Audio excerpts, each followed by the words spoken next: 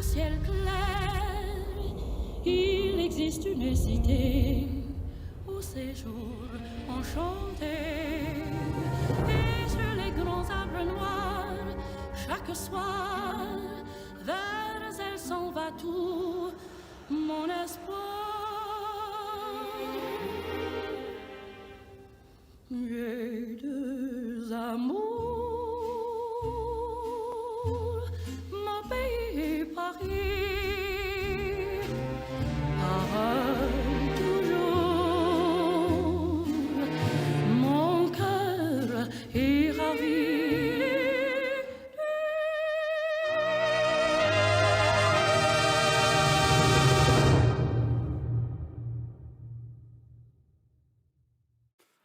All right, maggots, warm-up time. Give me star jumps. Go, go, go, go, go. Sir, yes, sir. All right, drop and give me 20. Go.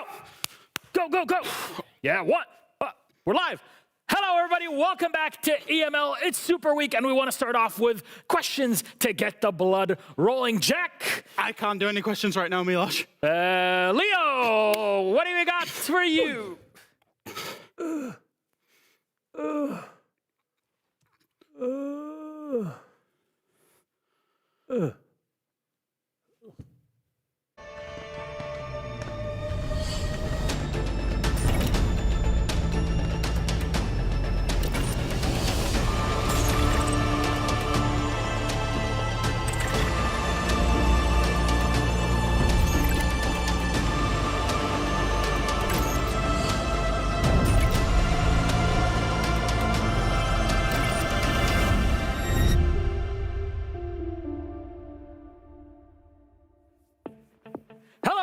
Welcome back to EML. It is play day number 3 of Super Week. And we continue on with the action. Thankfully, my beautiful friends here got to rest up and put their jackets on, so we're ready. I'm still sweating.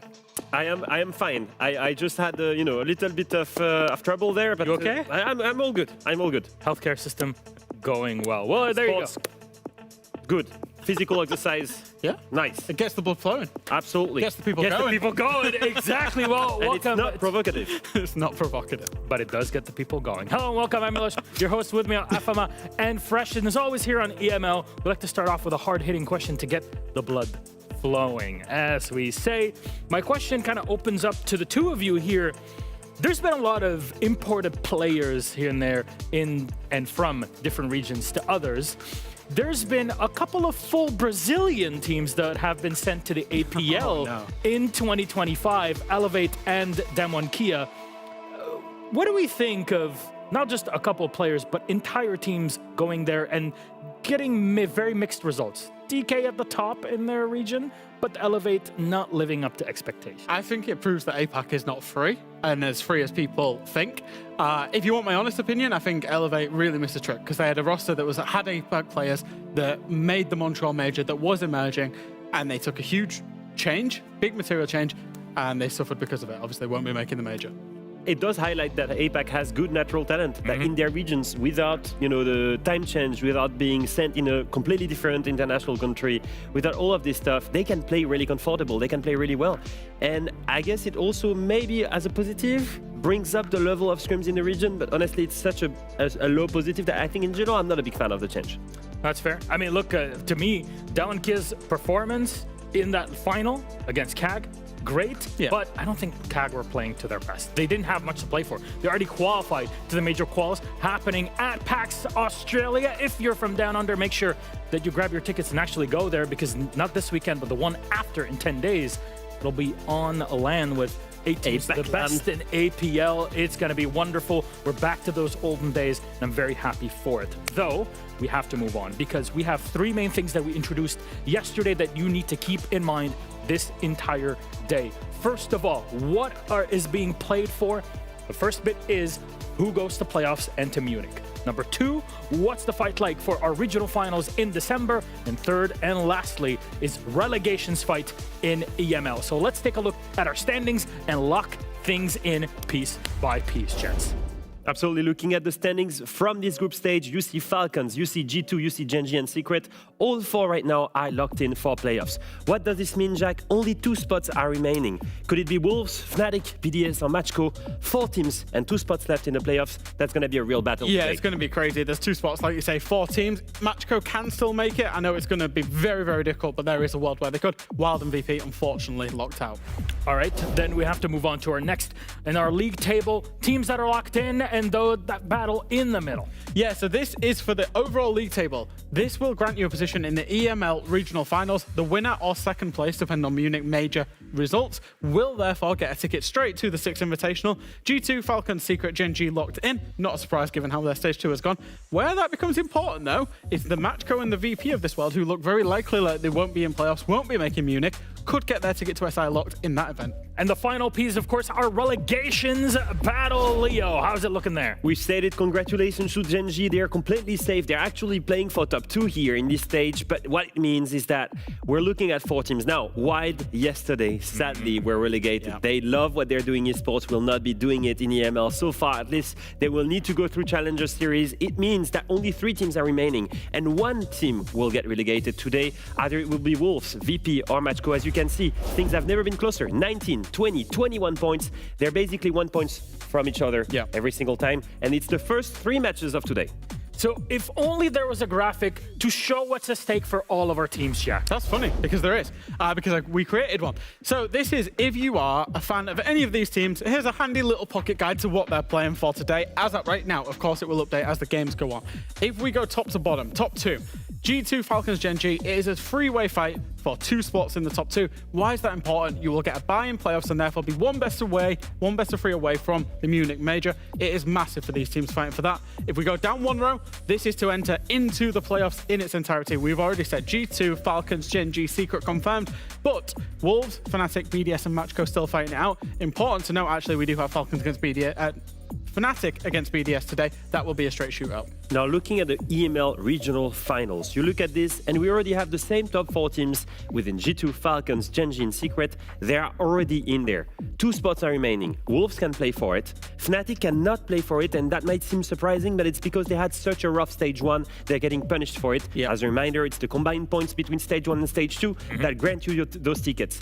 It means that BDS, MACKO, and actually VP, all the way back, can still do it. They can still do it. They can still make it to EML regional finals because they had such a good stage 1. And if you look at relegations, it's only concerning the 5 affiliate teams.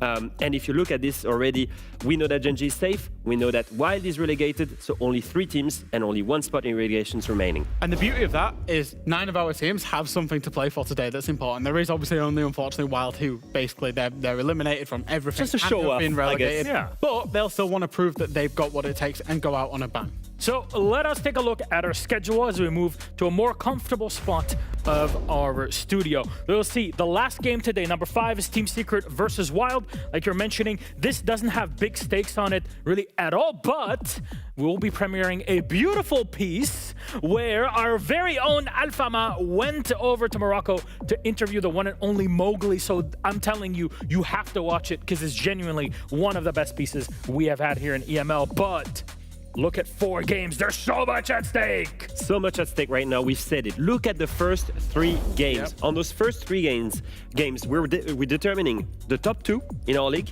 and at the same time, who's getting relegated. So the first 3 matches are going to be absolutely amazing. And that's the thing. Everybody's got something to play for. There could be upsets. Everybody's got to put everything on the table today because it's effectively the end of the season for a lot of teams. And then the fourth game so interesting. Fnatic, BDS, who goes in playoffs? Can they both go in playoffs? That one is going to be a good one as well. A straight shootout determinant. It's crazy that in the most competitive region in the world, in its most competitive stage, we are going to the very final day to lock things in. And that's what makes it all so fun. However, we got to move on. Game number 1. Let's pop it up on the screen as you will see. Bam. Wolves go up against Team Falcons. Let's start off with a bit of a reminder. Team Falcons in the top 2 fight currently. These boys can do it. Can they not? Absolutely, they can. I mean, looking at the performance overall this stage, we're back to seeing the Falcons that was dominating Europe. Yeah. Yes, the overall level of the region has risen, but they still are here. And despite some close victories, 8-7, 8-7, they're still showing their quality, especially Shaiko, who's having one of the best stages in his late career.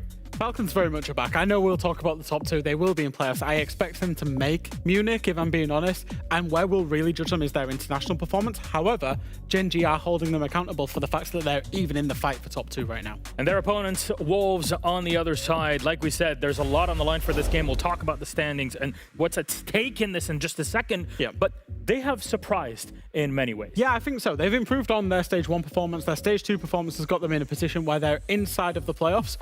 We did have a desync between Monday Wolves, where they lost, Tuesday Wolves, where they were really, really good, apart from yesterday. Wednesday Wolves, because it's Super Week, we don't really know what to expect. Is it 50%? Who knows? But at least what we know is that we need 100% of Wolves today. Yeah. The reason for this is, like we said before, they're playing to avoid relegations right now. And it's key for them to gain at least 1 or 2 points to try and stay away from everyone. Yep. And why is that a problem? Well, yesterday they played a really strong team. Yep. In G2, today they play Falcons. They have been stuck with 2 of the worst opponents to have in this critical moment, and so no one expects them to do it, but it would make things so close. Yeah. I'm actually really excited.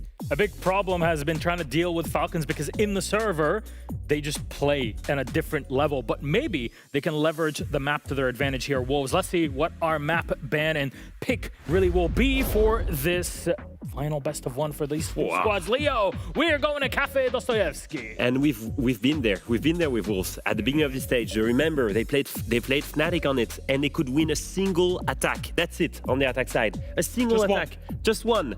That's it. Nah. And they're gonna start attack against Falcons on defense on Cafe, a defender-sided map. Now I will say, if you look at the record from Falcons this stage and this year actually, Falcons is 0-4 on Cafe. I know it might seem surprising. It's 4-7, 5-7, 5-7, 5-7, all against great team, by the way. MAT being one of them, for example, but really good international teams. It was always close, but all of those results, Jack, they were from 3 months ago. They've had the entire WC and the off-season to rework it. And I think that rework is a big thing, because if you think about Falcons when they used to be old BDS roster, I'm talking even pre-League Effect times, they were absolute demons on Cafe. They loved it. Their attacks were great. And then League Effect came in, and it's probably maybe not a map that he's the best at in terms of IGLing on a map-specific basis. So I'm not surprised to see Falcons take it away, rework it, and then introduce it back to their map pool. The reason that I think they've brought it out today is they probably will be top 2. They probably would beat Wolves on the balance of things on every single map. Yeah. If they can have a big dominant victory, it gives them a lot of bargaining power going into best of 3s in the map veto where that map's concerned. And as a reminder for everyone, EWC was a big wake-up call for Falcons. Since then, they've implemented theory sessions every single day where they rehearse the theory craft of every single map. It's a quiz where they ask Bride, on this attack, where are you? What show operators are you playing? What do you draw on? And everyone goes through these steps and rehearses it like if it was a course or a lesson about siege theory. I find it very interesting. It's something that I love to implement. And it's great to see that Falcons went and still is working really hard to go back to that top international level. So let's pull the standings just for a second here to remind everybody at home what is on the line for this matchup. It's a top 2 fight between 3 different teams, the Falcons, G2, and Genji, and Wolves want to stay in the playoffs contention. Yeah, absolutely. So if we look at Falcons first, they're currently in first place, which means everything is in their hands. A 3-point victory, they will stay in first place. They will secure top 2. That's really important for them. They can do it on other results should they lose it today, but it's most important that it is in their hands, and they will be first if they win this game. Now, let's stay on the standings here because there is something else that's very important. Look at Wolves. They've got 11 points. If they lose here, like everyone expects them to do against Falcons, then Fnatic and BDS, who play each other, could theoretically go in overtime together.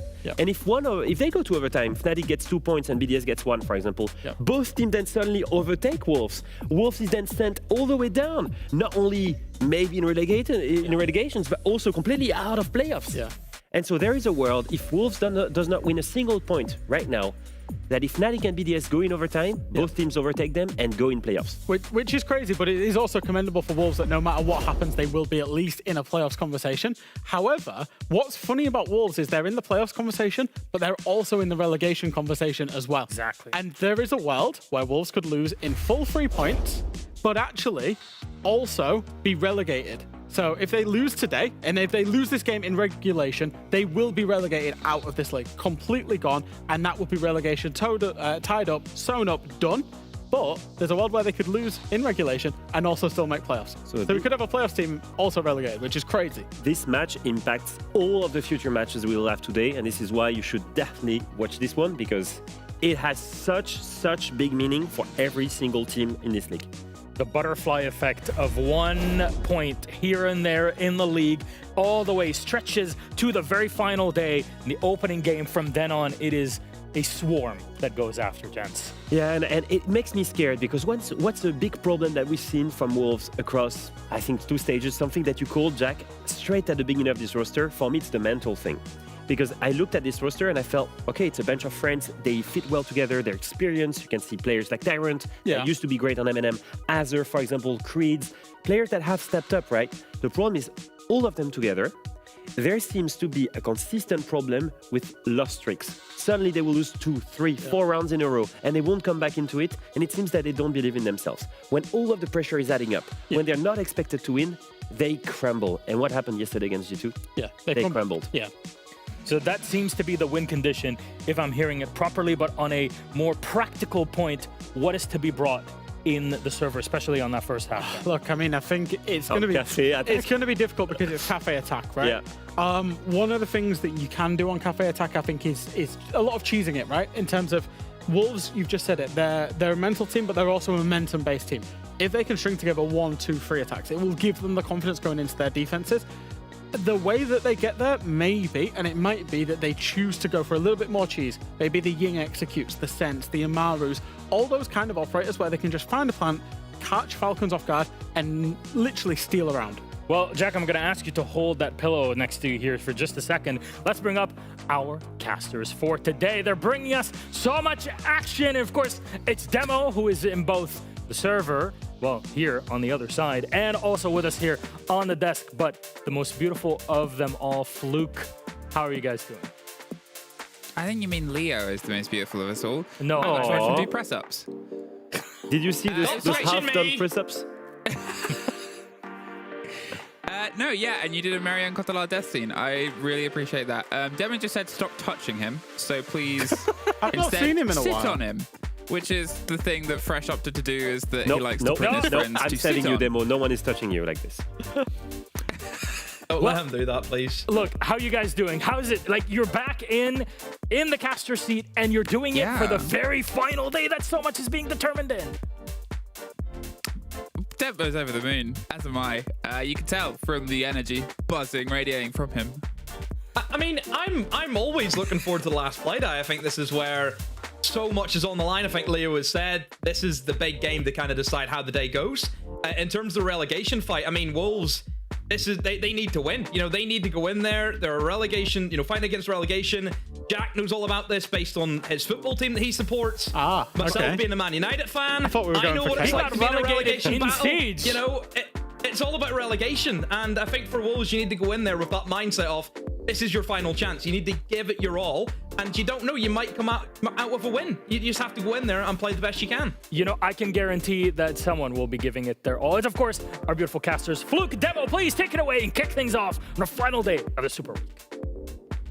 Thank you very much, Milos, and I will do my best to give it my all. But hey, what a great game to try and get into it on. Obviously, there is a lot of potential demos that could be pushed over depending on if Wolves win, because yes, it does huge things for them, their chances for playoff, for relegation, but it also sets up so many other games to be do or die games tonight.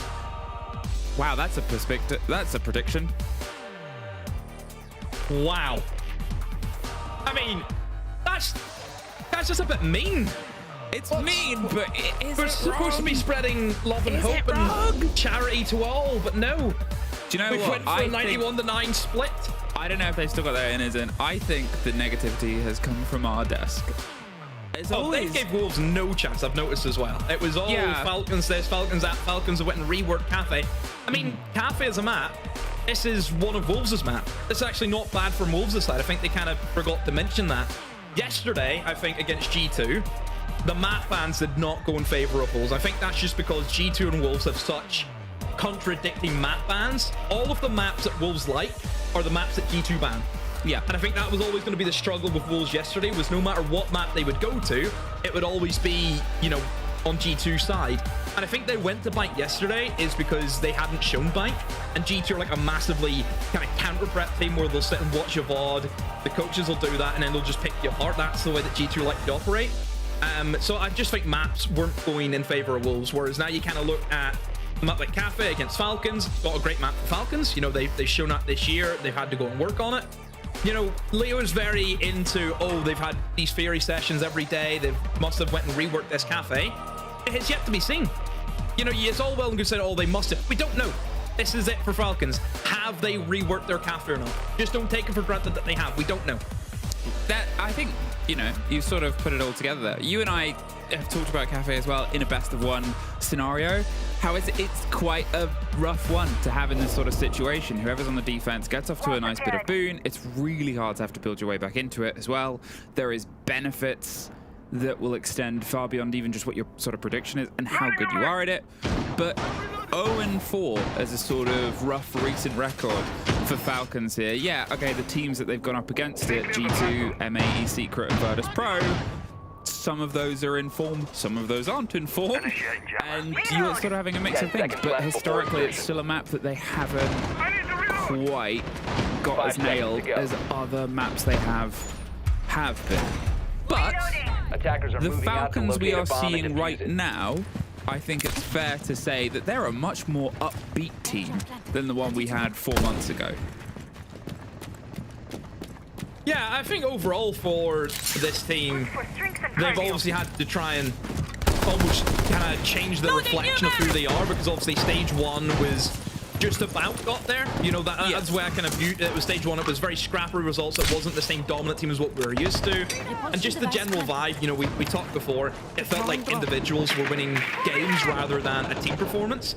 And I think they have changed that. I do think that, yes, they've still had moments. I mean, Shaiko obviously has been absolutely on fire, the best rated player in the league.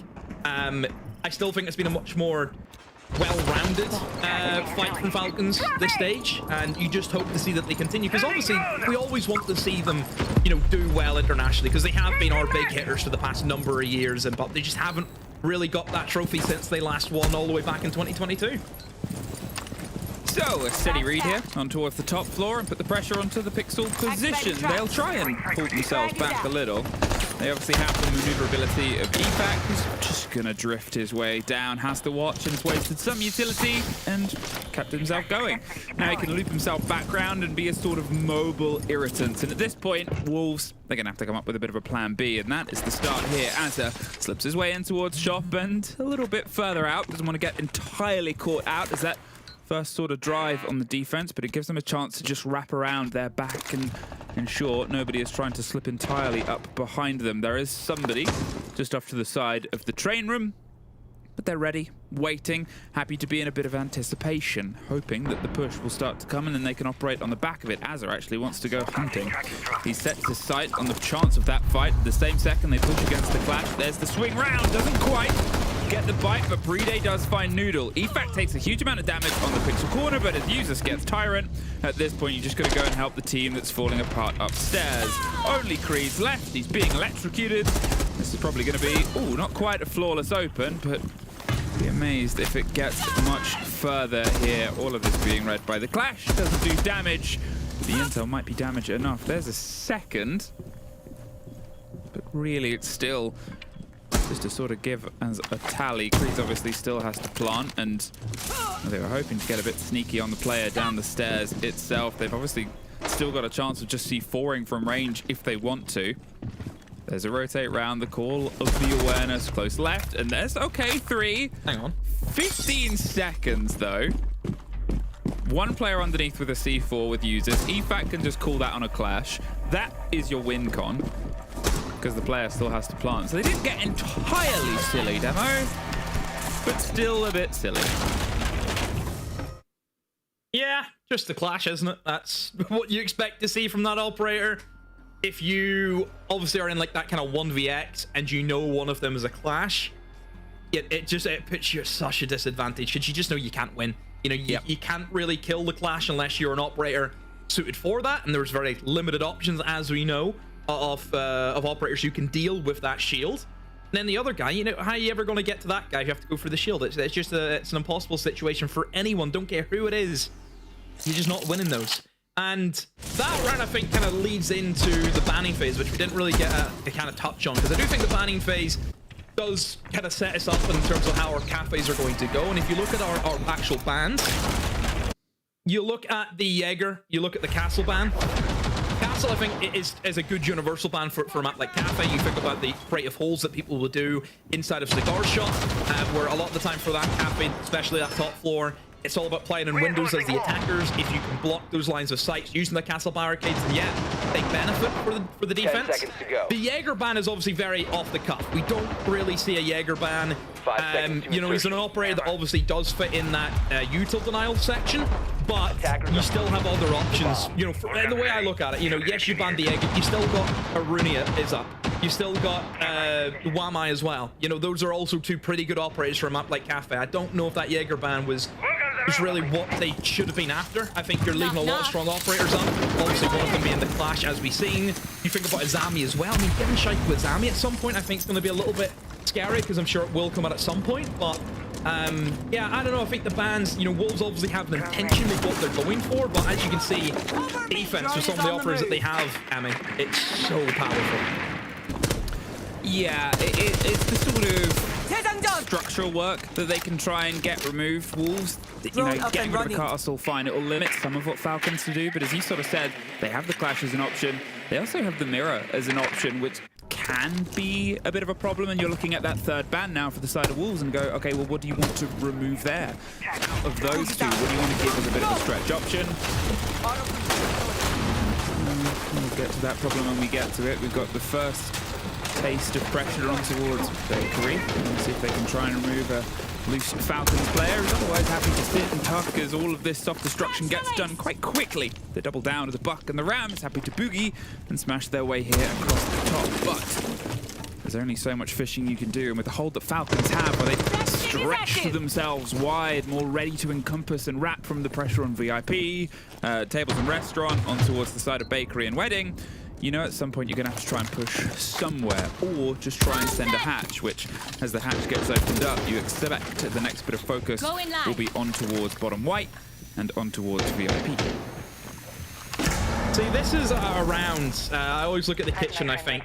It's a really good opportunity, I think, for attackers to win a round on Cafe. You know, you think about this bomb site, it kind of plays traditionally to a map like Clubhouse, like Bank, where it's a lot more execute orientated, whereas Cafe is a lot more get your kills in your windows, you know, kind of focus. Whereas here you're dealing with a full 5-man turtle. Nobody from Falcons had an intention of roaming or trying to go for a mid-floor hold. Everyone happy enough to play that turtle strategy. Inside the bomb site, relying on denial operators like your Goyo, and plenty of C4s too. You've got quad C4 setup with this, and also Valkyrie information, I'm sure. This is the make or break, I think, for Wolves. This is a really good opportunity for them, as long as they can do their basics right and clear away positions, such as VIP, which they're doing right now. Well, there's the swing and the pressure, but Brede more than ready for it. 20 seconds left, another couple of kills straight out either side, but Brede just locks it down, and, you know, you obviously have a couple of questions there. They didn't really play with the light wall until a little bit too late. It's a 2 versus 3 now. They've done some of the work above, but with no pressure inside the site itself. Brede's just left. Doesn't need to, can sit and wait for the final 6 seconds. Crossfire, uses on one door, uses on the same door. Falcons 2-0. And they're thirsty for a top 2 spot, Demo, but remember the pressure that Wolves are under. There is so many elements to their side and their game today. Of course, and I understand that there is massive consequences here for Wolves based in this game. Yeah, they make life a heck of a lot easier for teams like VP and MACKO, because then they don't have to worry about their games as much based on relegation. But for Wolves, I look at that round and I think players are trying to be heroes. That Gridlock has just walked down White Corridor, has tried to face check the guy inside of VIP without getting any other form of support from their teammates. Yeah, you had Noodle, who was outside on the double window. He had a nade, which did kill Brede after Brede already killed 2 of them. Why is the util not being dumped at that position at the same time somebody's walking up looking for the kill? Make Brede panic. Brede was not panicked. He just had to take a gunfight just to face check. 10 that seconds worries remaining. me again for Wolves. Is it the case with the pressure and players are like, you know what, I'm going to be him? I want to be Superman today? No. That's not how you're going to beat a team like Falcons. You can't be. We know the quality of these teams. We know the quality of the team like Falcons and the players that they have. We've worked on plenty of times, player for player. There's probably no way you can upgrade this team, right? They are a full 5 of outstanding players who have done incredible things in this game. You have to give them that respect. And if you do not want to play proper siege against them, they will clean house. They will. We know how punishing Falcons can be. At this point, Wolves going to see if they can drive themselves at least a success here on the mid floor. The position, to be fair, it's much more popular than most have seen. The Deimos is going to see if they can try and prove why it could be a bit weaker. There's a lot of changes, a lot of adaptations. They just want to get underneath with that beast of a revolver and put the pressure, but Usus isn't a million miles away. He's actually quite safe in his current position on those white stairs and probably more than happy to swing into the fight, but if he finds out how close that Deimos is, who just drones one way other than the way, we might get an early bit of a confrontation here. I think the correct sort of analysis you threw together there was the pinch onto Bride was good if ill-timed and the position was handed over with 20 seconds late here. It becomes that position here of, okay, well, where are they going to try and pinch first? You've got Azza man-moding on the ground floor, and you've got Usus with a run-out, and then there's Defect getting Tyrant. So suddenly, Falcons have just opted to try and take 2 1 versus 1's engagement. Kreese is dead. Doesn't matter how slow you walk on the ground floor here, Azza. If your whole team is dead, you're not really going to get anything from it. Now, there's a bit of an awareness there waiting on the top of the balcony. Maybe to try and swing around, but look at the pillar player as well. Somebody's trying to push the pressure, get some support underneath, and, well, in fact, just wins it anyway, Demo. Yeah, looks to be a pretty quick one for Falcons today because that round was done with about 1 minute 30 still left. So simple, so easy for Falcons. Just, it feels like a warm-up. You know, no bite back from Wolves in any of these rounds. Every round has been clear and concise from Falcons. Never looked in doubt. I don't even know what the attack was from Wolves because they all just died before anything formulated. It looked as though that they had an intention of taking in towards Kitchen, which I understand. There's been a lot of Valkyrie being shown by Falcons every single round. So you want to try and take downstairs in case they want to try and play maybe a retake with C4s. So I like that understanding. But there was them players, you know, on rappels and rooftops getting jumped out on. I mean, we missed 2 of the kills. I don't exactly know where other 2 players died. I assume it's just from sitting on windows and getting swung. But just not good enough from Wolves, and the timeout has been called rightfully so. But if you just look at the facial expressions, Sammy, it looks somber. It's I don't want to say upsetting, because I think that's too painted a word, but it's not great when you're sort of in this you have to do or die match. If they don't get anything from this, they're relegated. There's no 2 ways about that. There's no way we can deduct points from Virtus.Pro for having a rough second half. It's done. And yeah, fine, there's chances of being picked up in different rosters, but that shouldn't be the aspect. And you know, you're up against Falcons. You're up against Falcons who are playing like what Falcons fans think their team can always play like, which is fair, you're always support, but this is just superstar roster. This is so well connected. They're interposed with every single engagement. They're fully aware of what Wolves want to do, and they're going no, which is French for no, if you didn't know, and stopping it. So I was just about to message Leo, so I'm here for the translations.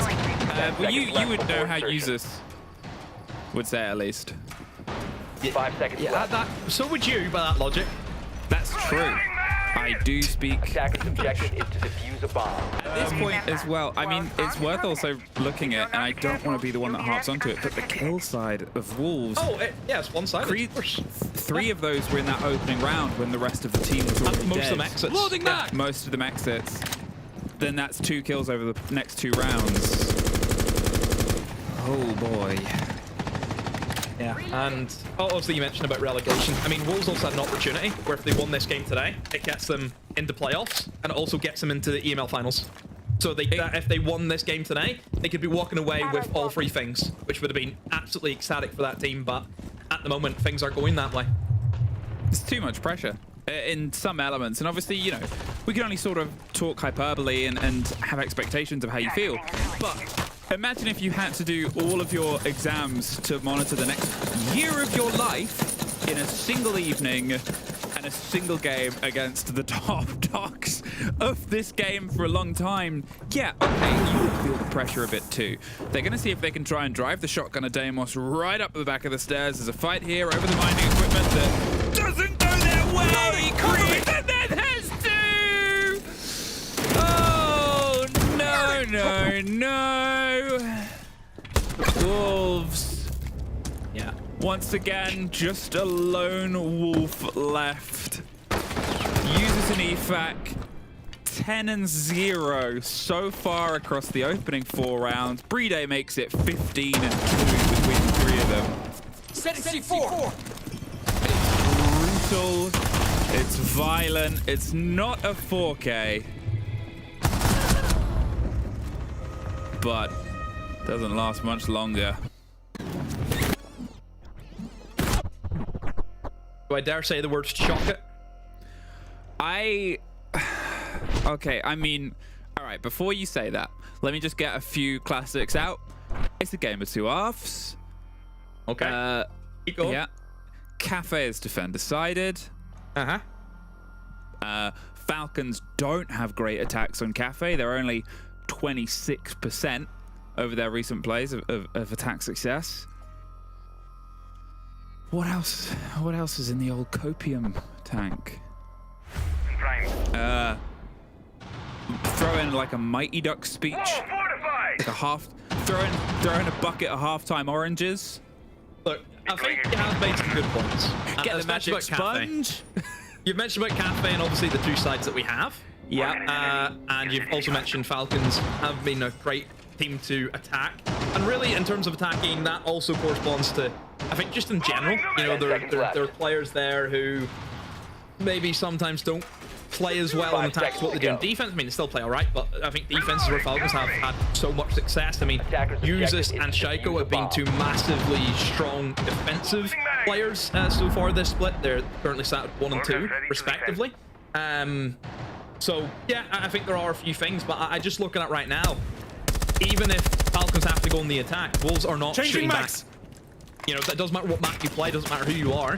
You cannot win your gunfights in a game of Siege, you lose. Simple as that. Well, simple as that could also be the description Falcons say in their interview at the end of this game. We'll see if Wolves can be at least a slight rewrite of an eventual history when getting a quick pocket of damage onto Wolf Wedding. And a cheeky spate of pressure, but how aggressive does Shaiko feel he wants to be here? He's sort of waiting for a chance at a swing, and as the pressure starts to come round all across this front, we see Azza go down, not quite confirmed out, and will get picked back up, but it does slow the roll. Think of the utility just thrown. Think about the fact that they've now lost the 15 seconds behind it. The blitz is in. Takes a bit of burn damage and peels himself slightly further back. Now, with the C4 over the top that doesn't quite get the full lock on, they're still steadily trying to get some ground here, but a pressure on ground, fine, the swing round. There has to be something that breaks the ice, and Falcons, they're freezing them out right now. They've just pulled away, Demo. They've realized no vertical pressure, fine. Back in towards the site we go. Let's enjoy the space, and now Wolves still have to do all of the pressure of their approach without anything really going for them. Yeah, they've got nothing to clear at Bride as well instead of VIP. They've used their brims, they've used their nades. They just have to try and go for gunfights, and I just don't see that working for them. And here they go with the execute in through the blitz, but he's going to be stalled out by Bride. Good trades though, really good work there from Leader to jump in and just take the gunfight. That's what they needed to do, but very quickly Falcons respond. It's going to be a 2v2 as Azur has been down in the process, but look at the HP on the Grim and the Blitz. They've got nothing left. 2 versus 2, both brutally hurt, and a bit of a chance at a swing. Remember, Azur went down as well, but now he's the only one left. Usus and Solotov, a long-standing dream team duo from across the ages. Might be Az's nightmare right now. 30 seconds. He's going to try and find the first. Cannot. Falcons. Well, it was close as it's been, but it's still a 2 versus 1 with no site control. Oh, dear. I mean, for Wolves, look, they were able to get some kills that round, but still pretty decisively in favor of Falcons. I think the biggest issue I've seen there with Wolves was they're dumping util and they're not following up with it. You know, they've used all their Bs. Did the Bs even spot anyone? I don't believe so, no, because the Grim was the first to go down. Maybe even on the swing to try to deploy the Bs. Yeah. It's the first time they have an entry kill. That's something. Sure, always look on the bright side of life. But sadly that still doesn't mean a lot to Wolves, as if you lose the round, that's the only thing they care about, you know. And you know, a 5-0 half. The Wolves need 1. I mean, I've seen 5-1 come back from McAfee. Don't get me wrong, I've seen it happen plenty of times. Team goes 5-1 up, side switch, lose 7-5. It happens. But I don't even know if the one's going to come. Because right now, again, for Falcons, just winning those engagements consistently. Everyone has got kills. Everyone's positive for Falcons. It's also not just positive. 3 different Falcons players have all had 3Ks throughout this game across different rounds. It's, you know, the Hydra is the adage that we sometimes go back to if we're still playing in cliches, but it's almost not even that because they're not being able to cut off the first bloody head, let alone the other 2 popping up. You know, it's just vicious strikes from any which angle, and what do you try to bring against it? They've obviously tried some glass play, some rush play, they've tried to be a bit sneaky with the Deimos underneath, they've tried this, and now they're going to go back to the Monty, and I think that is a big old red button labeled Panic Monty, because what else can they do? The Keybers will put some structure in between the Monty's approach here. They're trying to get some of the vertical control. There is some threat from underneath. EFAC is almost the first gone. Not entirely sure. I think it was maybe from the hatch that he got a bit pressured, but he's been able to escape, albeit on no health at all, but he's out and he's free. Damage there, the Shaiko exposes his foot to the skylight, and look at that from Falcon. Soltov gets a kill, and they're out of their Emic, not mucking around, not wanting to hit balls and attempt to trade. Just get out of there, we've got our kill. It was whoever was the shoulder of the Monty as well. It was Creeds trying to push up alongside the fight, and they just swung into it and took it, and Tyrant finds 1. But he's still just sort of holding onto the window. They were in these positions to try and catch the push of the players, and they've caught 1 of 4, and it was the one that they almost got very early on. The others have pulled away. They've maybe still got some chance of just sort of putting some pressure in. Obviously, the C4s are gone, clearing the utility and going for it. And they could try and move it behind the back of those smoke canisters, but the attackers really don't have much else to try and force them. See, this hatch is remaining pretty solid for now. So it will just be playing against the gunfight and the structure. It seems like an awareness, and it also seems like Falcons are almost opting for some of these fights up the stairs, up the positions. They know when they need to put the pressure on, and they know when they can almost peel away from it as well. But 20 seconds separates us from a flawless half at this point, and Wolves, oh, it's still feeling. Okay, it's not even still feeling. I know you said chalk it, but I think we may as well start getting the ink pen out. Yeah, it's just undeniably such a dominant half from Falcons. I mean, this is them full strength. I mean, is it full strength? I mean, have Falcons even gotten out of second gear today? Like, really, is this? I don't think it's the best of Falcons, and they're 6-0 up. That's the scary thing about this team. It's like the hard element of it, right? Is that Falcons are playing they're playing the game ahead of them, and that's always the argument that you want to give to a team. Is like, you should always play the game that you've got. If it's a grand final against the best team, you play your best. You don't need to overexert yourself because you'll still learn stuff. You're always still nailing fundamentals, and everyone that you play against at this level is still really bloody good. But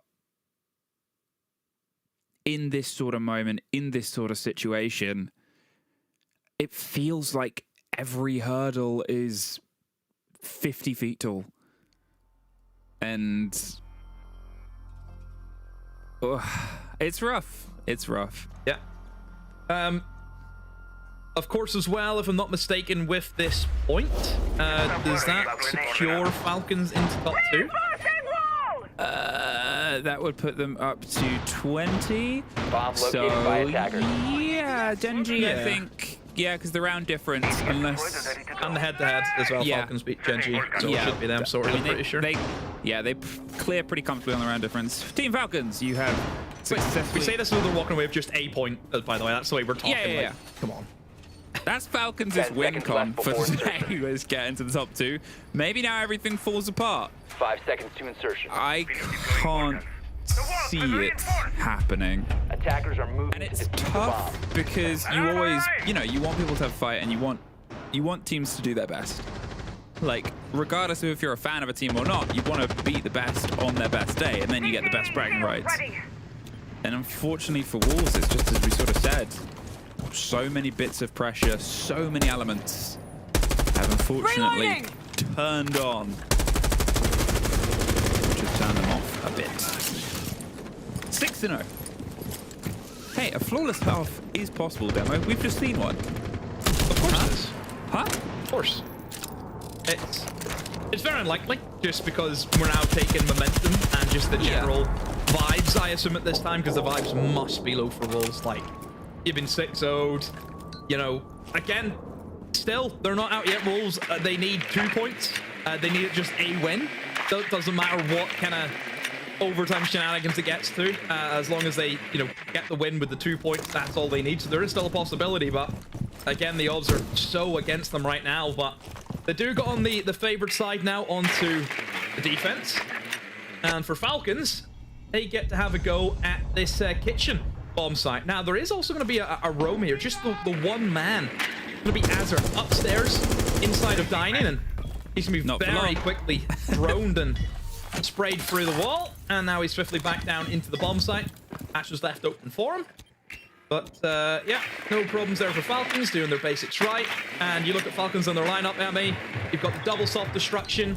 You've also got a bit of site execute as well with the Katmatau. Obviously, that Dave is going to be so handy for clearing areas such as VIP or Cope, maybe, as well, if you want to go that approach. So, yeah, I think Falcons have got everything, here for success. You just have to put the pieces together. With a minute, and with a lot of the structural work being put together, as you said, pieces must be put together. But with the pings coming onto VIP, it seems they want to start showing us how they can solve a problem like that position. There goes the blow and the pressure with the smoke canisters. They have a full drone read on this position of a player and a Deimos waiting for a chance at a swing. But Bride might try and force them with potentially a firebolt, potentially another grenade bounced around the corner and trying to echo their way towards a player who is actively being watched. Here's the track. Look at Usus' position on the far side. They're trying to encircle the player. There's the go. There's the grenade, bounce around the corner. And there's going to be some operating on the back. But Wolves strike back, get 2. Suddenly 2 right back, though. But Creed's getting it down, leaves Shaiko just alone. Has the cover, and Shaiko stuck in a box. Wolves win out the first round. They hold off. Yeah, good job from Wolves. You can see that the VIP player, I think Noodle did great at using the smokes really well. That's the advantage of having that operator in that position. Again, a lot of people will think, oh, smoke has to be the one defender who kind of sits in sight, is going to be the last wave of defense. Not necessarily. You look at the way that that's been played instead of VIP. It's an area that is always going to be pushed at some point for the attackers. Smoke will still be able to stall out moments in the round. Doesn't matter when it comes. He can just take 30 seconds away from any point. If it's the final 30 seconds, then sure, it goes to 0. But if at a minute and you're still taking away the 30 seconds, that's still going to be a big benefit. We see other areas such as Bank. You think about blue stairs in the basement as well. That's another area where we see smoke being used.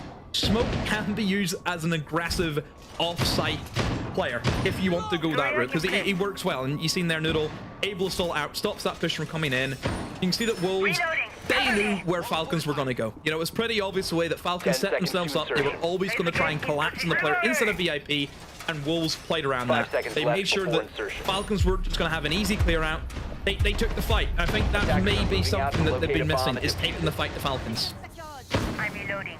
Well, now they've got to try and keep that energy going. Hey, they've killed users for the first time this game. He was 7-0-2 leading up to that point. That's a benefit. Start trying to shut them out and shut down their players that are seemingly untouchable. Swapping mags! It'll get tougher and tougher as we start to progress through it, but it was a very good holdout on the first one, and now they're going to see, as you can already see, lean into that aggressive mindset. Not going up to the top floor as of yet. Play themselves on towards reading instead and try and prepare for a fight here over the piano side. There is a little bit of a chance of trying to hold off, but I think with those immediately pulled back, the keepers are up fine.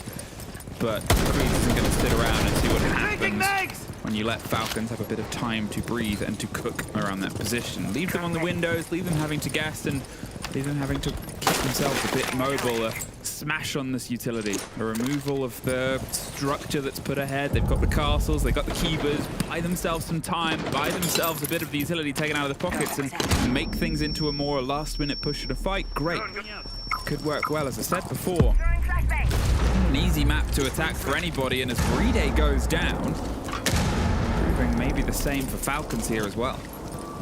Yeah, Falcons, same issues that Wolves had. I mean, this is what a lot the way that Cafe goes. It's getting into the building's always the tricky thing. One player has been able to do that. Shaiko. Send a new belt. Hoping that somebody will maybe expose themselves, but Wolves are sitting on their hands for the meantime. Knows that they, of course, have that opening pick. They are in control of this round. And with a minute left, they are in a very good shape here to take this round, Emmy. Don't forget that it's not a top floor defense. We are looking, of course, at a mid floor here. So Falcons have to try and clear away these roamers. EFAC will appear with one. A great trade, though. Creed's playing on white stairs. Yep. He himself can also retreat back downstairs. Wolves, good job from them. Just stay alive. Keep that man advantage. Yeah, it was good. It was brave positioning. You could see that they were just playing on contact. If they swung white, that player on Lumber would have been able to swing around. If they did the other way, well, we got the result we did. You still get to keep that man advantage, and it shows how precious the entry statistic can be in this sort of situation. 30 seconds, they have the vertical, and they're going to go for what is a bit of a default plant spot here. There's always the threat it can be swung on, and with that knocked open a bit, they're actually going to try and send themselves and see if they can get a kill or two, or be a little bit off the piece in a position, but nobody is close, nobody is home. So instead, go in a bit tighter, go in for the plant position. There's the first bit of cover, but they're caught on the swing round. They're going to find the next, and there it is. It's a post plant, but it's one person holding on. That one person is users. Gets one, gets two, but traded out. Tyrant keeps Wolves in it, battered and bloody, but still going, Demo. Yeah, I like the attempt there from Falcons, pushing deep, going for an unusual plant position. Typically, we would see the plant go down just beside the pillar door, in behind the cabinet, but no, that's going to be way too obvious for Wolves. You know, whenever something's so typical and what you're so used to, teams just know how to go against that. So I think changing up the plant position, I think if he didn't turn his back, if the Nomad didn't turn his back, it would have been so different. I think he was worried that maybe somebody was going to try and flank in for a pillar, but he wasn't expecting just the very quick kind of double up, one person dead, and then immediately the other guy's right behind him. So yeah, a little bit unfortunate there, I think, for Shaiko, but still, good trades them from Wolves. That's one thing you have to credit them. They always kept that extra man no matter what. If they lost the kills, they got them right back. So Wolves doing a great job at getting that opening pick and maintaining that. Did it in style. Direct hit. Setting Vulcan. 6-2. And a divide that was once insurmountable actually seems jumpable. You've started to see, you know, people eyeing it up and going, oh, could they do this? Red Bull have bought a ramp round. They're going to send someone over in a BMX, see what happens. So far, started. 5 seconds Yeah. left. Soon, who knows how wide the divide could be. Maybe I even... just, Attackers protect for me, Emmy, the bomb. yeah, it just takes one mistake. That's the position Wolves are in, and I think that's where you worry. You know, being 6-0 down, yes, it's doable pulling back. You have to play perfect siege, and that is such a tough thing to ask for. I think it's always... every single engagement hinges, right, as well. As you said, if they hadn't turned their back, they might have been able to get themselves level on the body count, and then you don't have a 1 versus 1 pickup. Another entry statistic goes into the favor of Wolves here. There goes your, hard destruction. Yeah, okay, it's not the biggest limiter on a site like this, but there's still positions you'd like to get open. With those Selmas across the top here, you could apply some pressure without immediately being in the building. You could get it tucked underneath, but now instead, Creed gets caught out by the Blackbeard. The grenade will roll round, and there's a lot of pressure coming from top red. It's traded back and forth, but suddenly leveled up as Shaiko swings round Falcons. They're making sure they move on the back of that early bit of pressure and that man advantage that I talked about being so potentially precious from when Shaiko turned his back before has made sure that this time it's leveled up in his favor. Sprayed on. Just pre-firing an angle. Got a bit lucky with a bite out of Tyrant there, but not enough to entirely remove him from the round yet itself. The amount of time Falcons have to work with here, though, and what's been removed is sort of probably still in the favor of Wolves, Demo.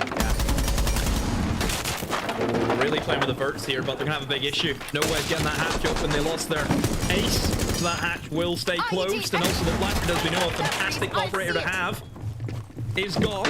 They're really trying to find these vertical picks. I mean, look at this from Wolves. It is dancing with the Wolves right here, because they're having to tangle their way out of that train museum, and they fell back into Fireplace. But again, this is not good for Falcons. They've let kills go there with the vertical action that they were trying to implement, and like I mentioned, no way getting through the hatch. They have to walk either in through the double doorway leading into the museum, which is obviously going to be held by someone.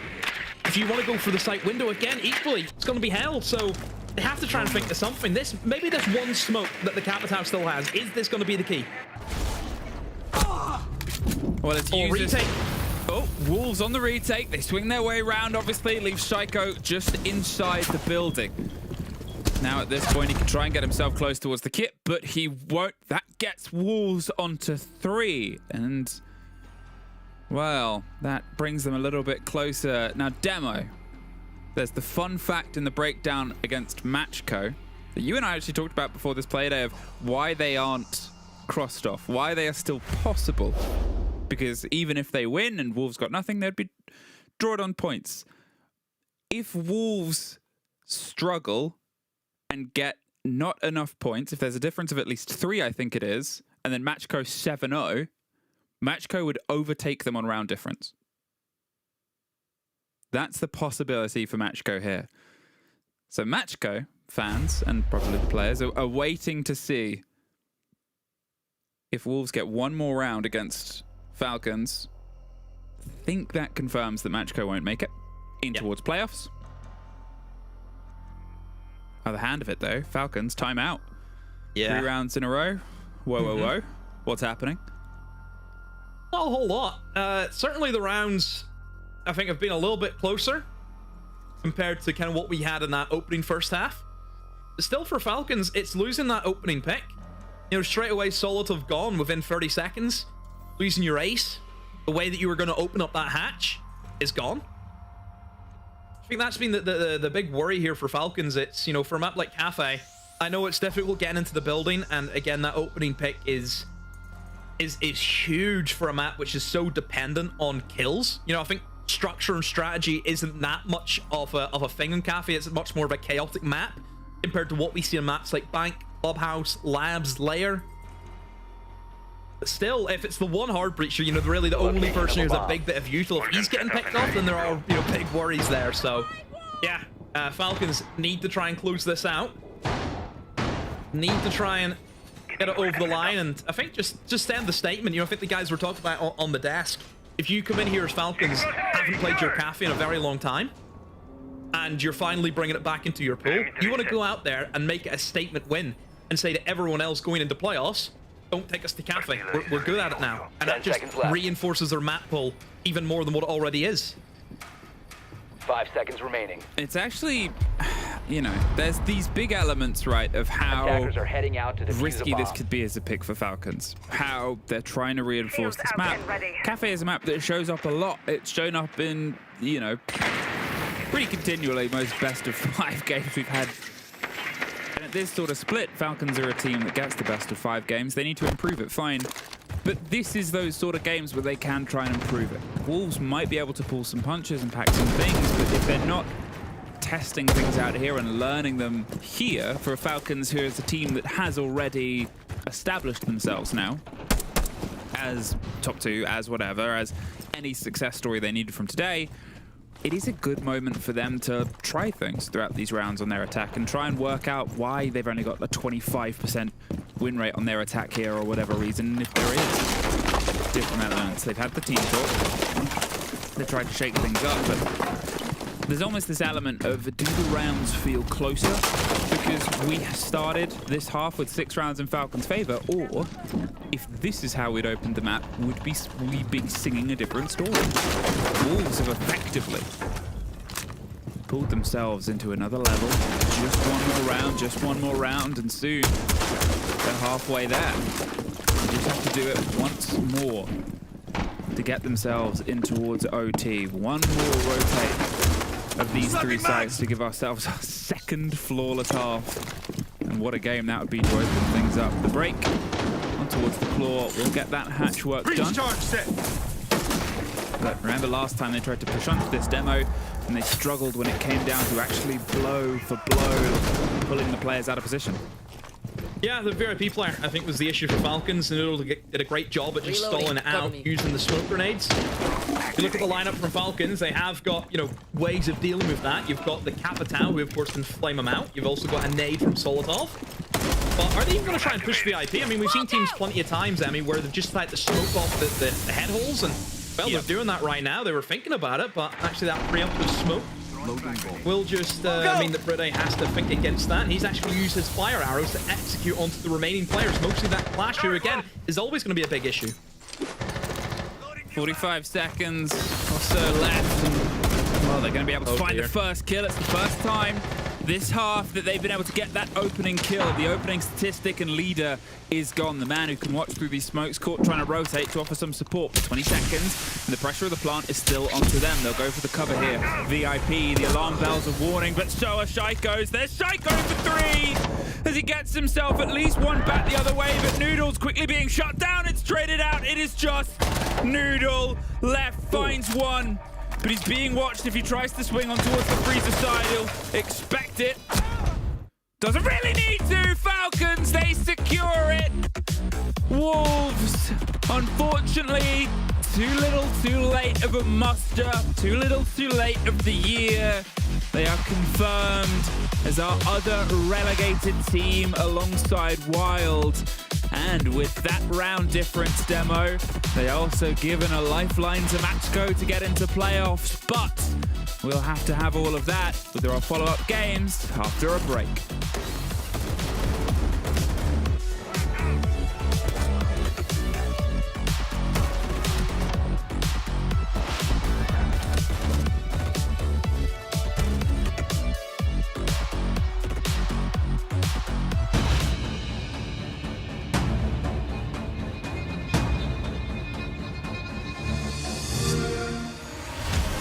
You know how they say, it's not the destination, it's the journey?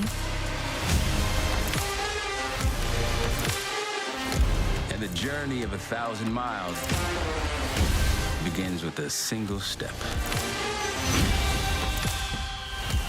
And you know what? They're right.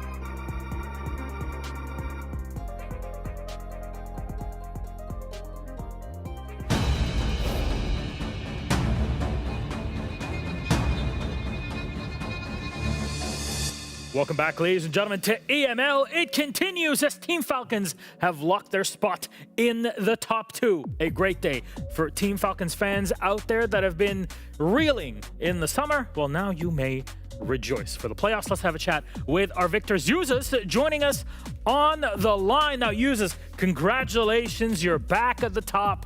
How you doing? I'm doing good, thanks. How are you guys? We're all right. We were watching this. I mean, you kind of made it quick. It almost slipped at one moment there, but how is the vibes going into this game? We know that you guys have just been getting that energy pumped up throughout this entire stage. Yeah, the vibes are good. Obviously, if we lost, it wasn't like too horrible for our season, but we still wanted to win so we could secure top 2, like for the playoffs. I think it might be top 1 secured now. I'm not first place is secured, sure. yeah. Oh, okay. Yeah, looking at this actually, so my math is correct. You are locked in first. And I wanted to check on you and maybe zoom out just after the EWC, because you guys obviously, I think it was a kind of not a wake-up call, but you know, like a moment where you basically reflected on how to make the team better. And I think you come in and you are the best team in Europe in the group stage. What happened between EWC and that early loss to now? What did you guys do to basically turn things around and really look, honestly, like the most consistent that you've looked the entire year? I think I said at the start of the stage as well when you guys asked, and if you remember, it's the same thing. Basically, when we just lost EWC, we just went to basics and learned how to do all the basics again, because I feel like once you've been a team for a while and you're like playing quite well, you like skip some steps, you forget the basics and how to actually play the game, so you have to revert yourself to go forward. Is that part of the theory sessions that you guys are doing every day, where you basically rehearse everyone's position and everyone's strats, so that it gives less talk to do for Likefak at the beginning of the rounds, maybe? Yeah, something like along those lines. Yeah, we just like look at the like very basic bare minimum, and then everything else comes after that. Yuzas, Cafe today, nobody could win an attack until you got the very final round going. What do you think was going on there? On their side, I'm not too sure. Like, I feel like I feel like a lot of the time I didn't really know what was happening on the round, because I think we just kept like getting picks. Like, you were just everywhere. winning them. So yeah, so I think everyone was just winning their gunfights, I guess, and we were getting early kills. And then on our side, I think because we were winning 6-0, we expect them to start playing a lot more aggro and just saying like forget it and just forgetting all their strats and just playing full aggressive on us, but it didn't really happen. So I think it took us a few rounds to adjust. Okay. Do you feel that you're just gonna amplify this and get even better by the time you hit best of 3s in playoffs next week? Hopefully. I mean, we'll see how we do in the best of 3s. We usually end up doing better in best of 3s historically than best of 1s, so I'm hoping it stays like that. Is this a similar thing? I don't know. Usually online, a lot of teams prefer to kind of start and play extra games in the beginning to get really warmed up and then be at their best for the most important game. Do you feel like kind of getting that bye is not going to help you warm up fully into it, or is it just completely different online? I feel like it is a bit different online, because obviously online you don't get to play too much, so you are like extra cold when you come into a LAN, for example. But I think online we're normally fine in the best of 3s, touch wood. There you go. Very much looking forward to it. Thank you very much, Yuzas, and congratulations on your win. We'll see you in playoffs. Thank you.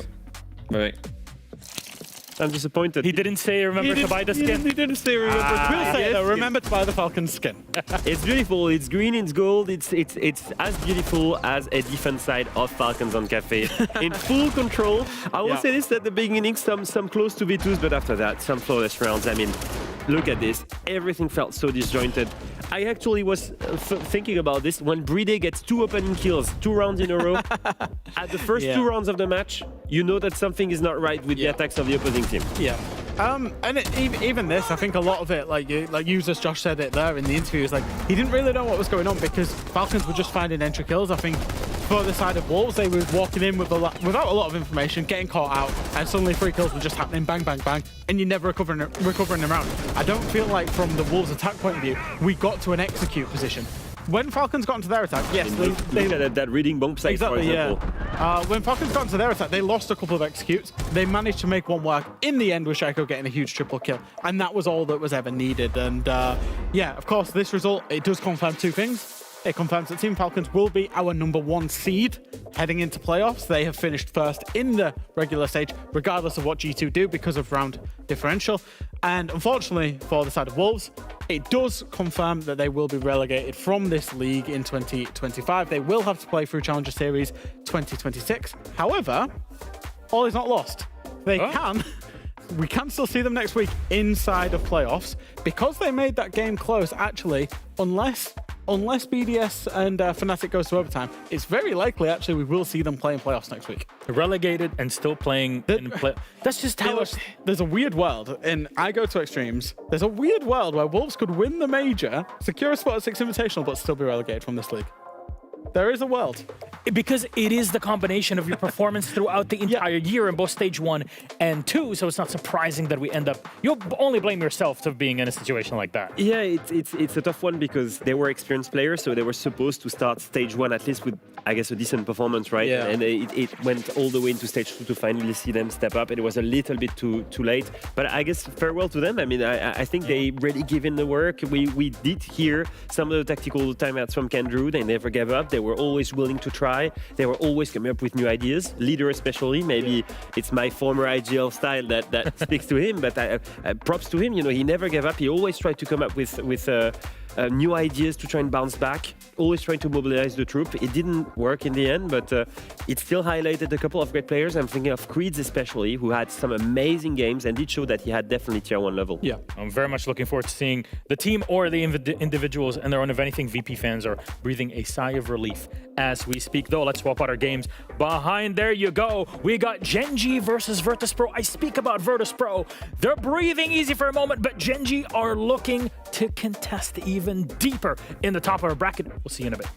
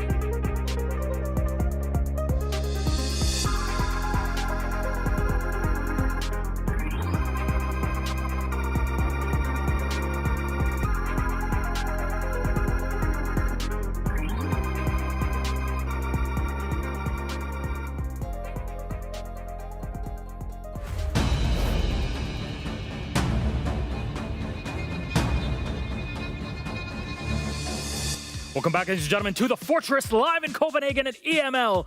And it's the last day of our Super Week. Our next match. Super Week. It's becoming a gimmick. It really is. It really is. It's been so much in our heads, you cannot go to sleep without thinking about it. And I hope you've been infected with the Super Week bug yourself. Because right now, Virtus.Pro are playing in their own right, having breathed a sigh of relief. They won't be relegated, but Genji are fighting for a spot in the top 2 to get a bye in the playoffs. Super interesting matchup. I will say this. Looking at Genji, I don't think many people expected that at the beginning of the stage. And speaking with MACKO yesterday, I don't think they expected that at the beginning of the stage. It's a beautiful story. Everyone is recognizing it. Doki spoke about how well Genji has been playing so far. Yeah. And I think we're all happily surprised to see this team come together and achieve great things together. And I think the biggest thing for me is Genji are playing well. We've seen that they're up there at the top end of the leagues, but maybe we don't necessarily know why. What's been their improvement between stage 1 and stage 2? Well, actually, I've got 3 clips to show you now. They've played on 3 different maps against 3 different opponents, 3 different styles of play.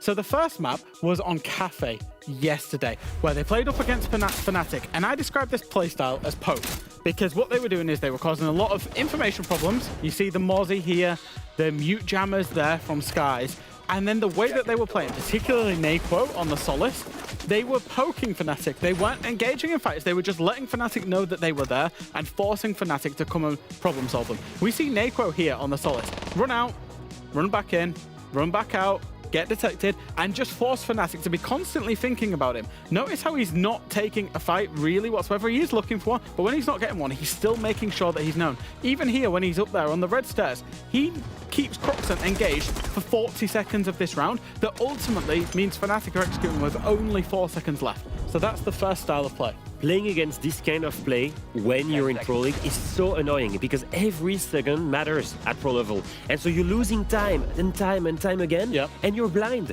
because all of your drones are getting caught. You have the Mozzie Pest, they're in mute jammers, or they're getting shot, and it's so annoying to try and call when you're on IGL and you're blind. So that's the first style of play. What's the second style of play? Well, you want to get into a fight with Genji, they're going to get into a fight with you. That's the brawl style of play that they enacted up against Falcons. This is a 3 versus 5, where Skies actually gets a 4K. Look at the risks that they take. The fact they'll just jump in, they'll use the blitz, they'll get literally in gunfights with any team in the world. This is one of the best gunfights team in the world, Leo. Yeah, most importantly, exactly. They're doing that against Falcons. They're doing that against the best individuals in Europe. And they're doing that against Prime Shaiko. Yeah. You know, they're not afraid of doing it. And they went all the way tooth and nail in that map. They go 8-7, they lose, but honestly, it was such a great showing of individual skill from them. Yeah, it was absolutely perfect. This was a big reason why they picked up points, even against Falcons, who we've just seen are confirmed into the first place. So, they can brawl, they can poke, but they've also got a third style. They can bait. This was their game against G2 on Chalet, and this was perfect for me. It was a great game plan. They baited G2 into doing G2 split execute, split theory, all that stuff, and it was Asa here on the castle. Baits Doki into the cap cans and then uses his power position to go and get rid of Blaz off the solar repel as well. A completely different style of play because they're trying to bait the attackers onto them and put the utility into their favor. So you have traps on the bomb site to punish players that maybe try and lurk on it. At the same time, you isolate the gunfights because you know that G2 and Alemao almost always call split takes. You know that some people are going to be spread out and you can isolate them. Honestly, it's not that Genji is playing well together. It's that they're able to do it with so many different styles, with so many different pacing, and that's usually something that we only see in very, very top teams at international level. And somehow Genji, they've worked so hard, they're able to pull it off. And that's not even counting the effort that they put into the map bans to really select the map specifically tailored to their opponents. It's beautiful to see this sort of level of siege. That's why we live for it. But their opponents on the other side, they live to see another day here in EML for next stage. At least there's that. But can they do anything more? I mean, huge sigh of relief first and foremost with Virtus.Pro. They are safe. We spoke about them with the interview about how they had the mental pressure of relegation looming over them. This establishment of Siege, they will be staying in the league. Can they do it? Yeah, I mean, they're still a great team. I've said it the whole stage, I expect them to come good. They ultimately didn't, but now we know they'll be here for another year. I'll be saying it until next year. I was afraid to lose these guys. I mean, I love seeing them play, despite, you know, their specific play style, but I used to play against these guys. They've been a part of so many tournaments, and in fact, we all thought that maybe it's the end of a 6 years long stint. If you look at this, it is a graphic that will show you the players on that roster. It all started with Joystick and Shepard all the way in 2018 with Team Empire, even before that, but with Team Empire making it. DreamHack Winter, they start with their first minor, 3rd place. They go into 6th Invitational 2019, where I get grouped there. Well, they go in grand finals and give us that Coastline game with the most amount of rounds ever. It was absolutely crazy. They add Dan, and what do? They win Pro League finals, and at the same time, what do? They win a 6th major, and ever since then, since adding Pasha, you see their titles. They're such an important team, not only of Europe, but of overall top international siege. And we were only one match away from a relegation. Honestly, that would have hurt me a lot. Yeah, this team comes in for a lot of criticism, you know, with the map pool, with the play style, with the, you know, playing on ping. But ultimately, they are an establishment of our league, and they are incredible. They make it to international events. They get deep in every international event that they go to. And yes, this has been a rough stage, but you know, we both will say it, we would have hated to have lost them. They are pillars of Rainbow Six Esports. We're dating back to 2018, and as you mentioned, rightfully so, many of them all the way to 2017, and since the first days, the infancy of Rainbow Six. But you don't survive for 7-8 years without being able to bounce back. They bounced back after their final at the Invitational versus TSM. Team Empire dropped the entire roster, and they were able to re-qualify and play in EML, back then EUL again. They've had to fight their way into the league. These guys know what's up. You cannot discount them ever. No, the main thing that they've had, I think so far, obviously everyone speaks about their playstyle and their map pool, but the main problem that they've had was the mental. This incredible interview that, by the way, is available on YouTube if you want to check it on Rainbow Six Esports. I absolutely love to watch it, love to watch Joystick speak about transparently the mental pressure as a professional players. The fact that whenever they come back from events, they struggle here. And I will say this, I think this is the bounce back moment. There is no pressure on them whatsoever now. It's time to perform. Well, let's see what map they're going to be playing on. In that case, will it be something where we'll see that VP Flare again? They're going to go to Clubhouse, a classic. I think it's double good news, Jack. It's double good news. Tell me why. It's good news because they're safe from relegations, and it's another good news because they can finally show one of the only map where they're supposed to be great at, which is Clubhouse. They held records on here. They held records on here. It was not the best map for them in the previous stage, but I will say this, it's supposed to be one of those maps that are literally a home for them. I feel like we've seen them on almost every map this stage now. We've seen them on Lair, we've seen them on Consulate, the Chalets, the Banks of the World, and I think we've seen on Border. This is the Clubhouse. A lot of maps coming out from VP this stage, showing that they are really, really trying it. Clubhouse is that safe, secured map. And they might actually play over Freedom today, now knowing that they are safe. So we might see a slightly different VP to what we've seen this stage. And Clubhouse being that map tests fundamentals, right? What better map to go to when you're on this roll, no pressure, than to go back to fundamentals and get that mental working again. Yeah, it's one of those maps where the steps are extremely clear, right? And they've known the steps for so long, they've played it for so long. And I will say this, the operator bans that hurt them a lot on the maps that they usually play, like the Bank and such, it plays the same way on Clubhouse, but they've got month of footage as to how to prepare this and how to counter the new operator bans. So let's set the stage one more time. Let's pull up the standings here to really show you. Genji have surprised everybody. They just slipped out of the top two. It gives them a bye, but they have a way back in, Jack. Yeah, absolutely. So they need full 3 points. If they get the full 3 points, obviously they go up to 20 points. That would put them above G2 and then put pressure on G2 in their next game going up against MACKO. If Genji were to pick up an overtime victory, of course, they still could get there depending on G2's result. So that's absolutely massive for Genji that they need to keep G2 honest. It is looking like they will finish in 3rd place, but I still think that is an incredible stage from them. Now looking at VP, obviously right now they cannot make playoffs, but there is an interesting one. On the combined league standings, there is something else to play for. Because here right now, in 6th position, technically even if they lose, there is a world where they could still make it into EML regional finals. Now, they want to put as much distance as possible from all of the teams below them, the BDS, the Wolves, the Fnatic, because what matters here for them is that if they make it to EML regional finals, especially taking 3 points today at 23 points, they will ensure that they are there at LAN, playing maybe for an SI spot. And why is that important? Miloš, you've said it before. VP at LAN events, they show up, they're consistent, they're in the O3s, in a LAN environment where all of their experience comes to fruition. Yeah, and that's, you know, this system that we've got right now is kind of ruthless, because if you don't make the major, which VP we know now they won't be at the Munich major, their shots to attending the Six Invitational come down to two things. Regional finals, which is what they are playing for today, and then the open qualifiers. Now, nobody ever wants to run the gauntlet of open qualifiers. Oh, yeah. You just don't want to be taking that risk. You don't know. It's a lot of best of ones, everything that just happens. You don't want that risk in your life. So VP's game today is about, as Leo's just pointed out, demonstrating that they can get to the regional finals, because when they get to the LAN, VP are not going to be afraid of going in, even if they come in as that 6th place, 5th place team on the regional final standings, they're not going to be afraid of your Secrets, your G2s, your Falcons. They're going to go and play their game, and they would be a real good bet to get in, to get to the final, to win the regional finals, potentially, to get that 6 Invitational ticket. So it matters so much more for them. No ping issues, which is something that has plagued them in the past just geographically, but also Pasha not being with them at boot camp for one reason or another. We actually don't know why, but still, everybody's there. You can all plan together. You can boot camp together in preparation for an event. That's something that they can look forward to in the future. Oh, absolutely. I think we've said it before, right? This experience for them is the best thing. That LAN experience is what will bring them victories. So making it to EML regional finals is the key. But gentlemen, that all hinges on their game today. Virtus.Pro versus Genji. Let's send it to our casters to kick things off. We'll take it away from here. Thank you very much. And we do find ourselves going back to Clubhouse. This isn't the first time these two teams have met here. In fact, they met here twice in Stage 1, once in playoffs and once just in the league itself. It was the map that sent Genji spiraling out of playoffs in the lower bracket as Virtus.Pro won it in OT. So, seemingly, it feels like not MACKO even, Genji want to get some revenge.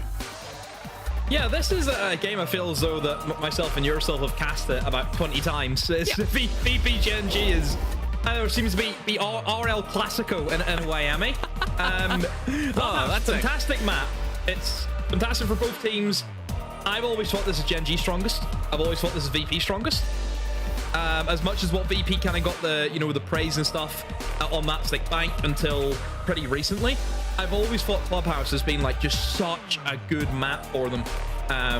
So yeah, this should be a fantastic game. I expect to see both teams win. That's what we want here. It's the case of both teams should be winning. Oh, I don't think they can.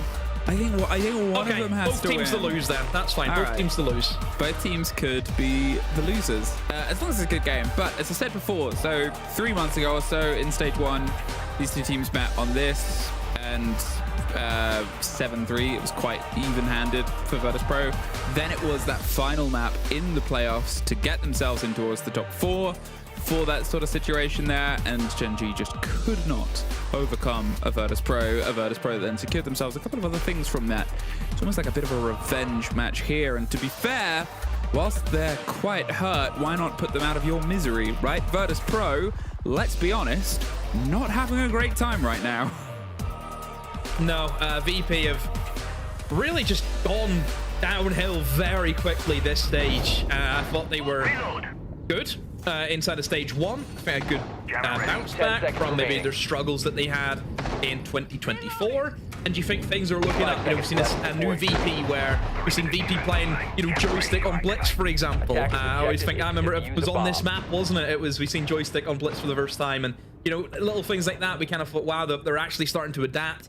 But this stage has just been miserable. It is probably the word to use if you're a VP player or a VP fan, or that too. But still, a win yesterday, I think naturally that's going to give them a little bit of confidence going forward. But for VP, the only thing they're playing for is to remain in the overall year standings, combined from Stage 1 and Stage 2. They get themselves into EML finals. Yeah, entirely that, right? It's, you know, it's been a rough run, and I'll get into those numbers in a second. But first, we'll have the start of our approach. And in terms of these bans, not the most unusual. Monty and Maverick pretty consistently banned from the side here of Genji. And on Clubhouse, yeah, why not, right? You've got the control of the rafters, you've got shield players, you've got all of these positions Monty can roll their way around in, and then you've got the man that can solve most of those breach problems. They've still got to try and crack through them. But MACKO might try and play against it at this position. You can keep trying, but you need something else to happen first here, Shepard. Shepard, he's Uncle Fester. He's just getting zapped. It is the season. Spooky season, and the spookiest thing. Oh, your hard breach not quite being tricked. Yeah, that was a difference of milliseconds at that, but they get this wall open. 1:30 gone, and they've started their approach here, and they're still steadily trying to clear, but it's a... I don't know, would you say they need to pick up the pace a little bit here, Demo? It's VP, so I'd say no. I think this is generally the way VP want things going. I mean, all they have to do is take one room between here and getting into the bomb site being construction, which is naturally just given away anyway from the defense. So they're right on the cusp of getting set up for their execute. They still have a minute to go. I think they're fine. Maybe a few picks would help them out in the grand scheme of things, but hey, you look at the the util operators that they have. They've still got plenty in the bank. You've got the Capitao there with still fire arrow. You've got smoke. So look at that peek from Joystick. Just slips in and finds that opener. And now VP in a fantastic position now to gear up and try and look at getting this plant down. That's it. The first is into their favor, and as the breach comes out on the opposite side, they've done that all within that sort of 40-second window. Perfect timing, but the pressure of getting planted is that tricky, sticky bit at this point, and with no keybers to try and rebuild the defense, they're going to have to just work with what they got, which is a mirror window, and now a downed Pasha, but all dead Skies. There's Shepard getting dead shot as well, and Virtus.Pro have just wrapped around this approach and been able to pick up the kills. Flash will sort of push away the player. They know that there's somebody tucked inside that sort of core of the site in the bathroom. Let's just spray onto one. Gonna try and keep himself moving onto the second, but run out of bullets. Time and place. Oh, they've just slipped past. There's one, there's two. They're gonna go for the plant itself. They're waiting for the next swing, and they win it. What happened? What happened? We saw him on the kit. What happened? Okay. I didn't hallucinate. You saw it planting as well, right? Yes, I'll tell you what happened. Okay. They have somehow rescued defeat from the jaws of victory. What happened? How you lose that is beyond my understanding of the universe. I need Neil deGrasse Tyson to come in and explain to us in what universe that happens. They're sat in what, a 4v1. I think one guy was down, granted. The thing that I was going to point out, and it was about 20 seconds, I noticed that the Ace and the Thermite doubled up together inside of construction and started pushing logistics. Now, I'm pretty sure the Ace had the kit. Ace got downed, therefore the kit was dropped. Thermite never went back to pick it up until right at the final few seconds. All they had to do was walk in and plant. But they panicked. They tried to double swing on the flag. Both of them got taken out. 5 seconds. The Capitao then picked up the diffuser, but where he was planting, he was obviously going to get killed. He only started that plant, I think, with a second remaining. Obviously, then he would have got killed. So then he got off the diffuser, tried to play the kill, guys ran away. Just in what universe do two people try and double up and go for the kill rather than just going for the plant? I don't get it. That is generational levels of throw. Generationals, like, you'll never see that again. Wow. What a way to start it off. And this is actually where I might drop my not so fun fact about Virtus.Pro. So Virtus.Pro, obviously, as they said, the core of this roster across previous rosters, across previous orgs, since 2018-2019, have been bouncing around our Tier 1 game. They have never got less than 7 points in a stage. Statistically, of all the stages played, including the ones where they only played 4 games in a stage, they have never got this few points. They could maybe tie that if they can get themselves in. They get themselves up to 8 and matches some of their rockier performances. But as the double up comes through, Deadshot goes down. They do get the kill, and there's the cement, which will level things up. Yeah, I mean, it's a 1-for-1 trade. I think VP will be happy enough for that. I mean, Joystick has used all of his util anyways to make sure that wall is going to get opened up by the Thermite. So Yeah, good start for VP. As always, we look towards our Raptors player next. He's the man who's going to be in the hot seat. Sometimes that is literal whenever you're dealing with a Capitao. And oh, look at that Pasha. Straight in with the Ying. Able to clear away Raptors. Shepherd with another one. And Genji are once again on the back foot. But let's just hope VP can actually control it this time. Oh my word. MACKO, what a jump out. Shoots the Claymore. Takes down Shepherd. And now we're a pause where... Obviously for Genji, there is still a chance, but it is going to be a big ask if they can actually pull this off against 3 full health players of VP.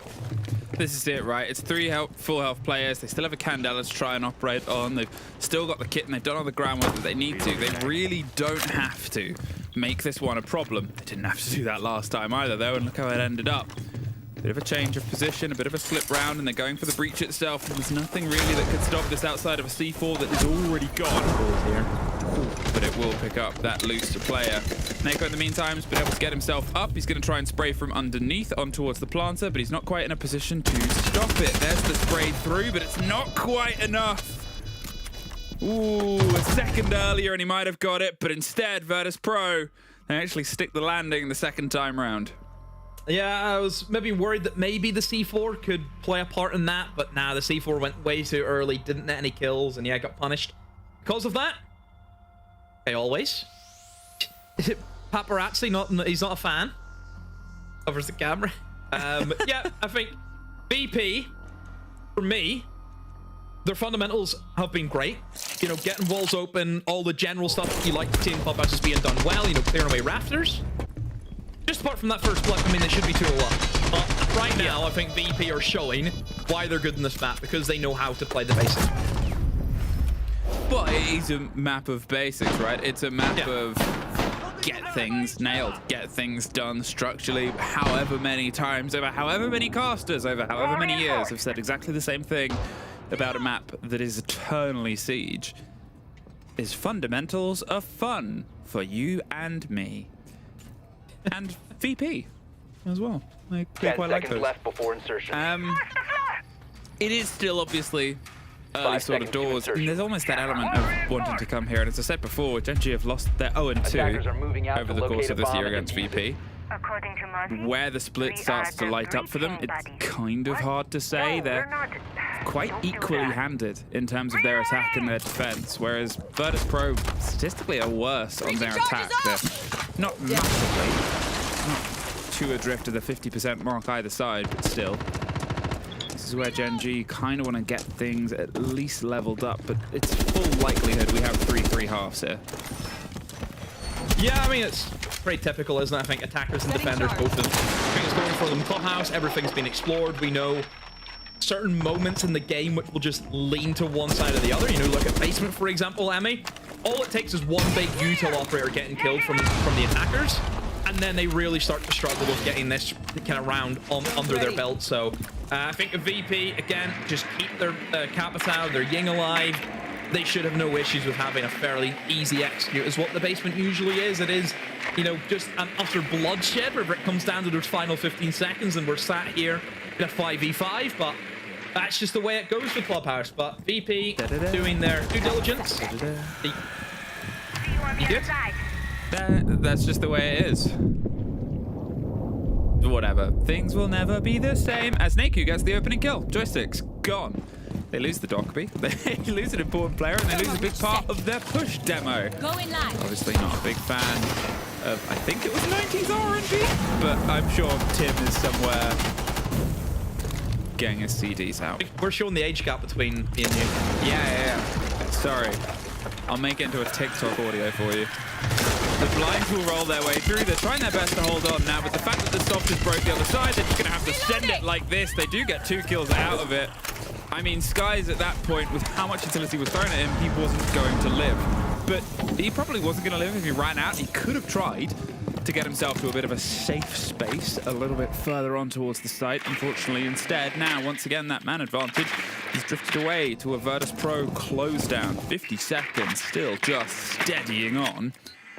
They have 1 Candela, but so much utility in the pockets of Capitao. Get some of the breaches in, put some pressure on from Dan as well. They're just really, really good at maintaining and ensuring they have enough for this final throws and pressure. Yeah, should have the ult ready in hand. And with 25 seconds, you still got plenty of time, but it's just clearing away players in towards Gen and in towards Church. But Genji, they're not giving up for free. They get the first pick in this execute. Down goes Pasha. Ooh, Dan, though, instantly fights back, gets dead shot, who hasn't quite been able to be as violent as they like. This position from Azox is a bit of a risky one, but so is the timer here right now. 8 seconds. They've just got to send it, so they're trying to get it in. Always goes down. It's a 1 versus 1 technically right now. He's sprinting around to try and find a fight. He's going to go for the plant, but MACKO should be able to just wrap this one up. Yeah, MACKO just cleaning up house. It was 3 kills for him that round as well. He got the opening pick, I believe, on the joystick. Yeah, VP struggling there with their execute. I think the main thing there was not being able to clear away the player inside the drinks cabinet. You know, on that church. Usually that's a pause that we always see some kind of player, usually somebody close with a shotgun. In that instance, I think it was the Ella, wasn't it? That position needs to get cleared out. You know, that's a big one to let slip. So I think the util should have been used a lot better. You know, I think whenever you're going for the triple wall, you need to clear away those power positions. Obviously, they kind of dump most of their fire kind of bolts in towards generator. That's where they use that util. Whereas I think maybe if they rotated it and shifted it where he would use his util over towards the triple wall side, they would have a much easier time there. Is that now 2 rounds that have just been MACKO rounds? Because there was obviously the incident in round 1, which I think is just the working title for it right now. But then that one, as you said, got the opener, pulls it round for what was technically a 1 versus 2 in the air, got the down to the other player. It was traded out elsewhere. He's finding these engagements. He was also the opening kill in the round just before as well. He's firing on every single gun. And a second gun in the case of playing a Skopos. Sorry, Skopos. Hello, Sean. I almost said it without doing the Sean Connery voice, but I had to circle background. But the point is, how much of this is Genji, how much of this is one player? That is always going to be a good topic. You know, do you put it down to an individual having an absolute lifer where no matter what, any engagement that guy goes into, you know, he's almost got that indestructible suit of armor on. You know, he's bulletproof, titanium, you can't get through the guy. Or is it the case where VP, probably I would lean towards this, have been letting some things slip. Obviously the first round, or Calamity, even that round, I'm surprised that they lost it. I thought they were setting up in good shape, the operators that they still had alive. I think they were a 4v3, weren't they, as well? So, Gadget on ice. A little bit of a worry for me. I think it's more the case of VP need to step up their stuff. But I suppose that's something we've been asking all stage, and it just never really came. Ooh, the mirror trick. Not the most common theme, but that will get rid of the breach on the other side. So we can hear that get removed. Oh no, it's tucked up just up there, so it'll still go off. And they missed the wrong side of it as well, so the wall still pops. They gave it a go. But Virtus.Pro has expertly shown there. We're experts in the matter. Put the exothermic in a place where the mirror window would get it. Oh, joystick gone again. That is 3 rounds in a row. That exact thing in the top right has been copied and pasted as to who got the opening body on who. Yeah, big worry. And just to let everyone kind of know how Joystick's been doing this stage before this game, he was actually okay on entries, 11 and 11, so just breaking even there. But I think now what we're seeing is that will certainly dip into the negative column for Joystick on his openings, but certainly unlike him to be losing this many in a row without getting a few back, of course. Now, you did mention, of course, that mirror trick too, Amy. I think it was pretty obvious. VP probably spotted out that the mirror was there. Mirror in this bomb site, there's only one good mirror window. You set it on top red, looks into construction. The other mirror window, there isn't really any good spots to actually put that. So that's why we see the mirror trick become popular, because where else are you going to put it? So, yeah, VP expertly being able to dance around that. Genji, though, one really good pause. I mean, there's players still downstairs. Is there a C4, though? Is the plant is trying to be attempted? The C4 sort of, I think they baited it. There we go. C4, and it's Mr. Reliable right now for Genji. As another comes through, and I'll talk about that first C4 in a second, but we'll get this engagement out first. Pasha's going to try and recollect the kit, but Deadshot has it covered, and they can just watch this from long range. Shepard has to now go and try and retake but it's allowed Genji to do this. Retake it themselves, they slip their way through, and they get a flawless round. So, that C4, that first one, the way the Capital bolts were played and the breach that they had, I think they were sort of trying to bait them into saying, let's make them think that we're planting tucked just inside on this side and, you know, force them off. And they did that on the first C4, but then the response of that is, I didn't kill him, here's the default. Oh, I got that one instead. So they went there, didn't get it, there's the default, done. It's the same things again, I think, for VP. You know, they're doing their basics right, they're setting well, but they're losing engagements, they're losing picks. Obviously, Joystick, as we mentioned, it has been a culprit for that, but things just aren't clicking at the moment for them. And you look at the surface of how that bomb site typically plays out. I mean, VP, they kind of just steamrolled the last time they were there. Opened up the wall, got garage control, went in for the plant. Easy as you like, but that time, not the case. But I will give so much credit to Genji. I think they're playing a really high level of siege. You can see that round, they're not looking to die in silly positions. Didn't even really want to go in towards rafters, for example. They wanted to try and play more heavy with the C4 denial. They still had presence in and around that mid floor, in towards lounge, that they could also play from. Just Genji changed up their ideas, and it worked really well against VP. Everyone will tell you who scrims VP inside of EU. VP are a team that will do the same thing over and over again. Yeah, they will just cycle through their stances and how they play rounds. All it takes is that one adaptation, and you can catch VP by surprise quite easily. You know, that's the biggest issue that I think teams have with VP, is teams who can't just adapt to how they need to adapt their game against VP. 10 seconds left. Right now for Genji, I think they're doing that extremely well. Genji this entire stage has impressed me. I think every single game that they've had, even the games that they've lost, they've always been close matches. You know, that I think that's a real credit to Genji. Every game, even that they've lost, they've always been in the game. They've never been steamrolled, they've never been just rolled about.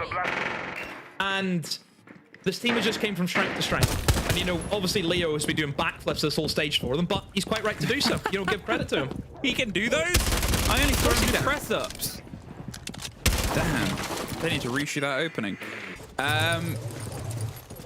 So, if we're talking about the perspective of how this played out last time they were here in the last season, it's actually kind of exactly the same. It was a 3-1 to Genji in the opening half. Virtus.Pro took their timeout and then claimed back every single following round. So, for Genji, the job is far from over right now. They know the position that they're in. It's a slight different rotate at the sites, but it's still the same potential results here.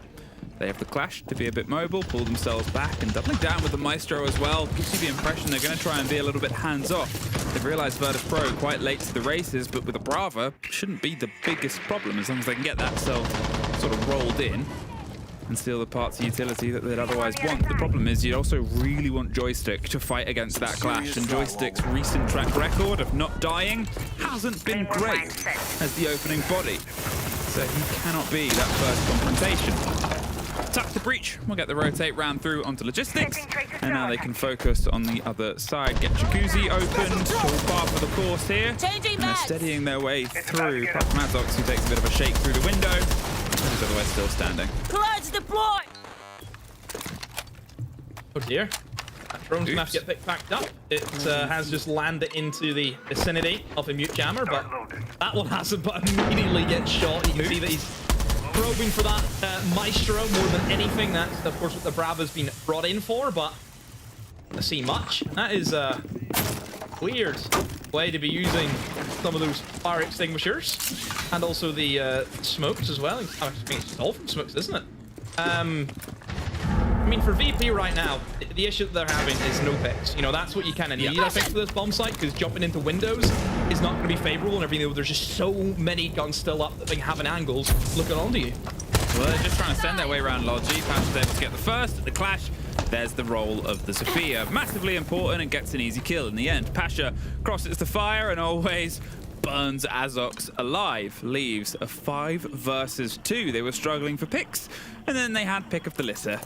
at this point, with only 15 seconds left. Patch is going to see if they can finish the plant. And, well, with Asa downstairs, under a bit of pressure, they're going to try and take that fight. It's an important one to win. Now they can see if they can stop this. The Luke C4 over the top will just get it. Asa denies it, and he's underneath. He can play himself in a bit of space. They're going for the plant again. Pre-fire the angle, and Dan cements it this time, but ooh, it was almost twice. Oh, VP.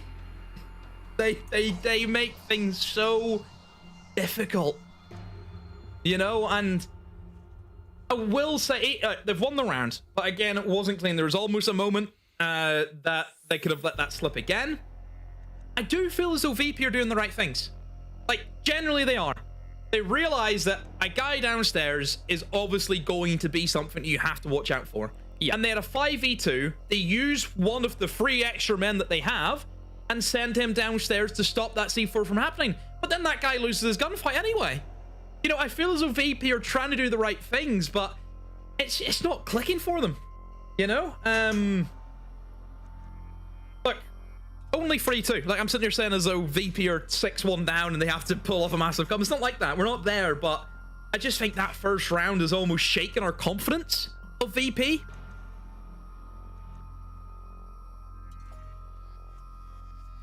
It's the weird sort of thing, though, is when do you talk about shaking confidence for a team like VP, and when do you talk about that is an excuse for the whole stage?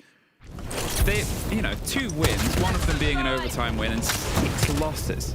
As I said before, they have never gotten less points in a single league split as this core of players. That kit was so almost planted. Shepard being in the perfect place to get that picked back up and them not double swinging windows, fine. But at the same time, you can see the frustration, as you sort of rightly put it, that they were shaken by things going wrong. But again, is that just today? Or is that the fact that, you know, they're bottom of the board? They were cemented bottom of the board before this day even started. This is a team that really, really shouldn't be.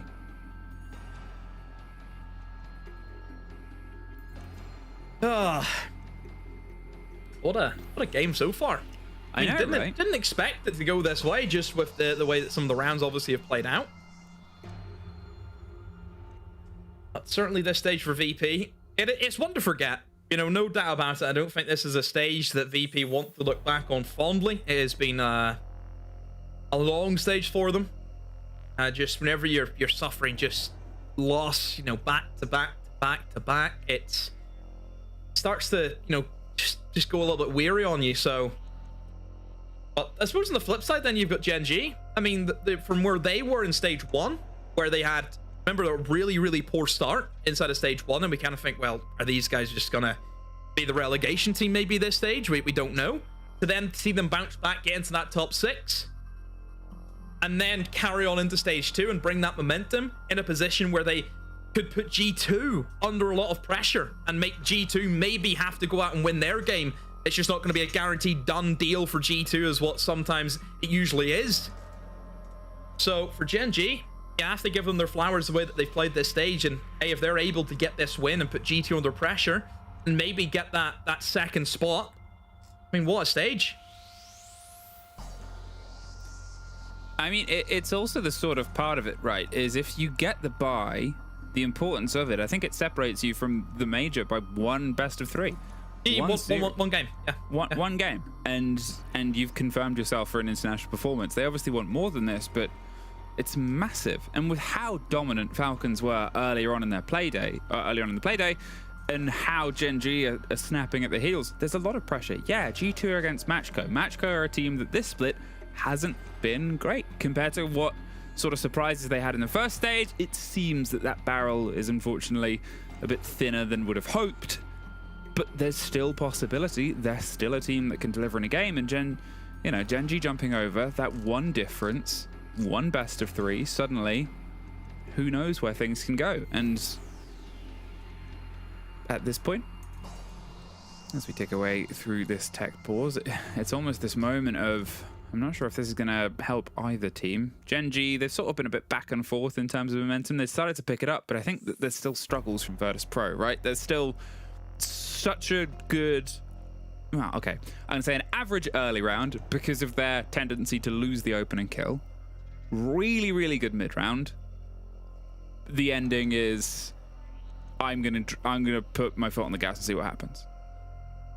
I'm gonna try and do this with my hands over my eyes. I'm gonna give it a go.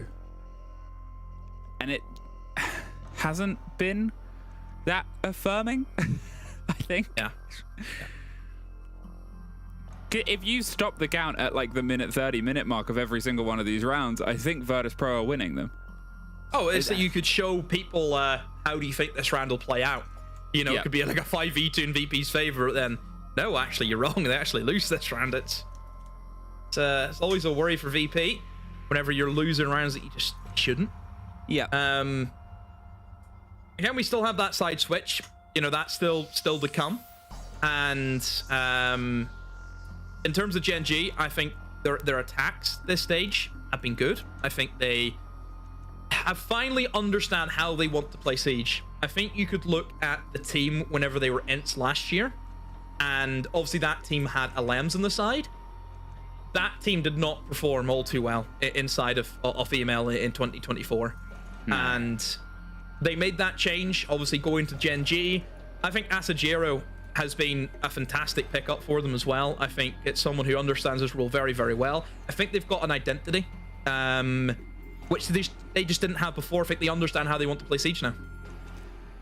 Well, I think we're taking a little bit of a longer tech pause. So do you want to see me torturing Tim and Dez with a quiz show we came up with in about 3 hours?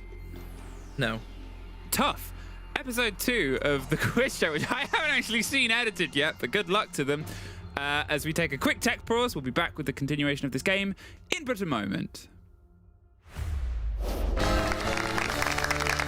Welcome to the Balance Patch, where we find our two lovable explorers going into the unknown. A quiz. How are you doing? Production treating you well? They are, but you're not. Take 1 point away from Des. He starts on 9. What? Points. How many seconds does Pengu need on the clock? 20. Perfect. Get the debuff. Enjoy. Which EML team went 2-2-2-3 last split? I didn't fuck around. Virtus.Pro.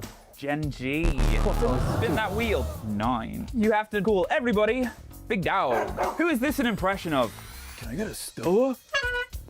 Parker. That's correct, but you should have called it technically Big Dog. Who is on each of Fresh's pillows currently? Big Dog Tim. Big Dog Parker. Big Dog Demo. You're forgetting the biggest dog of all. The biggest dog of all, Lynx, is our pillow. Spin that wheel. 5. Every sentence you say has to end in an Ian Chambers kick. This is a buzz-in. They are known as destructible ingredients. That's correct.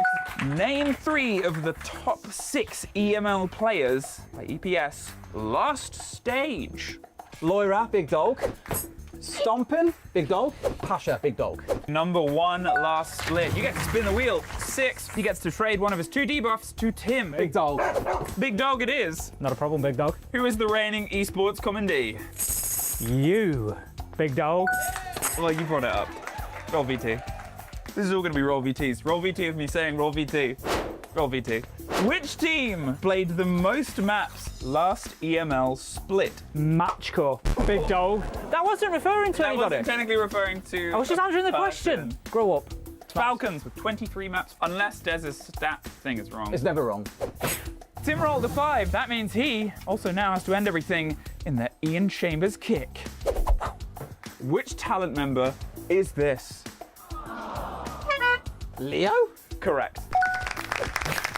What was the most banned map in EML last split? Skyscraper. Correct.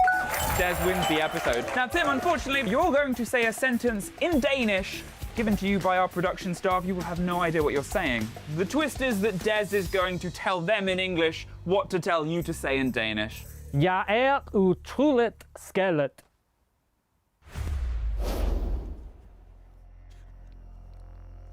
Do you like episode 2, Demo?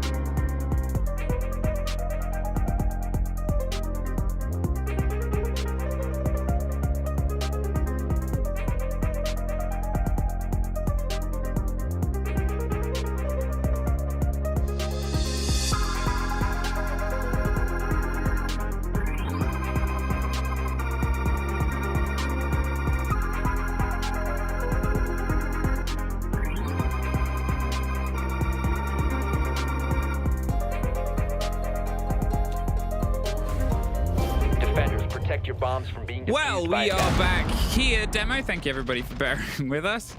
And we find ourselves at a bit of a pullback, potentially. I said I wouldn't be surprised by 3-3 halves. It was 3-1. Now it's 3-2. Yeah, but not 3-3 yet. Could be a 4-2. We don't know. And certainly whenever you look at the basement the last time here for VP, things did not go well. I think that their util placement wasn't the greatest, and maybe just a general lack of information into that final execute. You know, you can't have somebody inside of church still alive as you go in for that execute, and just is being allowed to pick off players running down in towards blue, for example. You know, it can't be happening like that. So yeah, you hope that VP can kind of change that and switch things up.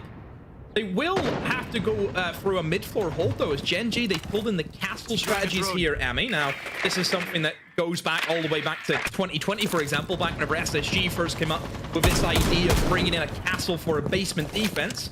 And the idea is that you rotate in towards that top floor, in towards the mid floor. You open up as many hatches as you can to allow your defenders to have not only control of different rooms, because obviously hatches are great to play off if you're looking down into areas such as cold table, but also give you a way out if needed. If the pressure is too much, then you can get yourself out of dodge. So for VP, this should be something that they're used to. Oh dear, that was timing and a half there from Dan. Just lets that guy run past as he did open up that castle barricade to hold on to that angle. As we know, whenever it comes to this SSG hold, as we like to reference it, Emmy, it comes down to time management. That's all that the defenders are after here. Waste as much time as you can, because we know traditionally that basement, it takes a while for the attackers to get themselves geared up and set before they go in for the execute. Well, they're trying to scream the blitz here across the top and get themselves into a fight, but an early pop of the pipe doesn't matter. Joystick gets an easy takeaway on towards the Legion, and that is one job done. What a great surround that was of that one loose player, and now they have so much to work with and so much still to get cleared. Now this position last time was do and die, but this could be even worse. Asa, what a risk he is taking right now in the hope that a team that we've complimented on their fundamentals pretty continually make a mistake and don't quite check the meat locker. At this point, with all the time that they can still get themselves sorted, here comes the motion from the castle. They're not quite confident. They haven't gone unchecked, and the later they leave it in this position, the more they are a man in a box about to get bullied. There's the bit of the rotate, sitting, waiting patiently, and a little bit of motion with some support from underneath. Just misses the swing. There's two. Can he get away as well? Oh, Asa! What a surprise strike, but what perfect timing to pull the approach of Virtus.Pro out. There goes the blitz, there goes momentum, now there goes three players desperately trying to send it down main with what they've worked with to bring this into a round. They get themselves to the bottom, drop on towards Moto. There's a watch still above them and vertical to be done at this point. Genji just have to play themselves a little bit closer to their chest. Oh, any Goyo still remaining, that could be also a big issue. Oh, what a swing there from MACKO, takes down Joystick, and yeah, is there a Goyo on the memo door? I mean, if there is, it's chopped here, of course, for VP. They can't get themselves in with the time that they have, and look at this, a last attempt here from Dan, a dying attempt to try and walk in through. Construction is into the 1v1 though. Right left. Oh, how on earth has VP won that? Dan, 8 seconds, finds 3 players. What?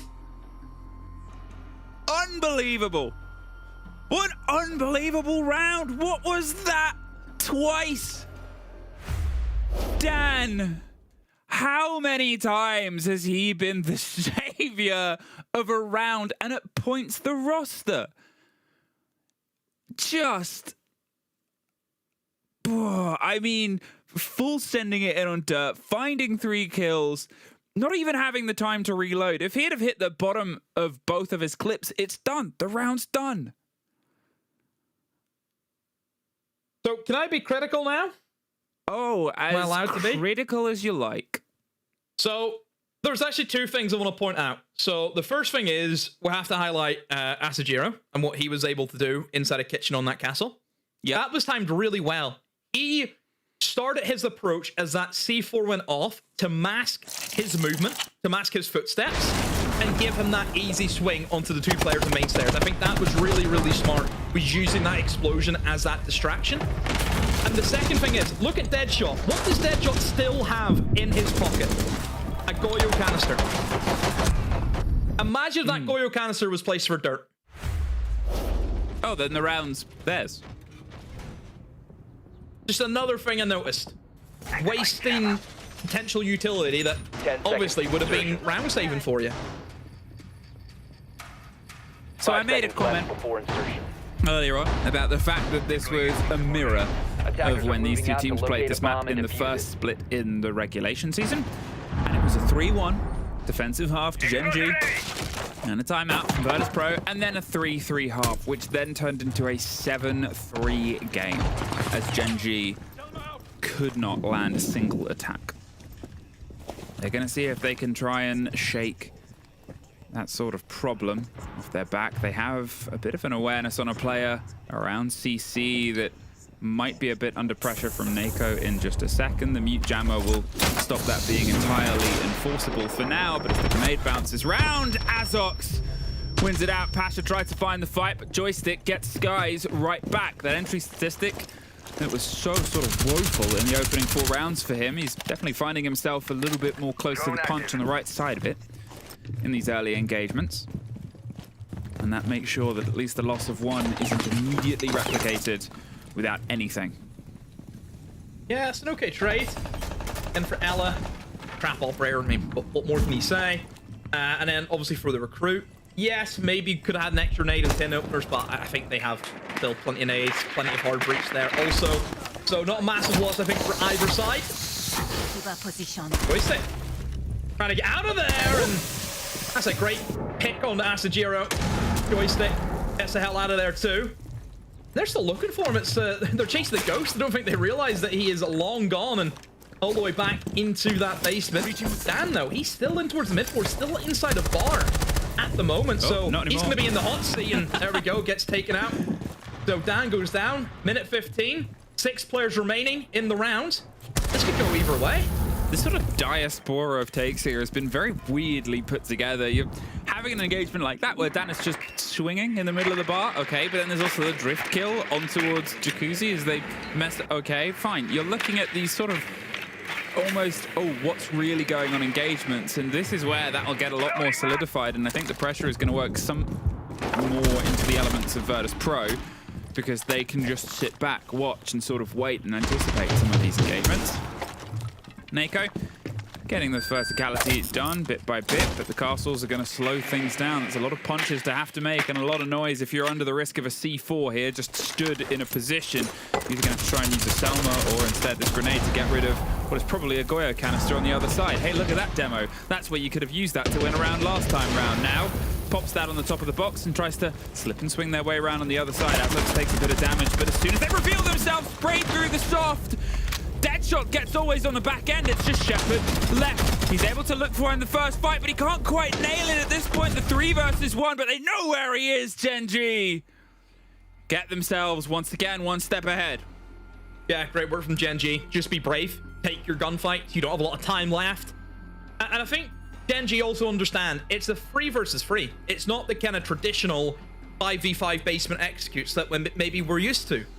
Whenever you're at a position on that basement, whenever you know that it's not against the full 5 defenders, there will be gaps. That entire basement, Emmy, is very difficult to defend if you don't have all of the defenders alive.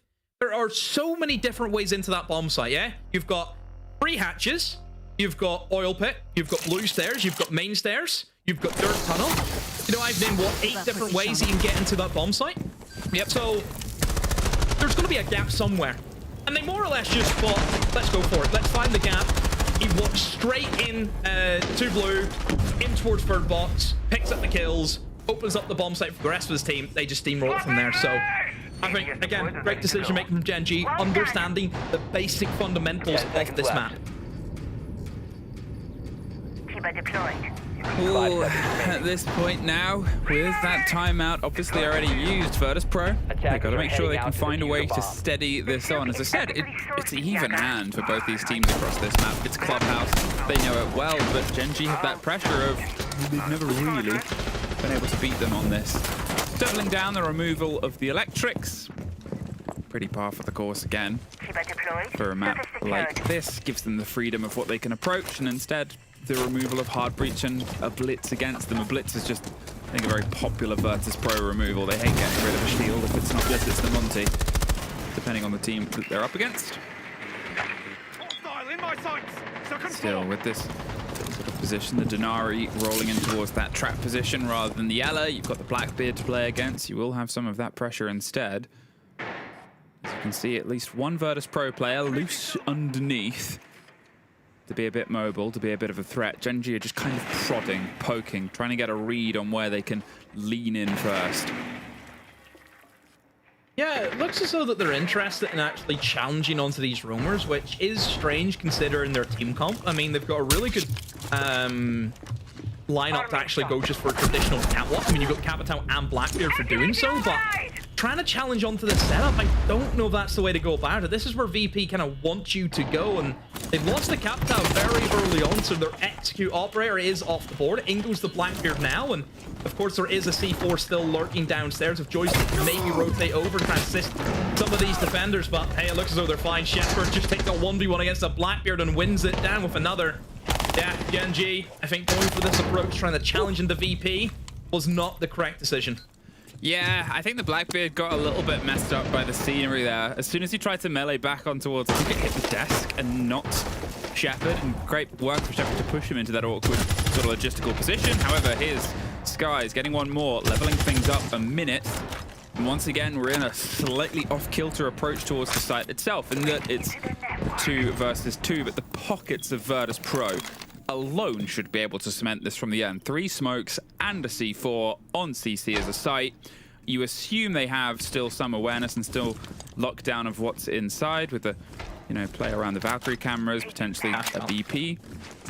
You should have this one cemented without even really needing to challenge it positionally, but they'll try and slip their way in. The first smoke does pop off, and they're going to give themselves a hop through in towards the site. 25 seconds. Slight change of position, the call will come out and force them off the cans. This is the important thing, because as the execute comes together, it's going to be a bit blind. The smash on towards the Kiva, the roll of the flash out, just force the position and go in, but the C4 goes a bit loose, and there's the Zofia, can't quite get the connection over the top of top red. They're throwing themselves in, 7 seconds, Virtus.Pro doing the right thing, tucking themselves further and further and apart, and now they're swinging for the last fight. There's at least the down onto one, but the other long since gone. Yeah, played that really well. Good utilization of the C4. Sometimes C4 don't even need to net kills in the final few seconds. You know, sometimes that people think, oh, you need to keep the C4 to get a guaranteed kill. That C4 saved his life. Yeah, that flashbang comes in. Obviously, the Dokubi was hoping to flashbang, jump in, take an easy 1v1. Fire the C4 back. Use your own util. Use that as your own deterrent too. You know, it stopped the Dokubi from going for that play, then had to almost leave his teammate there in the 1v1 up against the smoke, where they would have liked to have pressured them, you know, the smoke top red at the same time. So yeah, good work from VP. Good 2v2, played it really well. Plenty of info, of course, still with that Valkyrie. Azox losing out that engagement with Shepherd was a tough one, but like I mentioned, I feel as though they would have had much better success if they went for the traditional garage take. They've got operators. Yes, there's an Azami on the board. I understand that's a tough operator to go up against. Whenever you're looking at the rafters, you can obviously make that cover pretty easily to dip and dive across bullets, but you've got nades, you've got the fire arrows. All you have to do is open up that main breach and the guy's got no way out of there. So yeah, I don't know. Is it a me problem? Probably. That's just the way I like seeing it done, but I'm here to give my humble opinion on it. And no, I'm technically your job. I'm not Matimio. That's don't reference that. 4-4, and my prediction of a long one all the way into OT gets more and more sort of actualized, but it's been a weird route of getting here. A couple of mistakes and a couple of big punishments, and oh yeah, I'm still thinking about that first round. I can't stop thinking about it, and I think neither will Virtus.Pro, regardless of how the rest of this goes. That was a Kiba that didn't quite activate properly. The joystick's able to escape with his life. Boogie drone just to go for a swing and a chance at a grab of somebody playing around on towards the kitchen corridor, but nobody was currently home, and it will speed up some of this approach here, get this verticality done. Remember last time we were here and it was a 3-by-3. It doesn't feel like Virtus.Pro want to replicate that with a tall hold. Instead, they have a little bit more heat around this mid floor and a bit more support, but does Skies know about the player that's in garage, or at this point, do they even really care? There's the roll around. And there's some of the pressure on towards the hatches, but they have enough time to sort of set themselves up with a watch out. Depends where Pasha wants to root himself, really. Well, I mean, they've lost always, and he just died instantly. Didn't really have anything going for him. Nobody was there to trade. He was just a solo guy in towards that top floor. But like you mentioned, still Pasha. But he needs to do something. It's all well and good having a guy in garage, but you need to get a little bit aggro here. You know, your team's down a man. Time is slowly ticking away. And he is going to start his approach. And obviously he's looking for this guy in towards blue. And yeah, there we go, Pasha. Great play. Doesn't think about going back to site. Makes himself a constant threat. Still lingers in and around that mid floor. Could even go all the way upstairs if he wanted to. So now this is going to be something that Genji have to think about. It's going to be in the back of their heads. That guy hasn't gone back to site. Where is he? This is it. The other trade-off of this is it's a 4 versus 3 now, on towards the site itself, and they've got to try and make it happen. Unfortunately, now it's even, and at this point, with the fire on the door of dirt, they can't even put the site in too far. Traded out again. 2 versus 3. Pash will get himself back down towards the site, and Asta takes all the damage in the world to cross the divide and try and offer some support towards MACKO, but at this point, they both slip their way in. However, it's just going to have to be a watch. Swings with the reveal of the bees. They know the place of the player, and they can go for the plant itself. There's the swing round. Misses the first player. Picks up the second and gets the cement on towards it, but the pressure's coming from all sides, and there's a perfectly placed Goyo just to stop exactly that plant. And with 18 seconds, he's been able to make magic happen before. He's able to get the player back up, but it gives Virtus.Pro time to move around. One's behind the A-case, one on the long watch. And at this point, Asa doesn't have a lot of help to work with, and even less time. Pre-fires on towards one, the second is left, and Virtus.Pro, they're very good at that end game of just not doing anything, disappearing, being not in a place that can get shot.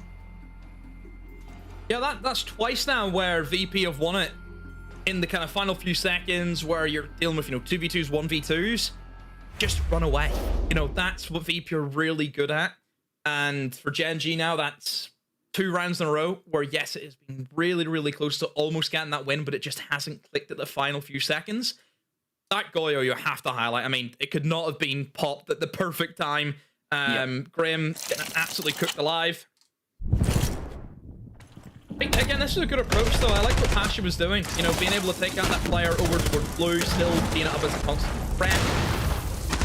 And that Goyo was just, perfectly timed at the right moment.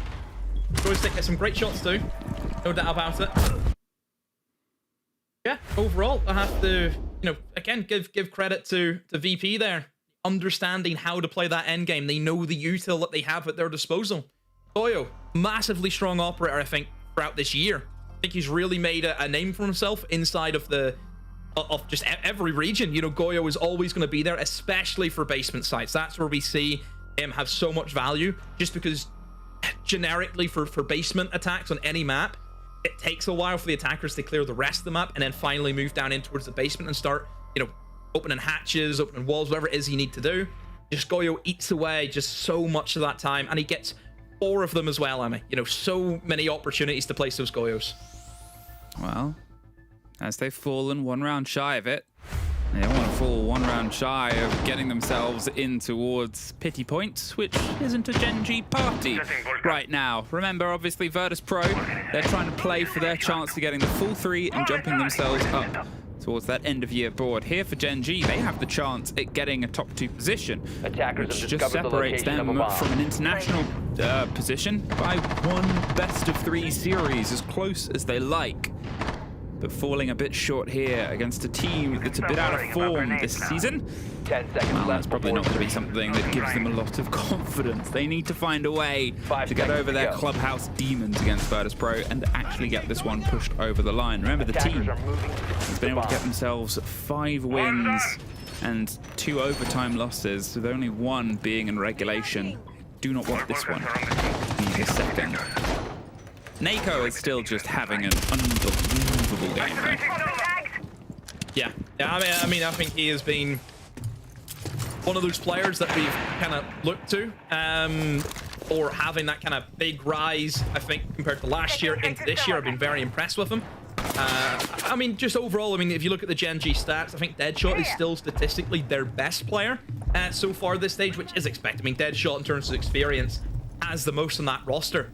You know, we've mentioned before about this is a good opportunity for them to get in towards that top 2, one game off an international event. I mean, Deadshot has been the plenty of them. You know, he knows what it's all about, getting to those types of events and playing to those standards. Pasha trying to be that first point of call here inside CC. Wants to see if he can get something before he's drifted away. And, well, Selma, he'll take that. As the drones start to roll in, he slows their approach from utility. Now, they know exactly where he's gone.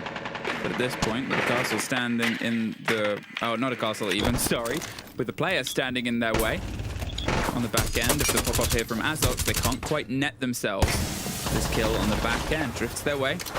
Ready for more pressure, and they're sort of playing their life here at this point. There's the swing, the removal of the Melusi gadget, another bit of utility. We talked about how clean some of the utility approaches were before, and did his best, bless him, but unfortunately, it's hard to do that when you cannot actually see. Always a bit too late, but think of the utility and think of the time that's been taken out here, and yes, they're inside CC.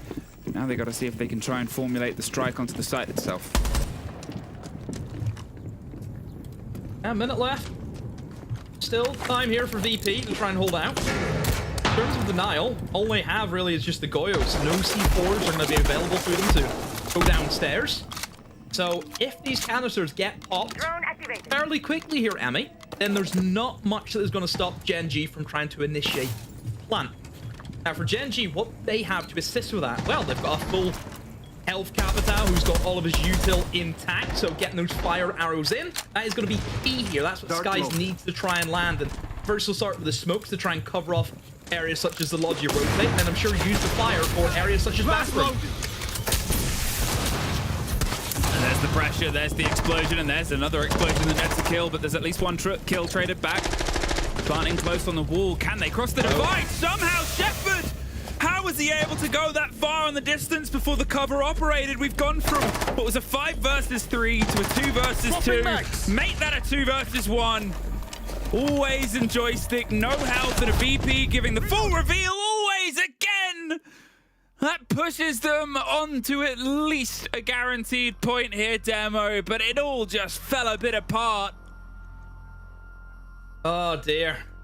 No coverage in the middle of the bomb site. I mean, Shepard has been able to do, you know, he's like fresh at the moment doing a marathon. Just runs through it, nobody there. Wow. Just that one missed element of that execute there has completely botched it for Genji. Everything else looked good. The utility dump in towards bathroom. You allowed your teammate to get into gym and start looking for that plant. No coverage to stop him running into the middle of the bomb site. That's a tough one again for Genji. A lot of tough rounds, I feel, have kind of happened. You know, I think for both teams. Both teams will... It's weird. I feel as though we've seen a lot more botched executes than what we have seen executes won today. I don't know, is that correct? It feels like that.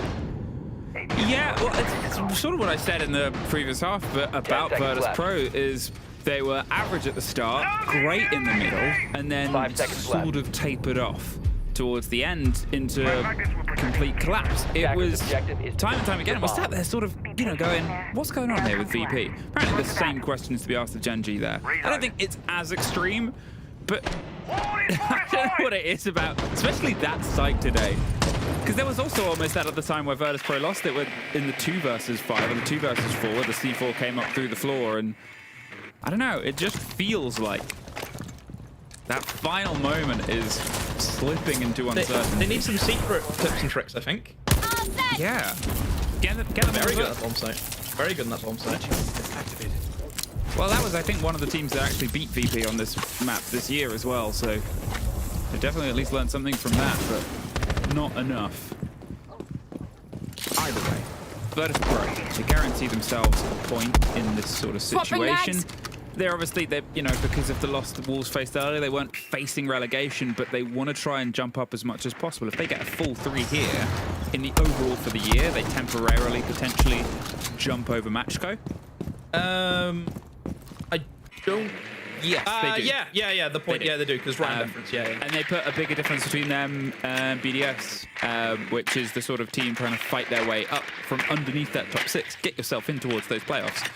Not these playoffs, but the end of year finals. So, their dream of getting themselves into best of 3s on an international stage, still pretty alive, always, somehow, still alive. How?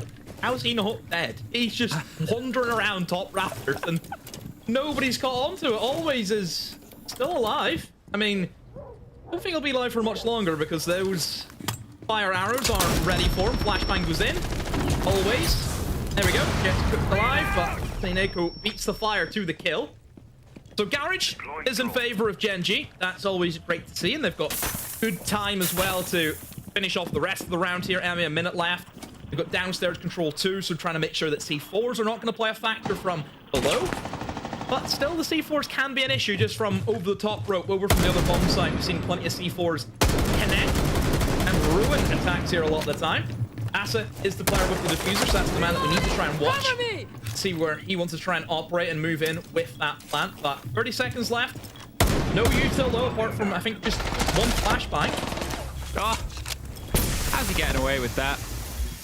Sidestepping, drifting, too fast, too furious, too joystick. And now, with 2 players dead on the approach and a lot of smoke canisters popping over the site, will this be one more round towards the end? Headshot. Nice.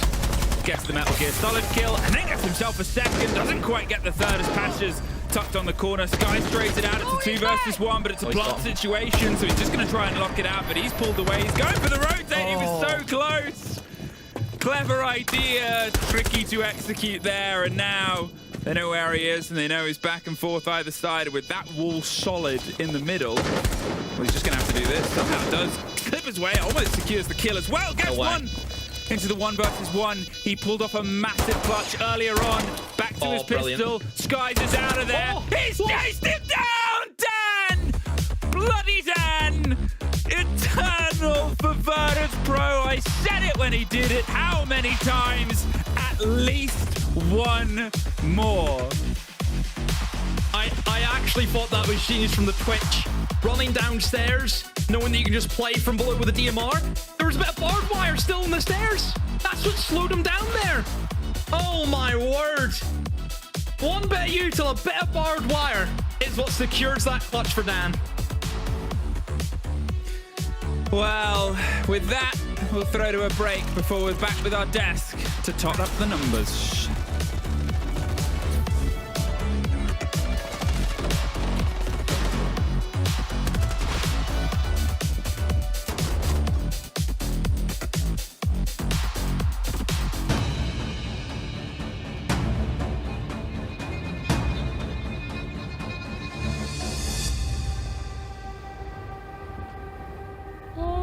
Au-delà des mers, là-bas sur le ciel clair, il existe une cité au séjour enchanté.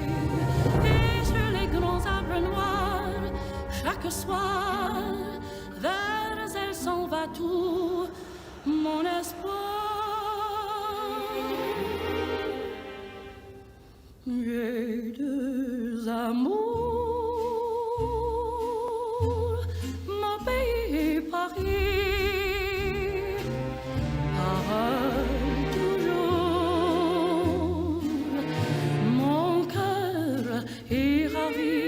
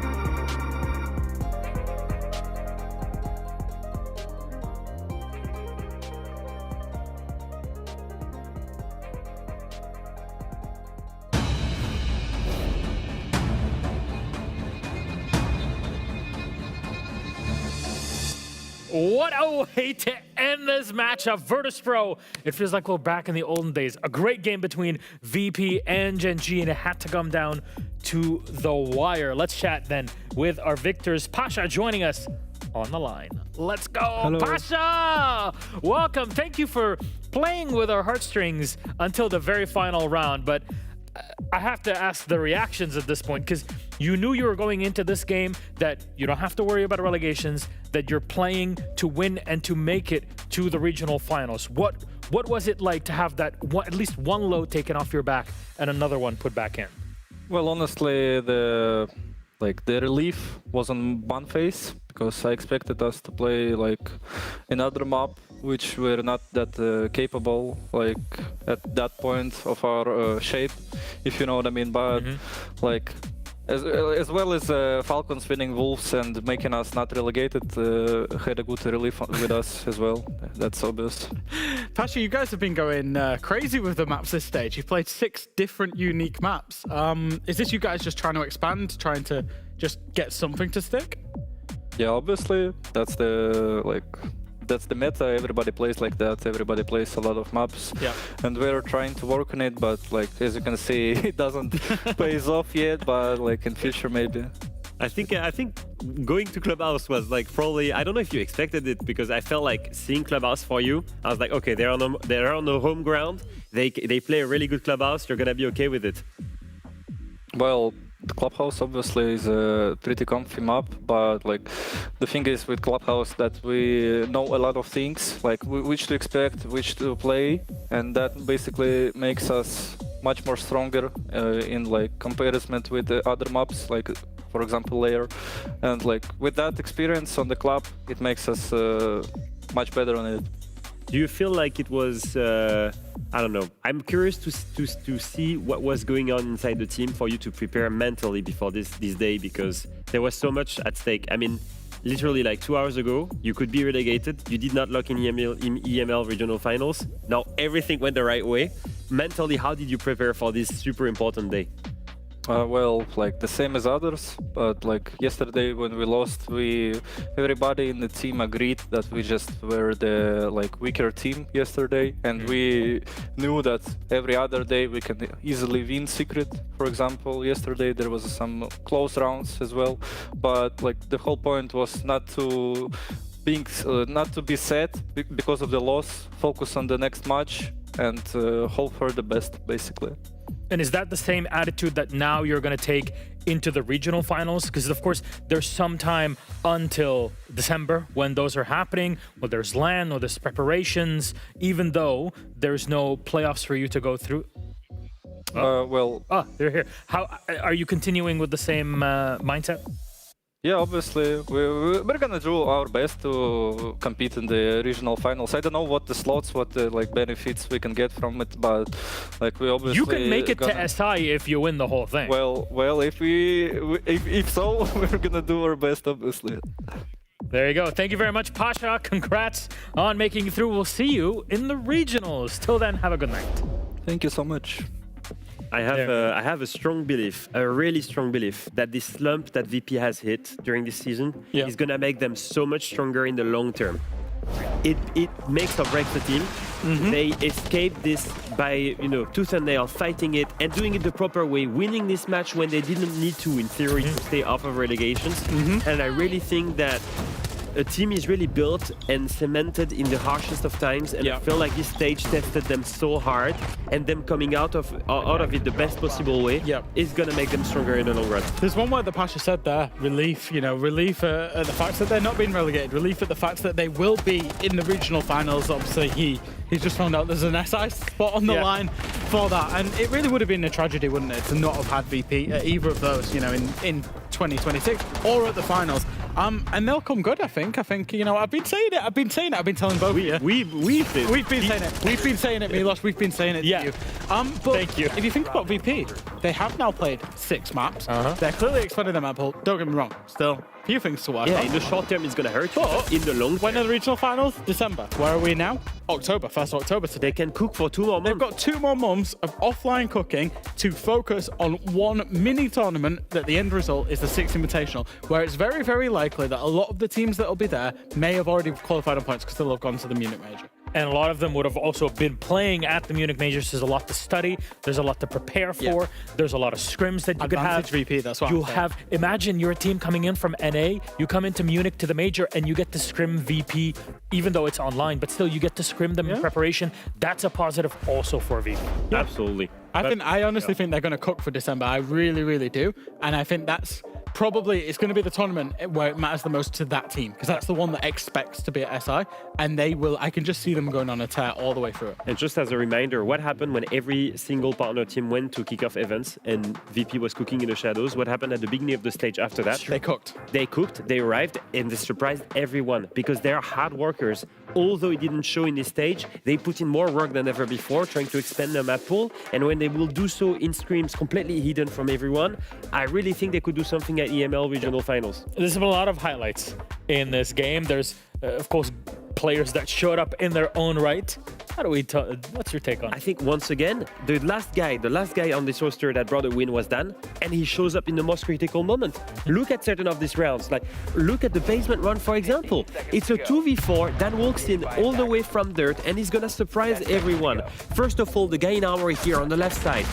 He's gonna get the kill here, and straight after that, someone tries to retake and have the refrag here. That's Teiko. And look at this, he wins this with his pistol, wins the last 1v1. Exactly the same thing on match point, stuck in a 1v2 after baiting at that construction window. He isolates the first gunfight, and then here goes and runs away, and boom, kill that player.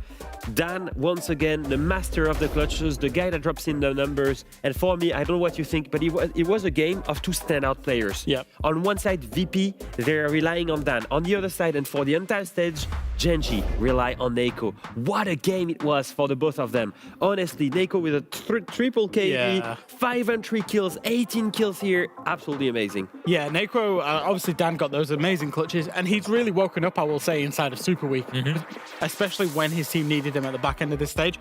Neiko has been pretty consistent across the stage, had a mega day today, even if the team performance wasn't quite there for Genji. And I think he's really come alive this stage. He's been the big driving factor behind their successes. Very good. Honestly, it feels like we're watching Dan also when Team Empire in the day needed that push in their very first season with him, and he just brought it over. May 2019, Clubhouse, debut game. Was that Capitao main. Do you remember that? Oh yeah. Yeah. Yeah. He remembers it. I remember it from the other side. Yeah. You experienced it. Well, gentlemen, we still have more to go through. Let's swap those games up on the board because it's time for some more excitement. G2, well, they lock in their number 2 position, and MACKO on the other side. There's a lot in store for them. We'll talk about that and more after a break.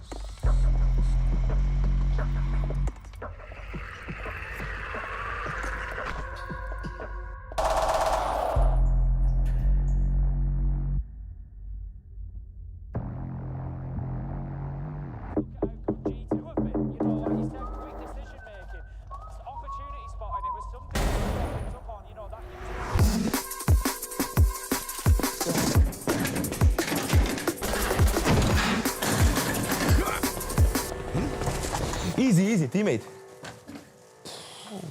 Jesus. Nice. All right, listen. There's a few guys left. I'm going to entry. You're with me. I need you to stay on cams and support us if we need. Got it. All right, with me.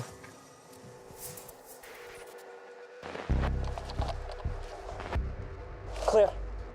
3, 2, 1.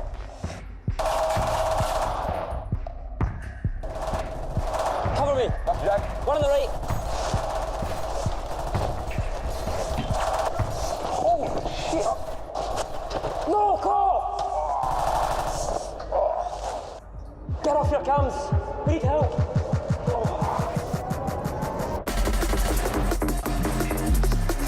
Fucking Alamo.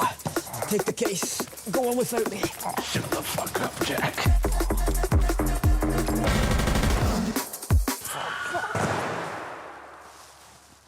What?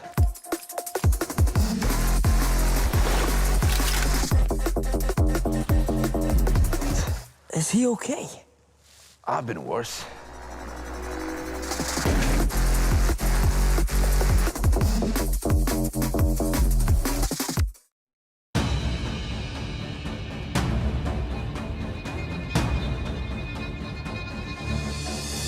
Welcome back, friends, to EML live from the Fortress in Copenhagen. We have reached an inflection point. G2 Esports are going up against MACKO. And in some ways, you might think, oh, it's Coughing Baby versus Nuclear Bomb. But there's actually a lot more to this than you might imagine. G2 cannot lock in a top 2 spot. Or sorry, have locked in a top 2 spot. It's done. Yeah. And you just called them a coughing baby, Milos. No, I'm joking. I'm joking, of course not. Yeah, no, they of course had the benefit of playing third in this race for the top 2. They got to see what their opponents were going to do. Genji have slipped up. G2 now confirm themselves in second place. They cannot make first place because they do not have the round difference. However, that doesn't matter. They've achieved their primary goal of the top 2. How have they got there? It's been classic G2. I think it really has been ever since we saw this team debut with Stompen all the way back in June. They've played aggressive siege, they've played confident siege, they've played primarily as a team, and it's worked wonders for them. Yeah, there is only one thing that G2 needs to play for now, and that is to improve Doki's entry rate. He's 8 and 16. He's got a DPS that's below 100. He realized it yesterday in an interview. Maybe that's something that he can do today against MACKO. Yes, but otherwise, obviously, we're jesting in this case, but G2 are in the top 2. It's incredible to see it here. And it's normal. That's what we expected. Falcons and G2, despite Genji's progress, it still needs to be Falcons and G2. I mean, in terms of quality, in terms of international achievements, in terms of rosters, they deserve it so far. But Genji maybe they can make me lie in the playoffs in the BO3s. And in the if you don't win you have to wait until you win the playoffs, be number 1 there to actually say that you were number 1 on the stage. So there's a chance for G2 to recover that. However, on the other point, there is a recovery possible for their opponents of MACKO, our Italian squad.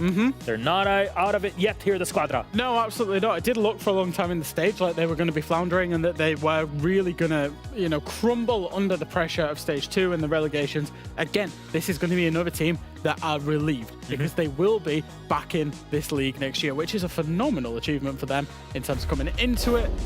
They did come up through the Challenger Series. They have had their trials and tribulations where they had a player Ghost last stage who wasn't cutting it at this level, where they had a player in Raiden that they brought on who, to be fair, also didn't cut it at this level as the IGL, and they've had to make drastic changes across the stage. Look at Dora here on your screen. Dora was 5 and 20 something crazy at the beginning of the stage. He even tweeted this yesterday. Do you know why he tweeted this? Because he went from 5 kills in the first few play days to 20 in a single games when it all mattered against Wild, a direct rival for Legations. Dora stepped up. The clutches happened again, and they're going into this G2 matchup being safe from a Legation. That's a very important point for me. Wolves is now there, Wild is now there, so it means that now all there is to play for is positive. And let's talk about those positives. Let's show the combination of everything that's happened in this year between stages 1 and 2. Because one of the things that MACKO are playing for in this case is specifically making it to the regional finals in December. They're almost there. Absolutely. So if you look at MACKO right now, technically right now, they're in, right? They're top 6. That is obviously the total amount of points from stage 1 and stage 2. Now look at the amount of points all the way on the right side of the screen. For MACKO, they're on 21. BDS and Fnatic still have to play their games today. Now, why is that important? MACKO have a 2 points lead on BDS, which means that if MACKO gets 2 or 3 points today, so whatever happens, if they win this matchup against G2, they will confirm themselves in regional finals, and most importantly, they will lock BDS out. And that is a massive blow, because BDS is now not playing for regional finals then next. And just to scenario plan that a little bit, if that did happen, that would be 3 affiliate teams alongside VP and Genji that would make the regional finals. That would be 50% of our finals would be made up of affiliate teams. And then just to come into the group stage a little bit. So MACKO currently on 8 points.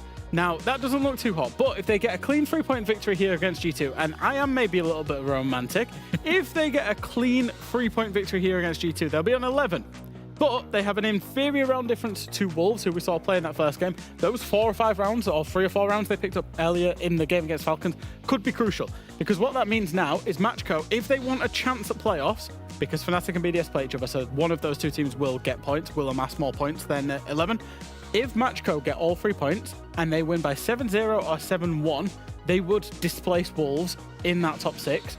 And if there was a result in regulation from BDS Fnatic, MACKO can make playoffs. It is extremely unrealistic. No, it's not. I'm a romantic. It's going to happen, Leo. It's going to happen. I am a realist. It is a very, very low percentage. And even if that happened, even if they won 7-0, what happens if BDS and Fnatic go in overtime? Whatever happens. Percentage chances is like Leo negative. Probability is 0.01%. What we need to focus on is MACKO can lock regional finals if they beat G2. That's the big story for me. I thought as a Frenchman, you would learn to let those numbers go and live your life. Not for the Italian. Yeah. Fair enough. I can still not swallow our defeat in the World Cup in 2000. Yeah. It's been almost 20 years. Get over it, man. Here we are, though.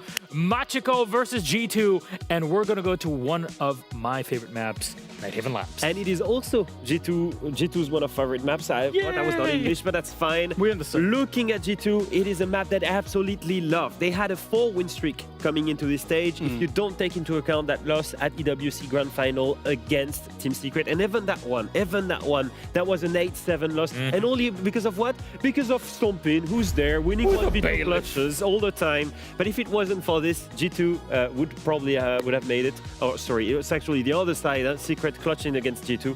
But except for this, it's a map that they absolutely love. On the side of MACKO, it's a map that they've played a lot with a quite low win rate. So it's still a very comfortable map on the side of G2. Bragging rights for G2, but on the other side from MACKO, they are playing for potentially playoffs should things align their way, but also regional finals. Our casters are waiting for it, so let's send them in. It's Fluke, it's Demo, take it away. Thank you very much, Milosh, and we find ourselves back-to-back on back-to-backs. This is the same map that these 2 teams met on last split, and once again, we're going there. The score that time was a 7-2 for the side of G2, so Genji have their work cut out for them. Not Genji, MACKO. I'll get it one day. You're 1 game behind, I think. Maybe you need to go back in the timer zone. Yeah, into Labs. Surprised? I would say that MACKO decided to go here against G2. I think this is one of G2's very strong maps they have in their pool. MACKO, I think, have shown that they kind of perform a lot better whenever it comes to your more gun-heavy maps. You know, maps like Chalet, for example, I think they've had, pretty good time on. I think going into a map like Labs, considering how they played yesterday in Lair, I worry. Lair and Labs aren't too far apart in terms of how similar they play.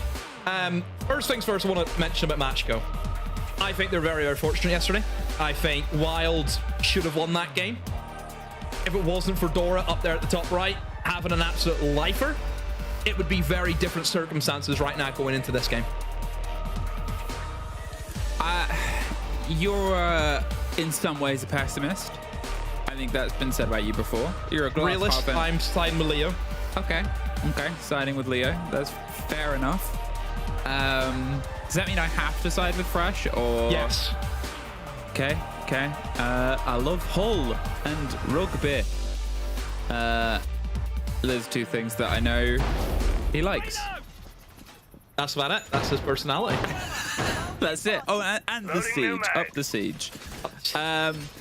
Yeah, I mean, G2, let's be honest, we've seen today some silly rounds from teams. We've also seen some teams that need to cement themselves as a top dog do just that. Will this be a continuation of G2 battling their way towards, or sort of cementing themselves at the top?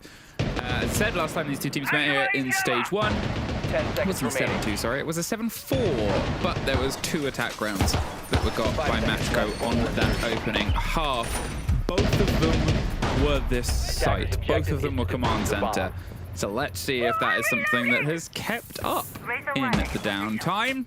G2, they're obviously going from strength to strength in these situations. MACKO, they weren't quite the surprise factor they were last time round in the last split, but they might be able to start trying to bite their way through. As we said, if some teams are playing for one of those sort of cemented positions at the top, which I think at this point, with the results that we've had, G2 are locked in, and they are.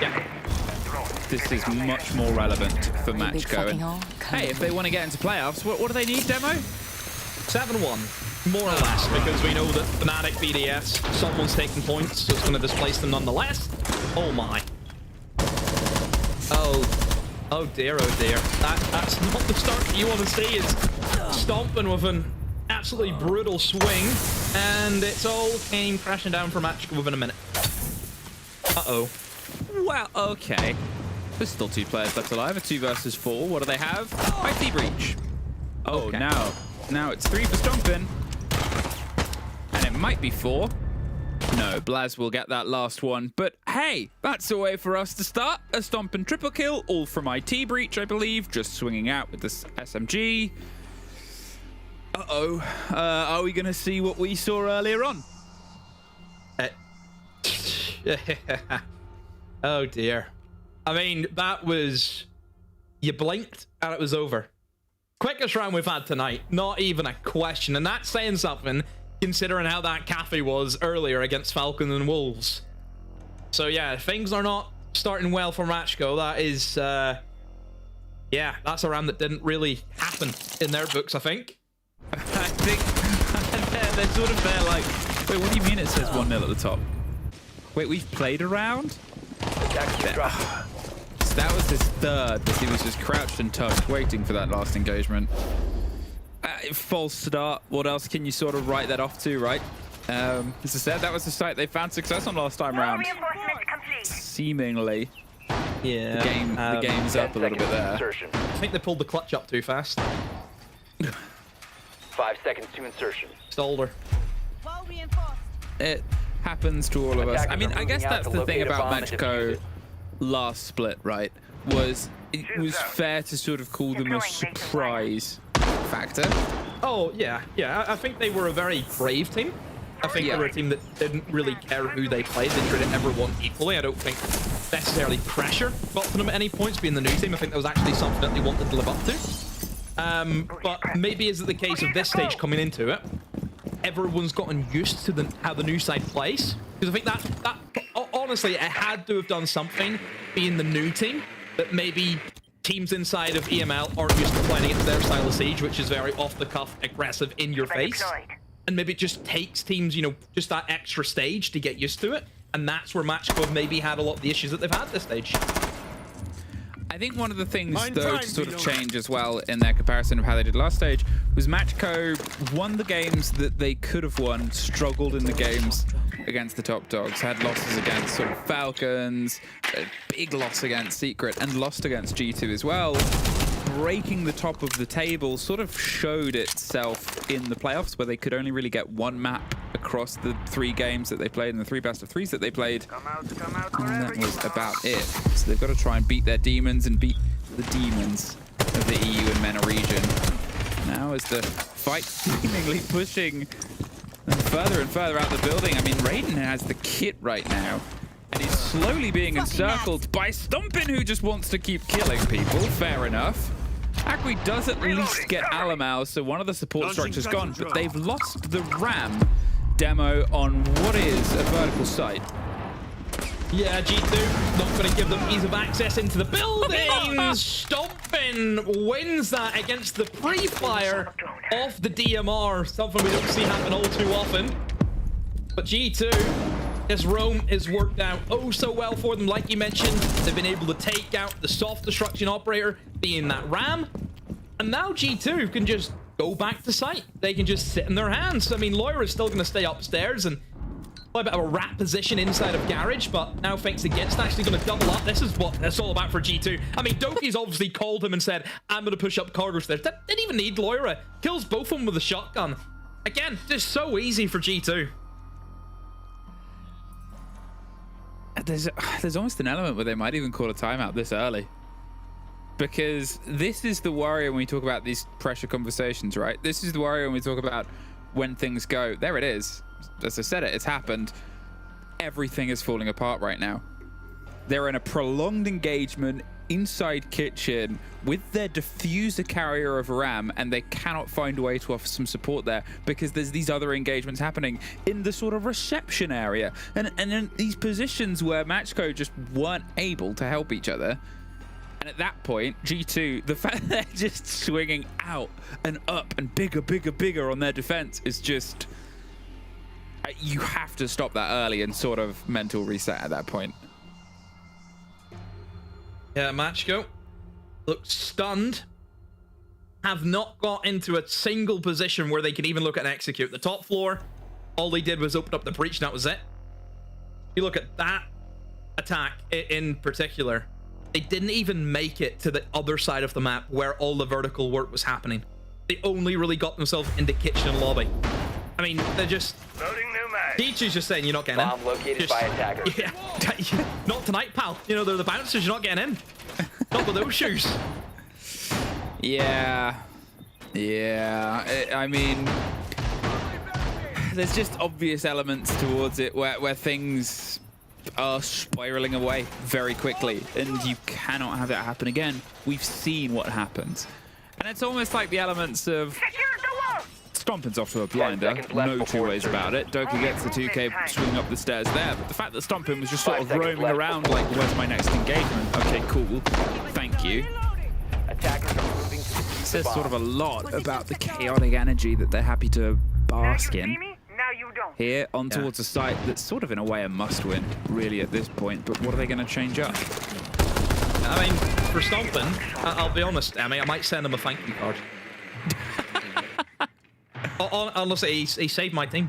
He has. So I'm very thankful for him. Is he on the back of the shirt? You've crossed out Doki and written Stompin. Laura's still my favourite. And there you go. That's why he opens up with the first pick and Blitz is in, but it's against the Warden. Oh, a messy engagement from Paul. Oh my word, Laura. Never left the shirt. Yeah, that's what I mean. This is why this guy's on the shirt. What's going on? I mean, like, what is this? It's a worry in the kindest way of putting it. Okay, does almost get the kill on towards Stompin, but the location of themselves is revealed. The catch will be a quad there for Loira. Will he open with an ace here after their timeout? He's going to go hunting for the kill. It's the spray around either side. No, you can't run away, but maybe you shouldn't have hot-footed the chase, but I get it. You want the ace, and you may as well try and take it before one of your many talented teammates kills them instead. Alamau's just outside the building at this point, opting for some pressure. This, after your timeout, into this as well, means that the pain of this round is now going to go on for a bit longer. There is a chance that obviously Akwi can try and put this one together. He's been able to get vertical, but he'll make noise when he hops over this. Well, that alone will be making some noise, so they know exactly where he is. And what's that in two of their pockets?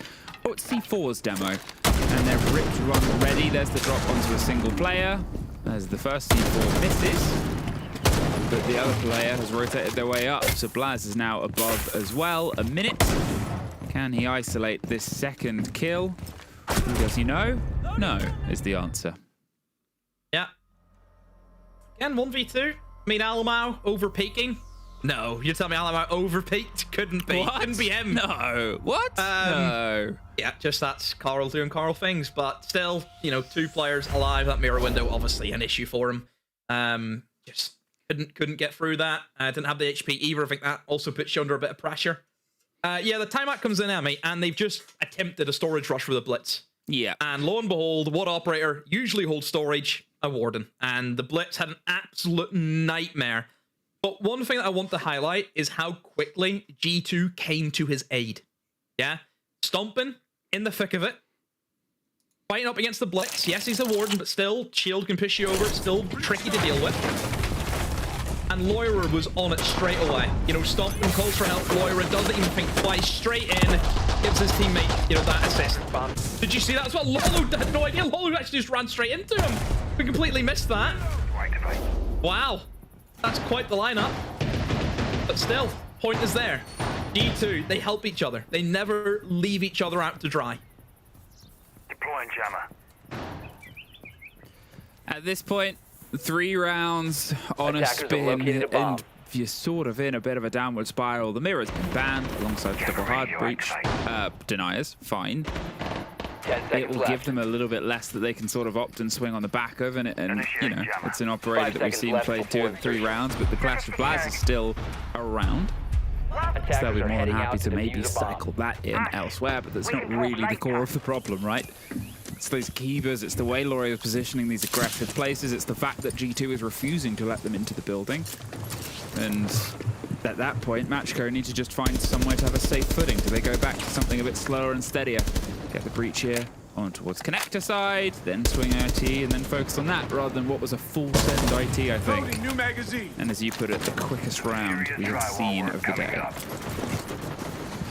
Well, see how this wants to play out now for MACKO.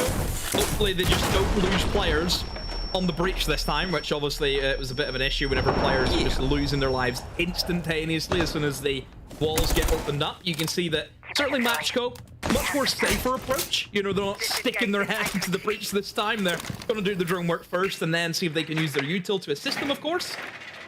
Wall will be reinforced up inside of connector. And that shouldn't be an issue because they still do have a Thermite, Emmy, so do keep that in mind. There is still a way in for MACKO via the connector. I think obviously that the Clash is going to be a big issue as it is for most teams. You need to make sure that you've got a way of dealing with the Clash, and the way that I can see that they have is going to be the Capitao. So making sure that Teb can use that util at the right time to disable that shield is going to be key for me this round. Oh, they have their eyes on towards the breach, and the bees will give them the freedom to make the move, force the Clash further back and get this opened up. You can see the roof is being opened, but too little, too late.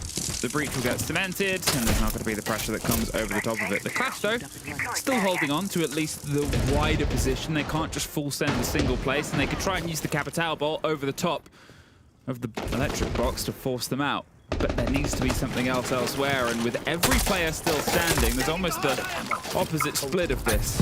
The pressure here has to once again come across IT, and there's one. Oh, there's not 2! But there is a kill that pops off elsewhere, so Lolo has to keep trying to drive. It's traded out again and again. G2 just held firm. Yeah, good little off pause there from Doki. Should have had took 2. Certainly got the first one, but that second one, that SMG had some kick on it. Doki just could not secure it, but everyone else held firm. They won their engagements. Again, another round, Emmy. That was always going to be G2's. You know, never looked in doubt. I will say that's probably the closest that we've had from MACKO to an actual execute of a bomb site, but still not working for them. That Clash inside a connector is always going to be a big issue. We're aware of that. I said before, it all comes down to how well Pev is going to use his util to deal with that Clash. He has used the fire arrows over towards rafters. You know, that Clash was just sat inside a connector. The person who came in the connector was just, he was never going to win that against the shield. You know, just util not being used in the right way. I don't see the point of going over towards connector side and trying to clear that part out, and then using the util dump over towards rafters. You know, why are we not just fully going in for the one side? Just go for the one side off the map. You're trying to do too much, it feels like. And whenever you're a team like MACKO, where you're even struggling to get just a general execute onto the board, Amy, why are they trying to go for Split Fury? I mean, is it desperation? Is it just hoping? We've had rush rounds, we've had slow split theory rounds, we've had the sort of ideas round, but unfortunately, sometimes these elements against these bigger teams, the same conversation I had before about this roster, these are the games that they struggled with. Not sure what falls apart for them and why it works so well against other teams, whether it's just the confidence in the guns rather than the motions or not. You know, with 4 rounds deep, Dora, the person you sort of highlighted as having a life game yesterday, unfortunately not quite able to replicate the same. Can't entirely peg this on a single person, but it's the sort of modicum of that bigger problem, right? When they have that much confidence to go big and not go home.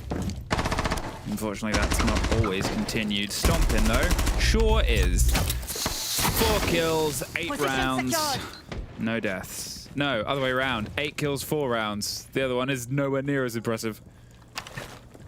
4 kills, 8 rounds. It's like, oh, good job. 4 kills, 8 rounds. Wow. 4 kills, 8 rounds. Might be good for you in your ranked games, but yeah, in EML, I mean, we have a bit more of a higher standard, of course. Yeah, I'm well happy with that. Yep. Again, for MACKO, just G2 not allowing the map control. You know, simple as that. G2 put up a fight, and MACKO just looked terrified. They don't want to take these engagements. Look at the clock. 1:15. They've made no headway in the grand scheme of things on this attack. G2 still happy to sit where they are. No pressure being applied. I mean, I'm waiting for Doki, who's coming in for the flank now on the alibi. Is this going to work out for him? No, it's not. There's Lolo holding that long angle. Also covers the stairs of that angle. But again, it's fine. 1 minute left. They have not made any foothold into Stompin and Co. Well, Doki's in the all chat. And Stompin is in every single player's DMs with a handful of bullets. Another kill for his tally. I mean, you can see the energy just in his cam. He's absolutely feeling it right now. Wants to try and go for the Deagle swing. He's 10-0. So why not? It's a 3 versus 2 situation. He's finally killed. Raiden finally ends the man. Can they get the round? There's one. The second the call came through, so it's now just Dora alone. Will have to replicate what his other teammate did. Gets one more kill, but think of the site, think of the kit, think of who's left, and think of where Blaz is with 3 smoke canisters. It ain't happening. Yeah, I mean, MACKO just cannot get anything going. They've tried the exact same approach for that basement attack. They're looking to try and clear from the mid floor across, not even attempting to open up breaches. I mean, that's crazy as well. I mean, Blaz must be so bored, really, for both of those rounds. He had seen no one. He is just sat in the bomb site doing nothing because he doesn't need to do anything. His roamers are just out there having fun. I mean, really, I think some of these kills as well, you know, Doki gets caught out because Doki's bored, so he's went for a flank. You know, Stompin, let's be honest, was trying to clip farm them. You know, that's where we are. You know, that's where we are for MACKO. Like, some of the kills they're getting is just down to G2. They're bored. That's where we are. Attack pause. At this point, yeah, right. It's, you know, it's the thing about leagues and intensity, and it's a much wider conversation of when is a league at its best, or as a fan of a region, when is it at its best? Is it when the teams are really competitive from the bottom to the top, so you think, oh, everybody in the league's good? Or is it when you have your Falcons and your G2 and your top 1 and top 2 teams have games like this? Whereas you said, they're not being forced to the edge of their seat today. Blaz could have called in sick a couple of these rounds, right? Stompin is having an absolute barn burner. Brilliant. 10-1 over 5 rounds. At this point, though, it's like, you know, what do you kind of want? Do we think G2 are being tested, or is this a benefit to see our top teams at the end of a season start to just really demonstrate why they're so good, Demo? Yeah, I think Falcons and G2 obviously being the 2 heavy hitters that we have inside of the league. I mean, not trying to discredit Secret as well. I still think they're a massive team that we also have inside of our region, who just have maybe had a little bit of a slump this stage. But certainly for G2 and Falcons, This is how you want to kind of build up that momentum going into playoffs, is go in there in last play day where, I mean, for Falcons, obviously there was a lot on the line. I suppose now looking back at it, Falcons could have lost today and still qualified, because obviously Genji had lost their game, but we didn't know that at the time. For Falcons and G2, it's about going in there and making a statement. You know, saying, don't take us to Cafe if you're Falcons, don't take us to Labs if you're G2. Go out there and put in a show. You know, make a bit of a statement. Win. Go out on a high in the groups. Attackers must locate and defuse a bomb. Sophia mentioned that I remind her. Well, we're back in and it's 5-0. And, I feel like we don't have to mention that MACKO's hopes of getting into playoffs are gone. They needed to win with a round sort of boon in their favor. That was lost about 4 rounds, 5 rounds ago. So at this point, playing for the points and playing to put a bit of distance on the overall board, right? They're still 21. They're 6th place in the end of year playoffs, but BDS still to play later on today, and they're on 19. They could absolutely leapfrog them if they pull a 3-0 later on. Fnatic, they wouldn't be able to close that distance, so all of the faith of that is being broken in, but BDS could also technically, if they just get an OT win as well, that works fine for BDS too, because they then beat them on the round difference. Go on, ready. So we keep on rolling on through. What has to change here, really, for the side of MACKO? Because what can you change? There's the elements of, I've talked about how, you have star players, as we said, you have Dora having a big game yesterday or the day before or whatever. Raiden and Dora weren't on any kills before the start of the previous round. Alamau hasn't got anything this game. But he hasn't needed to, because of what the rest of the team is doing. Yep. Yeah, I mean, stomping, and 1. The 1 death came from him trying to deagle people. And then he responds with 2. 12 and 1. Yeah. I mean, sorry. How? Where? Who? What happened? Okay. Akri gets Blaz. Good job. Akri gets Doki. They're throwing themselves out the building.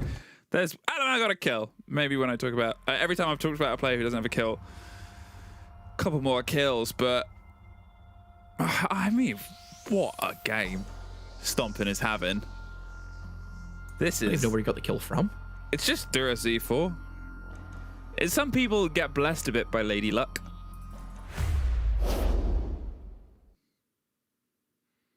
Stompin is... Some people train their whole lives to be great. Some people are just born great. Yep. Do you ever see somebody and you just go, I wish I was talented? And we're not saying that he hasn't put in the work. Obviously he has. But at the same time, just... For his rookie year? Rookie year, these numbers, this consistently. Obviously, I've seen there's been quite a bit of a conversation. I know that, obviously, our desk has talked about, who's been the best rookie, I think, in Taro and Fett on their podcast. Also talked about a similar thing. And I think the main 3 that they came up with was it Bolo, Spoit, and now Stompin? Mm-hmm. I don't know why EFAC also isn't getting a look in. Like, I think EFAC, don't forget what he did whenever he came on to... He won the major for them. That's something that even that team had not done, was won a big international competition. He got them too. Oh my God, just the standard C4, okay. 2 players running in separate directions. Both of them the same result. A Shakespearean tragedy. Back to my point though, I will say, if Stompin gets the trophy, which he needs, right? You can't be sitting there and say he has to be the best rookie. You need to win. Yeah, all those other names that I mentioned won trophies. He hasn't yet to do that. So I think you'd expect G2 to be at the major just based on how they play. That could be a big one for him. I think that's where we need to then have another conversation. But right now, still a long way to go. I think you need to win. You need to win trophies. That is how success is measured. 5 seconds to go. So Stompin currently almost has as many kills as the entire opposing team after 6 rounds and has faced 1 test of his mortality. There's only so much you can really say, but it's not over yet. It's a game of 2 halves. when we had this exact scenario earlier on and Falcons got 6-0. No, they're just going to send it in. They're off to the races. There goes Alamau on the shield. Blaz cannot get the plant secured, but Alamau has done the divide. There's the spray of the blitz. They're inside the site, and they're just going to keep pushing. It's the right move. Get yourself in a position so when they go for the retake, you can stop them down. Stop him.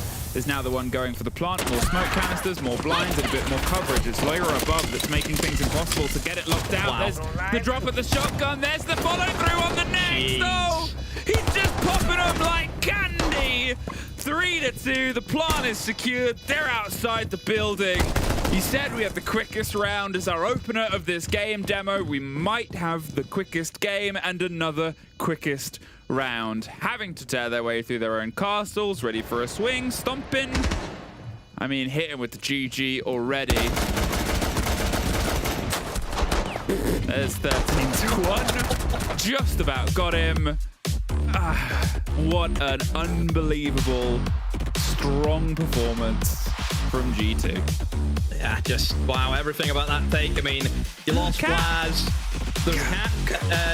We lost Blaz early on, but the way that they're able to recoup, Alamau pushing deep, Loira above, wow, phenomenal from him. Him and Stompin, what a duo in that game. Brilliant between both of them. Well, what a very, very quick show we had. So why not throw to a quick break before we're back with the desk, probably to talk about that cat with Milosh.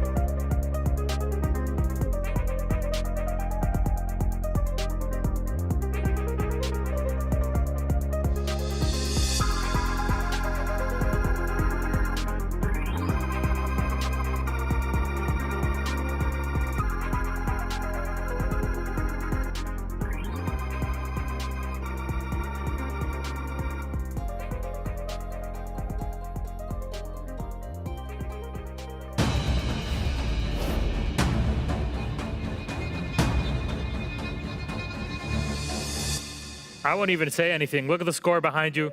That's all you need to know. 70. Great. Thank you, Jack, for always being with us. That was enough to send it to Milos. Let's just bring him up. Come on. Put Doki on the line. For God's sake. What's going on? Doki, did you hear this, man? You win 70. I mean, might as well have. We could have. Technically. Could have. So, Doki, I mean, big day for you. You guys seemed relaxed the entire game. Obviously, winning 70-0 does seem like something you would be very comfortable with. Talk me through it. How do you feel through your entry kills today, man? Wait, what did I get one? Yeah, I think we need Doki's stats. We need Doki's stats. We will bring them at some point. Carl said to me, "Do whatever you want today, Jack," and I went 5 and 5. Good done, job. Jack. I mean, that's pretty good, right? It's still it will make your EPS better. Oh, thanks. Yeah. We're happy about this. It's a bad day when you go 5 and 5, and honestly, that's a good performance. Honestly, you know what? As an excuse, the thing is, Jack, I used to play on rosters that did not have the same talent as you did. So I will say this: it's easier to perform and have good stats when there is not someone on your team that drops 13 and 1. That's true. Okay, you know what? I'm giving you an excuse. Jack was stealing the kills, not killing the steals. You're stealing the kills. Yeah, you lost me there. My English is not up to the level. His kills got stolen. Is what? My kills got stolen. Okay, thank you. I've got it now. Yeah. Though technically, you at least are owed half of those kills because you live together, right? Exactly. And we have the same 3 letters on our names. Yeah, that's true. I'm just saying, quick maths are always up there. But Jack, at the end of this day, how are you feeling? Now the group stage is done. Top 2 locked in? Very good. Very good point. Top 2. What's your reflection now on the group stage? Yeah, pretty good. Genji surprised. Other teams didn't. That's it, to be honest. Genji playing good, so I'm looking forward to versing them probably in the playoffs. So yeah, and now that we get a rematch against Secret, because when we played them they were just terrible. So now they're actually playing good again. So that will be a good rematch. Full best of 3 as well. Yeah, it's gonna be fun. Jack, I know yesterday we spoke about Bank and we were like, why did they pick Bank against you? I had the same feeling for Labs. Like you guys have it, like except for that EWC, but even at EWC you played an amazing Labs. Honestly, I thought that map could actually bring you back in the grand final. Why do you think they won on that map? I don't know. We've just played Bank twice in Labs in the Super Week. I don't know what's going on. I don't know how that happened. I don't know what's going on, but it's just G2 things. They know we're gonna win, so they just give it. Just give it to us. Just give it to us. Hello, Jack. You're right, Jack. One of your favorite words is putrid, right? So it's something you say when something's bad. How would you describe that performance today? Because I've got, I don't know, divine, professional, ruthless, spectacular. What word would you use? From G2? Yeah, from G2, yeah. From you guys. Just another day in the office. Give it a rest. No, come on, you must have been happy with that. Yeah, but we kind of knew the game didn't really mean anything because I think we were already locked in top 2. Yeah. So, well, it meant something for them. How did you keep the mental? Because it clearly meant something for them. Like they were clearly trying. They had playoffs still on the line, finals that they could have played for. You know, you guys still played a very clean You shattered their dreams. Yeah. Wait, really? Yeah. They could have made playoffs and EML finals with that game. Well, they weren't gonna. So they weren't gonna. No, I'm sorry, guys. Like you got to play better than that. So yeah. Okay. I was killing you with kindness. It was a mercy killing, just destroying you there. Now you can just go and rebuild instead of like pretending to try. Like just go and rebuild and work it out. You got this. Much like the wise words of Metallica, sad but true is what they would say in a situation like this. But you know what? Now that it's all done, you're all locked in and ready for the playoffs. Is there anything you'd like to say to any opponent out there? Is there anyone that you want to face off against, really to take them down? Secret you mentioned, but in general. To be honest, no. Just want to get to the major because I think we're pretty competitive in EUL this stage. So like all the teams are pretty good. I don't think there's going to be necessarily an easy game. Like even VP, they're playing bad, but like have VP qualified for playoffs? No, just for regional finals, which is pretty good. Right. That's great. So I mean, I don't know. Like, I guess we're just gonna play all the good teams and do our best to qualify for the major. I'm humble approach going into the playoffs. Jack, one very, very quick question. Just before we let you go, one very quick question. BDS play Fnatic next. It's more or less a straight shootout for playoffs. Who makes it? Ooh, BDS play Fnatic next. Do we know the map? We do, but we can't say it yet. Yeah. Not legally. Okay. Wait. Can you give me a hint? No. No. No, come on, give us an answer. You know the two. Quick, you play them. BDS gonna win. BDS gonna come out like just destroy, and they're gonna win. Okay. BDS. There you go. There you go. Yeah. I'm sorry you can't get excited as much as you do for your wild games, but that's later on today. I will let you go rest up and get ready for the playoffs. There's no wild. No. Bro, Wild got relegated. I'm actually devastated. I'm not even kidding. Bro, you know what? I'm going to give a shout out to Wild. I'm going to give a shout out to Wild right now. Okay. I actually think... You know, yeah, we have to say this. I've got a surprise for you. Yeah. You know, because you love Wild games so much. You're kidding me right now. Wild play on Game 5, and we're doing something really, really special for that game. We're actually going to broadcast their team comms live whilst they're playing. No way. Yeah.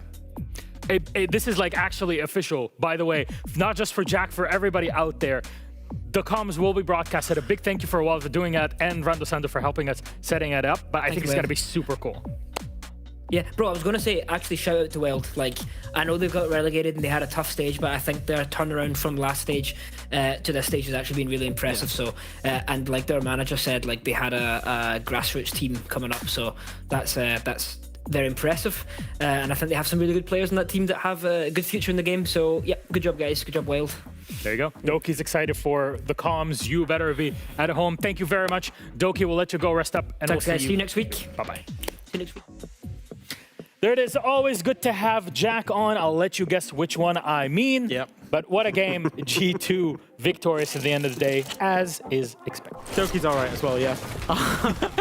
I mean, look, what do you ever say in a 7-0 victory? And, you know, you could have been forgiven, but it was MACKO who needed the points. They were still in 2 races and their dreams were just absolutely shattered. You probably hit the nail on the head there. Nighthaven Labs starting attack against G2. Not really sure what they're thinking. Yeah, that was not gonna cut it. It's such a strong map in their map pool. Actually, I think it's top 2 with Dank. Like they were just trolling. Like, look at Zach. Like, he's just having fun. Even on the last round, he just sprays the Azami with his glass and having, like, honestly, it's an overall control of the game on every single round. There was no match today. It makes sense when you look at the stage performance from MACKO and the stage performance from G2. You expect that gap to be that big. And you know, even in the end, that one attack, I mean, showing it to MACKO how it's being done. Look at that from I mean, you know, Doki's reaction says it all here. Not much to say when there is a player like this that comes in and drops 209 EPS, 13-1, 13 KD. I mean, look, MACKO total kills, 16. Oh, he was 3 kills away from having as much kills as the entirety of MACKO, and that was across only 7 rounds. And most of MACKO's kills came from baiting out in the last 1vx scenario. Let's be honest, that's all it was as well. Yeah, no, Stomping was excellent today, and I think the biggest thing for me, and I know that this was a 7-0, and it's a team performance, and it's all about, you know, the entries and stuff like this happening, as you can see on the screen. Stomping, actually, his best side is attack. Yeah. And he played 6 rounds in defense and managed to do that. So, yeah, finally reversed. It was a phenomenal performance from him. There you go. Great to see. Gentlemen, I can't believe it. We're getting to a match that really does matter in this case. Let's swap it up. In the back, it's BDS versus Fnatic. A straight shootout. Whoever wins this game can make it through. We'll talk about that and the details around it after the break.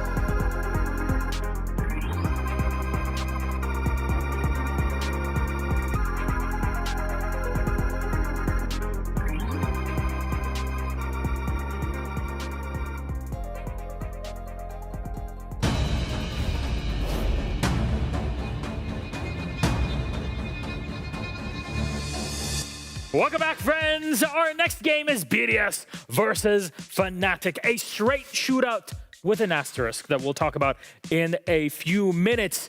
But the entire thing on the line here is who makes it to playoffs. And we're back on the desk, myself, Milos, Alfama, and Fresh, to discuss all of that and more. Let's start off with our team rosters and get those bits out of the way to head right into it.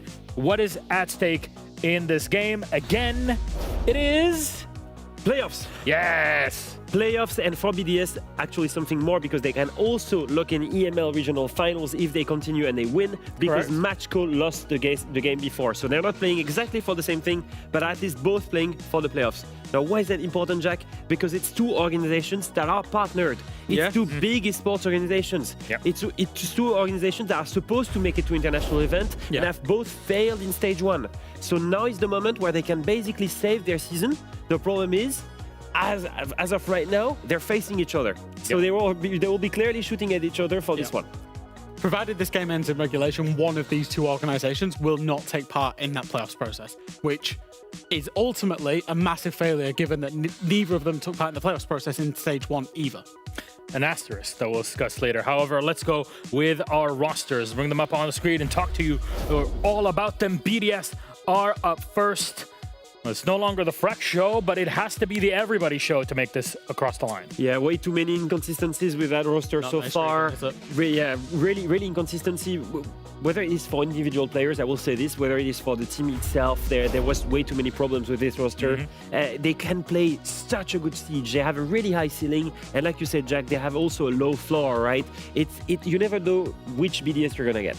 And I think that's actually really surprising for me, because this team, this organization, has so many staff members, probably the most inside of European Siege, certainly maybe second only to Furia. You know, they've got coaches, managers, assistant staff, team managers, all sorts of stuff going on out there, analysts.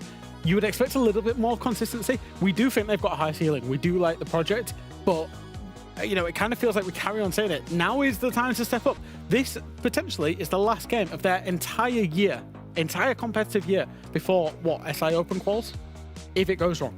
So there is no more second chances after today. With a win rate across the season that's around 30%, it's the real moment to try and prove to the organizations, to the fans, that this project actually was going to work. Yeah. You gave it the time, you gave it the effort. Now in the hour, basically the 12th hour, you have to make it count. But their opponents on the other side, also in a very equal situation, are Fnatic, Jack. Yeah, I think the expectations for Fnatic maybe tapered just that little bit, in that they invested heavily in youth. Look at the players on your screen. And that Safest Tristan is the only coach, the only support staff. So I think that the expectations maybe tapered a little bit, but they've actually impressed us quite a lot across the stage, I will say. I think they've fallen off a little bit in confidence, a little bit in conviction the last few playdays, certainly yesterday's game up against Genji, where had they been a little bit more decisive, they could have got something out of that game, but ultimately they failed to do so, which has led them to being in this position. Yeah, I think we had seen the results of the addition of Croc. I think it really rejuvenated the whole team. They were having such a great mood, everyone had great ideas, and the team overall was playing better. I think we've seen that deflated a little bit after a couple of play days, and the honeymoon period is kind of gone, and at this moment we need to see them being more positive with each other. It was one thing that we noticed in the team comms yesterday. Whenever they started losing, they were arguing a little bit. It was the first bit of frustration, actually. Yeah, that's the first time we really heard frustration and not a good energy, good vibes from this team, and that's something that I guess we are not expecting from a team that has showed us such great momentum. We saw those guys being down, 5-1 to Falcons, and they're singing, they're having a laugh, and they produced a great comeback. Yesterday, you're right, we did see a little bit of frustration. I think maybe the weight of everything in this stage got to them a little bit. So hopefully they've had a chance to have a reset, because they do, like BDS, they do have one more chance. With two teams that are so equal on paper and in the results so far in the stage, there's a lot on the line, and every little bit can change a lot. And in this case, it is our map. We're going to go to Chalet to close this one out. Yeah, this is a map that we have barely seen actually this season. I will say this, and this is explaining why BDS, we've only seen it once. It was against Team Secret. I thought that was a decent game from them. They lost it 7-4 a couple of months ago for Fnatic. We have not seen it played at a tier 1 level. They did play it once during Belgium Masters all the way back in June against Team Secret as well, and they got destroyed 7-2. So one common factor for both teams, they got destroyed by Secret on that map in a single time that they showed it this year. The one thing I will say was curious, BDS actually chose to start defense. I think maybe a nod at maybe some of their limitations for Fnatic on their attacks that we saw yesterday. But when Secret destroyed BDS on this map, how did they do so? It was aggressive off the back of Savage on that blitz. It was aggressive Mowgli taking risks. BDS really couldn't cope with it. So Fnatic play over pace, they could be away. But gentlemen, we introduced this game as a straight shootout for playoffs with an asterisk. And let's talk about that by bringing up our current standings and really talking about why that is the case and what can change, Jeff. Yeah, so this is as it is now. The only teams that can make it into the top 6 is either Fnatic or BDS. Fnatic currently occupy that position on round difference. Obviously, somebody will come away from this game with points. Now, Wolves are looking awfully juicy up there in 5th, and the reason that that's looking awfully juicy is if Fnatic and BDS go to overtime, both of these teams would gain 1 point and therefore be on 11, and whoever wins it then makes it through to 12. But because of their superior round difference, they would knock Wolves out. So if you're a Wolves fan, you're hoping, you don't really care whether Fnatic or BDS win this, you're just hoping it's in regulation, because if there's a regulation result, Wolves will confirm their place in the playoffs in 6th place. If there is an overtime, it will be both Fnatic and BDS that make playoffs. I would hate to be in Wolves players' shoes right now. They're relegated and they're watching this game, hoping that it doesn't go to overtime, because if it does, they don't play for anything else this season. Their season's over. They get a chance to play some best of threes, maybe make the major. But if it's overtime, it's gone. And it's not in their hands, and that's the worst thing. It's really a shootout, and if you hit overtime, then things get way more complicated for Wolves. Simple as you needed. Our casters are ready. Please, Fook Demo, take it away. Thank you very much, Milos, and we will. And we are kind of hoping that it's going to be a bit of a brawl. I guess the only people not hoping for that is Wolves. They're probably the only people there going, gosh, I hope this game isn't close. Yeah, just no draw. They don't want a draw. They just want a clean win. I think the desk is maybe leaning towards, I want to say Fnatic. Why are you saying that like you're looking at it on a crystal ball? Because Fresh is there. Fresh is there, right, okay. And he likes Fnatic. He does. He's a known Fnatic. Likes a lot. Yeah. Yeah, thank you. Yeah, I mean, I guess the thing about Fnatic is they sort of said they haven't really played this map. They had the one play. They did play it last year against Ents. In the sort of second split, but it was a very different Fnatic roster there when it still had Kanto. As it usually is. Yeah, they still had Jag Sucks and Deepak. It was a really weird game statistically, as I'm having a quick over. Fnatic won it. They won it 7-2. Guess how many opening kills they got? How many opening kills did they get? 1. Wow. So it was a big heavy map as well. Yeah. Huge clutch game against what was then Ents, who obviously we now know as Genji. Attackers have discovered the location of a bomb. Their record on this. Why did you put the accent on?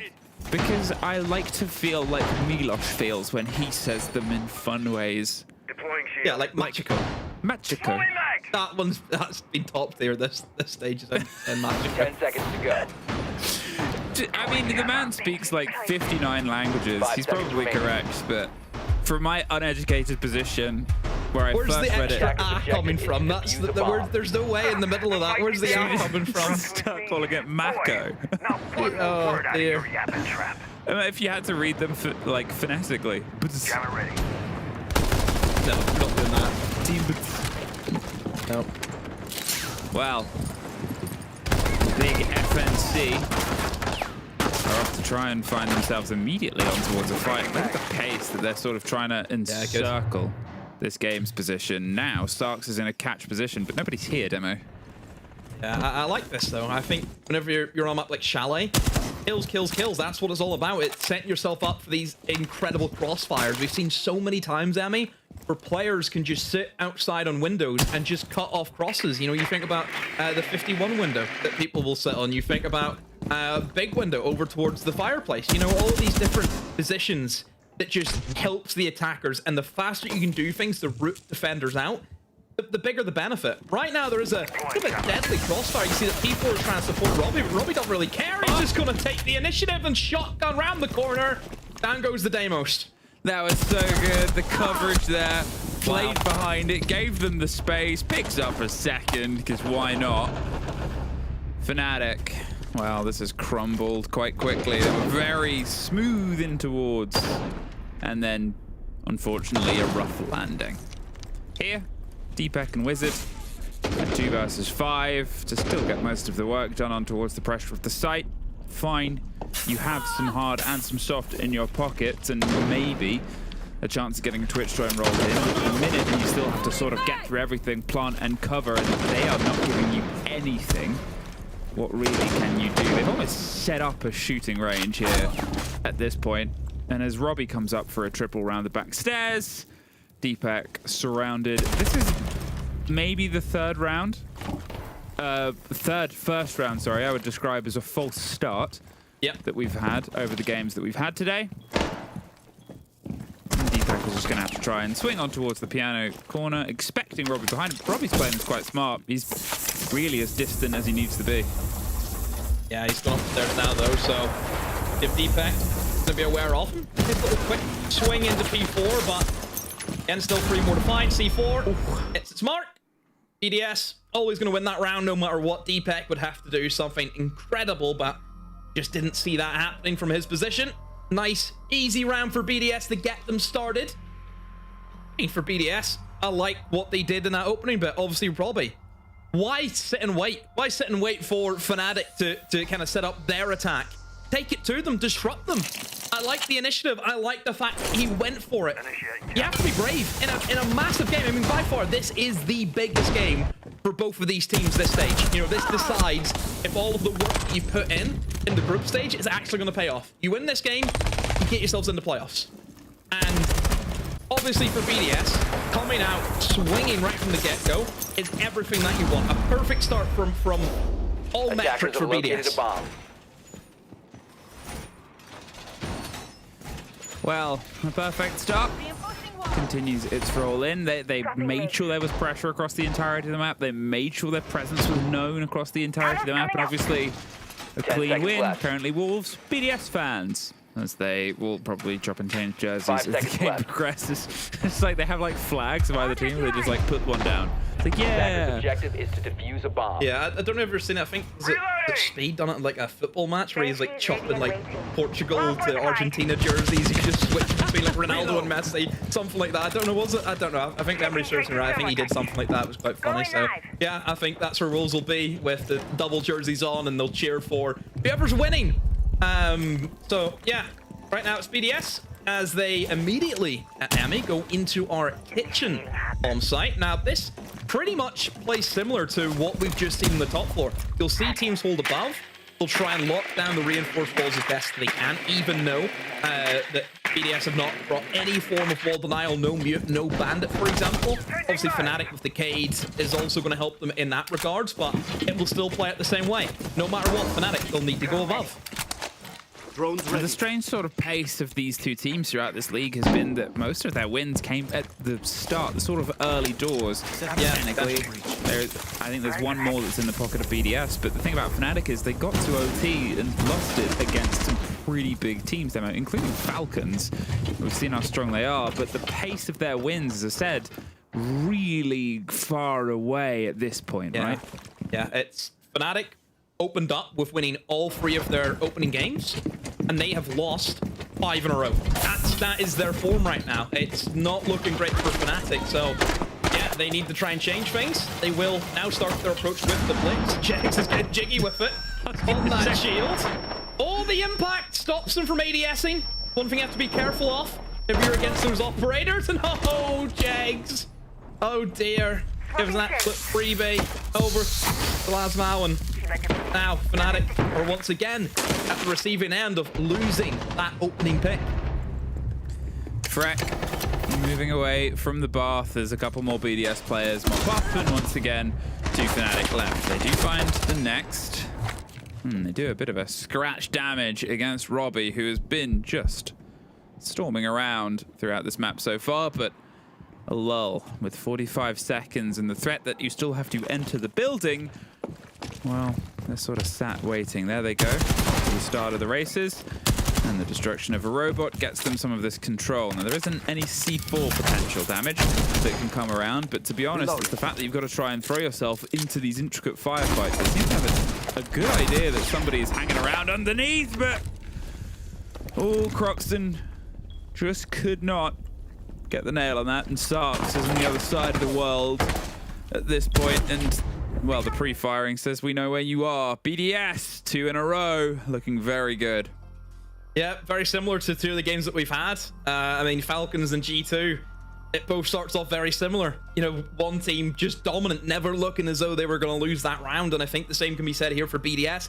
I wonder if the timeout, and there it is, a very early timeout. It just feels as though, I mean, there's just a load of mirrors in our games tonight. It's just the exact same reflection over and over again. We're like Scooby and Shaggy running through the hallway. It's just pod at plant, clock, pod at plant. Just the same thing over and over again.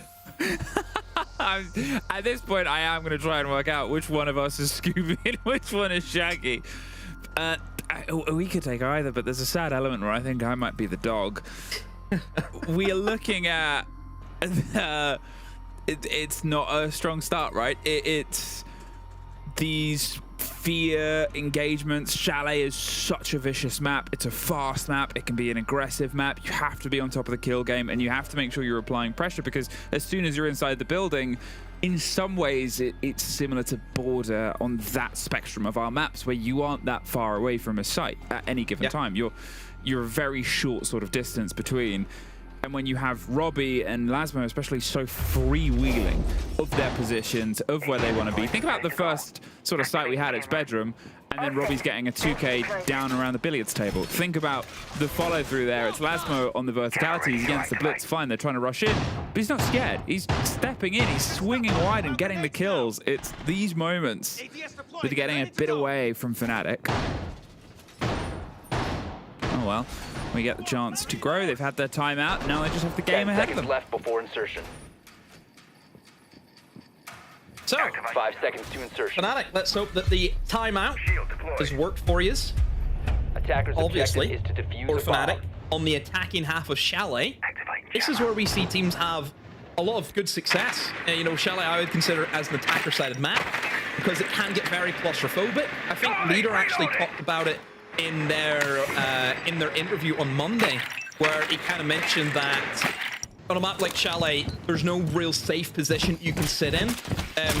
Once the utilities start rolling in, you know, you're going to have players in windows cutting off those crosses, and you know, that's where we see the attackers have really good fortune, is just based on the kind of design and the layout of the map. But we're not seeing that so far from Fnatic. I mean, there's been attempts to that, but the main issue is keeping that first player alive. You know, that opening kill is not went into their favor. Now, Jags is swapped off of the Blitz, and he's now on the Blackbeard for this round. Now, this will give him a little bit more of a bite, because he has nades, Emmy, which, of course, will help him clear away utility. You think about some of the Banshees that could be there. Naturally going to slow down a shield. You want to get rid of that ASAP. But still, again, has that shield, can still face check. That's the important thing about any of the shield operators. It gives you that instant information without having to put yourself at a mercy of, if I swing this angle, somebody could be there to headshot me. Doesn't really work against the shield. Now, the utilization of the Brava as well. Sure, it could be great for getting those Banshees, and they might give you a bit of early warning against those Roamers, but also the Cams. You've got a Valkyrie on this map, and that's just a nightmare for most people to deal with. Now, here's those grenades.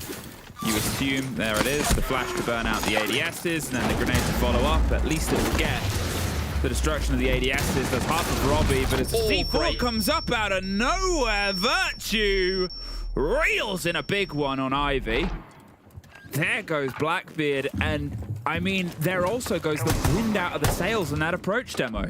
Yeah, now they're scared. See, they don't have the information because the mute jammers are slowing down any of the drone work. You don't have that shield to be that human drone.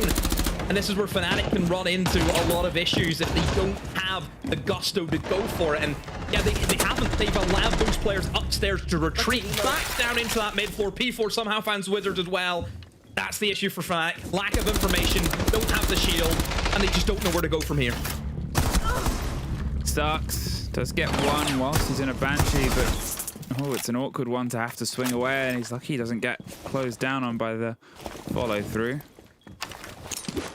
Wrong gas on which side that player's in. They'll still get flashed out, and they're going to actually opt on the information that they do have, but point. He's only taken the engagement because he fancies it. Sprayed through the wall. BDS, 3 rounds in a row. The timeout does not stem the bleeding of Fnatic. Yeah, Fnatic 3-0 down. Haven't really looked as though they've been in a position, Emmy, to get themselves onto really and execute. You know, everything seems to be kind of petering out towards that mid. I mean, really early to mid stage. That's where things have kind of been falling apart. It's not as though they're in a position, I would say, what we've seen with Genji and VP, where, you know, they were setting up well, getting into that midpoint, and the execution is where they fell flat in their face. They're not even getting to that stage. You know, they're really struggling just to get any resemblance of shape. You know, obviously the game plan there was to get that shield in, create that bit of an opening, but then that C4 was played to perfection. You lose that Blackbeard. You essentially cut off the eyes. You know, that was the main information gathering opera that they had, was that shield. Again, like I mentioned, the drones weren't there because the mute jammers were doing a great job at slowing that down. Yeah, great game plan there from BDS. I'm really liking what I'm seeing from them here tonight. It's been so solid, and again, it's this conversation of, okay, why has today been the day of just rocking it in on the defense? The defensive win rate, including obviously the 2 flawlesses that we've had, the numbers have got to be very skewed. You would call it an anomaly if you had like 1 flawless half in a day. We've had 2 defensive flawless halves. We're halfway through a chance at another. We've still got 3 rounds. This can still be tied up. But BDS is just flying, soaring. Full High School Music retinue right now. This point, Fnatic. They're going to see if they can try and take the initiative here as Crocs can't. Freck serves it up in bar, and it's almost, I was going to say slip away. A bit of damage done back towards Sarks, but not quite there in time, Robbie. I think that's 4 for 4, isn't it? In terms of opening deaths for Fnatic. Yep. It's not a great stat, Ari, especially a map like Chalet, where it is more kill orientated. You know, strategies are less of a thing. It's about how well you can get those picks. And, you know, I think Chalet's probably the biggest rat map, I think, in terms of being able to crouch walk your way through the map. Think about that massive basement that you have with all the staircases available. But right now for Fnatic, things just are not clicking. Now, they have got a better control this time, though, Emmy, off the map, I feel. They've actually got control of games. They're in towards Library now. You can see that everyone from BDS are either in the bomb site or just the one player who's inside a trophy. But again, you're pretty much in the bomb site if you're B4, you're not far away from it. So we should see Fnatic actually get an attempt here of going for an execute. Now, if you look at the position here for BDS, you've got one guy on the half wall inside of office. That's going to be the player that you need to find. You look at what Fnatic have. You've got 1 nade. That's all you have to clear away this position. So the only other thing I can think of is they go below to try and DMR or Deimos track him and use the pistol. That's the only other way you're going to get rid of him. At this point, this feels like the first time that we're actually getting some pressure on towards the site itself. As you said, they're setting up in this position, but P4 going underneath. Oh, he's caught out! The Deimos was able to operate, as you said, and they had Sarks on the cover. P4 waddles to his death, and now, for the first time, BDS have a man disadvantage to try and make something happen with. The calls will come out, but they know where he is, and he can just get that cleared away on the mute jammer and tuck himself closer and closer. But they're now very aware, does a bit of damage, doesn't get the full kill on the second, just a down. That leaves Lasmo and 30 seconds. C4 over the top does at least stop one. But against a DMR, it's a bit of a rough position. They've moved in for the plant. They're inside the site and tucked in a great place with the hard wall either side, so he has to swing wide, but Fnatic find their first round. Yeah, finally, we see Fnatic have a bit of success. They have a chance to execute. They will actually do quite well whenever they're presented with the options for it. So you can see the difference of BDS not playing as aggressive, actually giving map control away to Fnatic is what's done them there. I'm actually surprised. I think the way that BDS had played those previous rounds, they were fighting for ground. They were not just giving Fnatic an ease of access into the building. So I find it strange that BDS have decided just to sit back that time. You know, things working really well whenever you're in the face of Fnatic. You didn't really give them a chance to breathe. They This time, though, you allow Fnatic to play out how they want to go around things. You see that they assess the threats of, okay, Apple's going to be a big issue. Let's clear that guy from downstairs. You gifted them 2 kills via that. You then have a split take. You've got 2 guys walking up in through Solar who have done the job. You've got the other 2 coming in from the main breach and also in through the office doorway. Yeah, I think BDS gave what Fnatic were looking for there. That was just control of the map. 10 seconds 3-1. left. We're not going to have another flawless today, Demo. We still have had... Well, I guess we might have a flawless later on, actually. There's a game after this, isn't there? We've still had... obviously, no entry kills going into the favor here of the side of Fnatic. They've been unable, as I sort of pointed out at the start of this, when we had that game from over a year ago, they only got 1, and they still somehow won the map 7-2. This is a very different energy in that they're much more on the wrong side of it. Virtue, oh, I say it into existence. There is their first. Virtue caught out in whatever position he was in. Usually not the sufferer of an entry body because he's a bit further towards the punch, but it shows how thin this map is. And as Crux is already sort of waiting and skulking around the top of the lobby, seeing if anybody swings out the side of Piano on towards Ivy. He's sat happy, but they need that verticality before they can think about cracking the site itself. Yeah, I need to take above. You know that. In terms of vertical operators, I mean, they don't really have any bar from the Ash and maybe the breaching charges, but I mean that you've left the wall unreinforced, and you actually do give these attackers these long-range engagements that maybe that they're after. And oh dear, Robbie goes for a peek down through the verts, but quite a bit of damage from that DMR. The Fnatic are attempting to remove the bandit charges from downstairs, but having a bit of an issue with it. Finally, they will get the thermite charge whipped. That went off. Frozen. There we go. I was waiting for the bang there, but I was like, it didn't get tricked, I don't know why, but no, it's just being freezed off. I mean, it will get opened up at some point, no doubt about it, but minute 15, still, I think, in good time here for Fnatic. Don't forget that kitchen wall is already opened up for them. There they can walk in and go for the plant. They don't have to worry about getting the thermite, rotate it down in towards Lobby Eber. So, yeah, things I think are certainly shaping up for good for Fnatic. Just shy of a minute, they've got their eyes inside and they're going for the kill before they go for the plant. Clever move, you have the man advantage, make use of it. Uh-oh, there it goes. Uh-oh, it's gotten even worse. Suddenly, things have fallen apart a bit on the push. They're trying to drive their way up West Main, and as Jax does get one more, there needs to be a bit of a swing almost here from BDS. There's a great take, expecting the follow through, and gets it in the smoke! I was gonna say clever idea, rotating around in the smoke itself, but as the DMR in a close fight against the Great Pistol can't connect, Jegs gets it. Oof, that was a way for that to spiral out suddenly. Touch and go, I think, for Fnatic. Looked to be as if they were set up in a good position. They've went for the execute. Things maybe didn't plan out the way they thought, but thankfully they stabilized. I mean, Wizard coming in with some big kills. So Fnatic, that's 2. Still think they need the even half, though. A 4-2 split. Starting off in the attack. It's not great. So Fnatic, a big round coming up.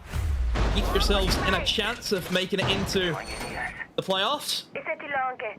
BDS taking their foot off the gas ever so slightly. I mean, again for BDS, I mean, I just feel as though they're not fighting in the same capacity as what they did previously. Again, allowing Fnatic to have that map control. Yeah, I think it's the... I mean, there's almost elements of it where did they get a little bit too lackadaisical? Did they get a little bit too relaxed on it? We didn't see how Virtue sort of got pipped quite early on, which probably didn't play into any sort of favor, but the fact that they sort of wanted to go, oh no, we'll just throw these tubs out. We'll waste the time that way. We'll do whatever. Fnatic had the opposite energy. From where they were a bit sharp on their entrance to the building, they haven't actually slowed that down. They've just shifted things. They're doing good pushes up West Main, the response to, oh, we're slowed here, let's try and do this. Yeah, they lost the next kill, but because they'd opted for these extra positions, BDS almost sitting back, expecting things, has led to a result where they've pulled back 2 rounds. They could still get themselves off to a decent defensive half round here, and you know, I think nobody's on a sort of tighter watch on this right now. If it ends in an even half, because we get some thrilling ladder gameplay, you can only imagine what Wolves are thinking.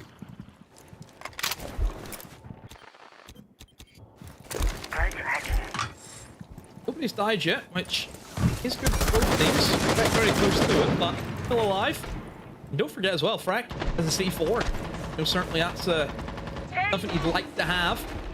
Try and get those picks whenever you know that Fnatic are certainly fans of trying to take in towards library and across towards the top floor. Having that C4 from downstairs would be very handy to have. Taking off C4s. I mean, Virtue, you can see, is ready with the lineup, but not ready to go as of yet. Fnatic certainly taking their time with this approach. It looks as though that everyone bar Wizard is actually outside off the map. Again, a very atypical thing that you see just playing on the windows. I just wonder how they're going to get themselves in towards that top floor, because they don't have the shield this time around. Remember, it was the Blackbeard they're trying to play around, pushing in through jungle and trying to make his way in towards Fireplace. So without that, I do wonder what's going to be their main way of getting in. And that Butte Jammer, oh dear, it's going to cause some issues. Jags cannot open up that connector wall, so the defenders who are anchored in the bomb site, they are safe. Reloaded. I get throwing the second one on is hoping that they've put it a bit closer around, but you could have put a little bit more distance in between where he threw the second one. You know, they're arcs bubbles. Anyway, bit more damage done to P4 and a bit more damage done to P4. Still alive, that's the important part though. With 40 seconds left, every single player still standing, and we're about to see, I think, everything turn into a bit of an explosion. Virtue, great shot. Clears the man out of the coat room and sends him on his way. And here's that explosion I talked about, but it's not quite met with any blood on the other side. Fnatic, it's only working away of your favor. You got to get in there, lads. Get into the fight, get into the picture, and oh, there's at least one. Lasmo's gone. There's Sark's getting another, and there's P4 stopping the bleeding for a second with Wizard on the flank round. At this point, a 3 versus 1. P4 on no health. He's spraying onto one, can't get the next, and it was late, but it arrives on time all the same. Yeah, really late. I mean, I was worried there for Fnatic. Not a lot really happened for them, but they were geared up. All they wanted to do was slow down any rotations that could have happened. I think their main approach was trying to flood in through kitchen and dining, in through the short hallway, but again, it's risky to go for that if you don't necessarily have the top floor control. But thankfully, their attackers who jumped in through the windows above were able to win their engagements. Yeah, so really for Fnatic, just winning their gunfights was able to see them through that. I think that's a round for Fnatic where if one gunfight does not go in their favor, they lose that. So it is a really risky strategy, but still being able to make it work. You know, their gunners are gunning, and they have certainly salvaged this half. Give credit to them. They were 3-0 down. Things were not looking good for them. They have responded oh so well. Well, now I guess we get those strange moments where once again Wolves fans have put down the one flag and looked at both of them and gone, uh-oh. If these teams get to OT, Wolves are not in playoffs, and it has been entirely out of their hands. The relegation won't change the same, but they might be losing that other boon that they had in their favor. At this point, BDS and Fnatic, they're obviously still playing for that sort of point. They want to get themselves locked in for 3. The main sort of draw of this, obviously, at this moment will be BDS, who want to try and get themselves in towards the top 6 overall for the year. For that, I think, to be able to jump over MACKO, they need a win in at least OT, but they'll probably take the 3 points and be happier with it. And that would push MACKO out of the top 6 of the year's game. And that's not the way to start it. Jags gets onto Freck, and the buck is gone this early from the spawn peak. Yeah, it's always something that Chalet you do have. You have a fair amount of spawn peaks that you can get cut out from. Again, it plays into that gun-favored map and that ideology behind what this map is compared to others. Thrown up and running. Fnatic, a brilliant start. Now, you think about the buck specifically. I mean, whenever you kind of look at the operator, you think, okay, vertical operator, but one thing that he can do that no one else can do compared to your ram or your sledge, for example, is he can go below. You know, that is one massive bonus that Buck has. I've mentioned before how half wall on this top floor bomb site inside of office is usually a bit of an issue. Buck is great. Go downstairs. Buck him out. Do not allow him to play in that position. You think of mirror windows also that Fnatic have brought in. Getting rid of that Buck is a massive for that operator too. It means you don't have to worry about somebody going downstairs and ripping just the floor from beneath you.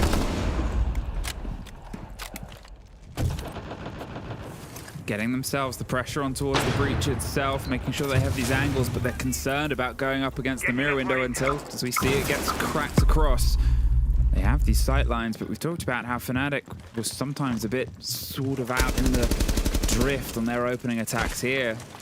BDS have more bodies to work with, but look how Fnatic have moved. They've peeled themselves back towards Solaria, back away from the site, and they're going underneath. Whether they know they got the buck or not, they have that vertical control. And as Robbie gets caught just hopping out on towards the balcony to try and rotate, it's now a 5 versus 3. Both stories are under the control here of Fnatic, so BDS are just going to try and push in. They do get one, as Virtue's able to push his way across. There's another fight about to happen by the piano. Doesn't know about it, but still somehow gets the kills. P4 and Lesmo work together and have absolutely turned this round on its head. Somehow the crossfire was so perfectly timed. 45 seconds. As they try and drift their way across piano, it's a swing out from P4. Crocs is the only one left, but what a pullback that was from BDS.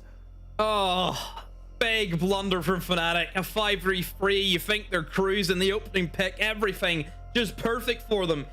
And just BDS have to just go for it, just go for kills. And they went in, they were able to win their gunfights. I mean, inside of piano, that was incredible. Deepek though, you know, where is he in all of this? You know, they're 5v3 up, and he's just in the other side of the map. You know, where is he? I was complimenting their control at that point, right? It's the 5 versus 3. They have 3 above, and then 2 of them had gone underneath to try and offer some support. And then 2 plucky BDS players, because there was still somebody outside on the window. Yeah. 2 plucky BDS players. The timing on the crossfire on the piano player was exceptional. But also there's a little bit of criticism to give towards that player in that they let that person walk in and get very deep to get that first kill before they swung around on towards the impact there. And that was just, I mean, confidence and goal and everything they needed there. BDS, rest control again. I didn't even notice that, by the way. Changing max. Oh, what? The, yeah. Da-dun, da-dun, da-dun, da-dun. I was gonna I was gonna make a bit of a call on it, and the play-by-play at the end of, like, I think he was 0-6, and this would be his moment to get a triple kill, but unfortunately, didn't happen. So, not what you want to see in the biggest game of the stage is one of your main entry players, of course, being Crocs, and that's why he was brought onto that team, is not looking too hot. 0-7 is where he sits, and he needs to try and get himself in this game to try and help this team reach the playoffs. Right now, BDS, winning that first attack is going to give them a boatload of confidence now going into their second attack, but it will be a switch up. Not going back top floor, we will be headed now into our bar and games. Look at the lineups from both the teams. I mean, Mira is a fantastic operator Emmy for holding in towards piano. You whack the mirror window, of course, in towards fireplace, looking into piano, or you can also do the reverse mirror window, where you play inside of the library box, and this looks in towards blue, and also onto that double window. Again, another very strong mirror window that you need to respect if you are attacking this side. Now, for BDS, what ways have they got to kind of contest against this mirror window? Not a lot. Really, it's going to have to be maybe a Selma charge. That's it. They don't really have anything else that they can utilize to remove it. So it really comes down to how well they can cover that Selma charge from going down. A lot of pressure building here around Crocs, and he's going to see if he can try and find a way out, but he's not the immediate blow towards it. Deepek's on towards the back line of the site itself, and that still leaves these two players on the top floor. But at this point, what do they really have to throw them out? There's no more Flores drones. There's a couple of grenades, fine, but you've got to try and act on the kill, and well, you're needing to burn out these sides as well. There's the smoke, there's the coverage, there's a man on a hatch holding out, waiting water take! On towards that, P4 blinks and was on a cam. Still no immediate follow through. There it is. Lasmo's able to get one. The player on the mirror window is still holding their best. There's 3 different angles. It shows the power of a mirror window right now. Just being able to hold off 3 different players. Drops onto the hatch. Doesn't get caught because of the cover of Sucks. Is able to work it, and there goes Freck. Virtue with the grenade gets them back though, and there's someone that's moved their way in towards the fireplace itself. 15 seconds though. It's a 3 versus 2, but they still have to drop onto the site. And no! Hit him with the Assassin's Creed, baby! Wow. I mean, that was not what I was expecting. BDS win the round. I think Croxon, he does get his kill at least, but he was downed as he went for the knife. And then the last player lost his engagement inside a connector, so BDS do win that round. A very fast ending to it. But BDS, I mean, I thought they'd done a great job at actually utilizing the smokes. I mean, just smoking off the mirror window, that's one way also to play around it. Don't worry about just clearing away the mirror window. Make it so he can't use it. Block his line of sight, make him panic. I mean, you've seen that there was a moment for the player in that mirror window, Croxon. He didn't really know what he wanted to swing. There were 3 potential swings that he could have went for. And he just panicked. There was too much for him to go against, and he just left. And then he forfeited that top floor control. BDS have that man advantage, have that top floor, have the hatch open to them as well. Yeah, BDS close it out. They are rolling now onto the attack. They're 2 rounds away, Ami. That is 5 it. seconds to go. 2 rounds away. BDS of not only cementing themselves in towards playoffs, but as we said, at end of the year, big possibility, and pushing MACKO out of that. They could single-handedly be ending one team's dreams, but at the same time, it also gives a benefit towards Wolves, who will, if this gets secured within regulation, as we said, keep their spot in the playoffs and keep themselves a chance at still sort of battling forward. At this point, though, with 2 attacks put together, and Deepek almost immediately removed and a timeout long since used. Where do you go? They're watching you through the drone hole. Does somehow get across the divide and is going to open himself a rotate to get out of there. Would have been a nice opener there for Virtue, but not quite one he gets gifted. Instead, they find P4 around the other way. That is twice the soft destruction has been caught. Freck gets Jegs through the soft on the pre-fired angle, back against what was coming their way. Robbie's suffering, and everybody seems partially aware of each other. That was a scrappy way for that to go, but another one pops off as well. Fnatic, 2 quick kills, Demo. Yeah, they went for the solar take across, not interested in trying to clear in through library, and they just haven't won their engagements, Emmy. Yeah, very simple as that. Fnatic have held firm in towards that top floor. The 2 remaining players are going to attempt to try and get themselves in free trophy, and that's what I was thinking about, just walking straight into the site, but there is somebody covering that. It's going to be Deepek on that mute, so that information will be fed free to his team, and now Fnatic can just recuperate in terms of how they want to position themselves.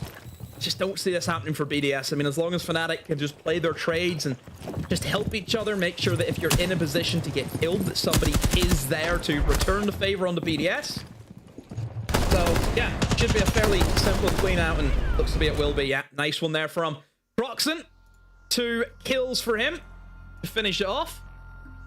Fnatic, who get that first defense on the board, but still a lot of work to be done.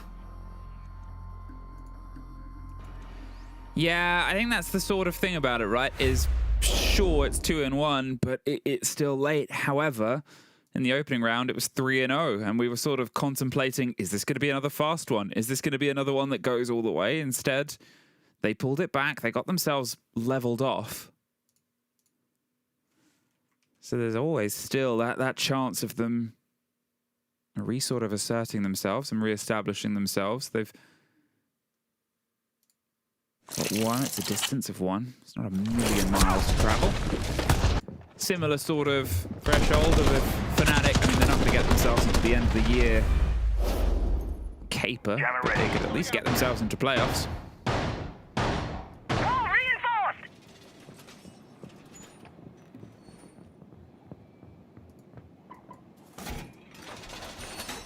Overall for BDS, it felt like a round where they wanted to play as fast as they could to try and catch Fnatic by surprise, but I think you gotta mention it, it felt as though everyone knew where everyone was. You know, both teams had pretty good ideas about what either side was doing, and it just comes down to who wins the engagements, and yeah, that's sometimes what Siege is. It's just who can win their gunfights. You know, simple as that. It's a shooting game, Emmy, at the end of the day. That's something some people forget, as much as, you know, tactical analysis comes into it. Yeah, honestly, you'd be surprised if there is guns. If you can shoot people and kill them, you will win. Activating shock drone. I need to tell somebody about this. I'm in shock. Because I thought based on my ranked teammates that you could try and just not shoot back. 5-4 here. And the entry statistic, we sort of talked about it in the first half of being something that entirely eluded Fnatic. Here they've been able to double it down. They're up 2-1 on the second half. They've been able to make sure that they're that first go, even when things like this happen. Last time it was Deepak that took half health, before then the next kill came about 20 seconds later into their favor. Wizard, similar story, but he slips away without getting the full bite, and it shows also the range of these DMRs. That's a shield. And I mean, sneaky. Very, very close. In a very late shield, no doubt about it. See, this time for BDS, a much slower approach. I do like how fast, though, they were able to entry and downstairs. Fnatic have no interest in actually playing downstairs, and because of that, it allows things like that to happen. They've been able to use the nade to clear out the player who we've seen trapped inside of the bathtub. There was a trade, though. Deepak was able to respond with a shotgun kill, also through the flooring, and it did take out Freck. So it is going to be an even 1-for-1 trade. For BDS, a little bit of a scatter shot in terms of where their players are, a bit all over the place. Don't really know what they want to go for here. It does seem as though Solar's going to be on, because you've got a player on that repel. You are going to go for the Solar repel, Emmy. You need to make sure you have a good, stable control and big window, and Virtu is going to get himself set up at that position. So as long as you have that double window, it just stops that cross from happening. So those players who are on the other side of the map, you look at where Proxen is right now. He just decides to leave early as he swings onto the outside window, and Robbie will take him down. I mean, this is geared up, especially with that pick. Robbie has killed the only player. What on earth? Robbie killed the only player in sight, and then a double swing onto the player onto the bathroom balcony has been picked up by just a Twitch crabbing around the map. So weird. That was so sudden and so external. It was almost like all the things that Fnatic had been doing quite well up until that point. Yeah, they've been applying pressure, but they hadn't really fallen into the waiting gaps like that. You know, okay, that's why he had to leave. Fair enough. And Deepak pulls one back, but here, just the sort of filthy. And then P4 on his usual role. And two players just sort of crossing across around Ivy to try and swing out the window. It's just... Yeah, you had the first guy swinging, and the other two almost felt like... You ever seen those nature documentaries where, you know, there's like just a herd of like gazelle? One gazelle goes and they all go after it. It's like as soon as one goes, I'm going as well. And it hasn't paid off for them. I mean, at this point, BDS, they've secured themselves 1 point. They've secured themselves that position. They're able to get themselves jumped up, technically currently above Fnatic. And this does secure them for playoffs, I believe, at this point, because even if they go on and lose it, they still have the round difference over Wolves. They still have that 5th or 6th technical spot. But if they get it in 3, if they can get this locked in, they can get themselves jumped above MACKO, they get themselves online. They need to win it out in the next 2. Yeah. If they want to be at those finals at the end of the year. And also they do Wolves a favor. And they do Wolves a favor. Imagine talking about Wolves rallying behind BDS and like 2 years ago, those teams being the two French rivalry. Right? It's like, now they're best friends. Whoa, crazy things happen. At this point, Fnatic desperate to get it in on towards OT. They just need the 2 rounds. Again, same story. They don't need the win in OT to get themselves in towards playoffs because of the work already done. But if they want their dream of getting an international potential stage performance and the fight alongside those playoffs in the best of 3s, they're going to have to ruin Wolves' dream and day. Taking their time here, really. And for BDS, not a lot has happened for them. I suppose this is kind of typical whenever you look at the basement, though. You're going to expect to see a lot of defenders just sat twiddling their thumbs inside of the site, but I mean, there are a few roamers, so you've got at least 3 players off-site, 1 player inside of dining, and then 2 players still in towards that top floor. And speaking of, Cruxen kills Robbie, who looked none the wiser. So information from BDS has certainly gone begging. If you know, he just sat in a hatch, exposed himself to anyone who could be in towards that top floor. He's had no idea. So BDS need to do a little bit better on that front. G4 is able to kill Jags. PC gets killed back. Still a 4v4 with a minute left. BDS, they're in. Are they maybe going to look for a planter play for kills? Oh, at this point, I mean, they're putting the pressure on the side itself. A 4 versus 3 in Fnatic. They're going to see if they can try and hold on. There's the plant, as you said. They're going to see if they can get it just tucked in on the side. People getting 1 more in a post-plant situation. Ooh, maybe put a bow on it. This one could be done. A swing round onto blue, doesn't go their way, leaves Sarks alone. Does a down onto 1, but suddenly flooded BDS. They get themselves popped up. MACKO, they fall out of the top overall 6, but in brighter news for Wolves, they stay in the top 6. Fnatic do not get a playoffs position. BDS, they keep on fighting. Yeah, BDS secures themselves in the playoffs. It also will secure them into that top 6. So now we know who the top 6 are for EML Finals, Emmy. Well, we'll leave that for the devs to talk about and how they broke it down after this break.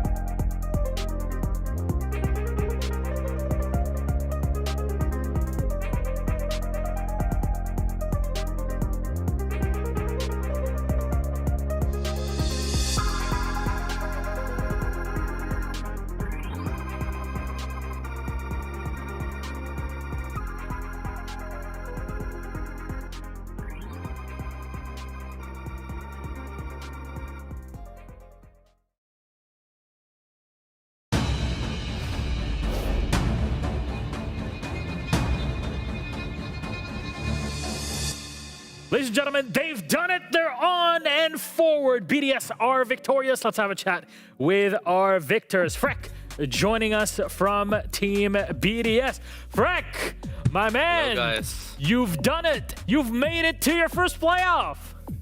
Not my first, actually. Well, come on now. The team, yes. Yeah, the You're team's first all together. playoff. I'm very, very proud of the boys. Very, very proud. Are you proud of yourself? I was fucking terrible today, but the team pulled me through.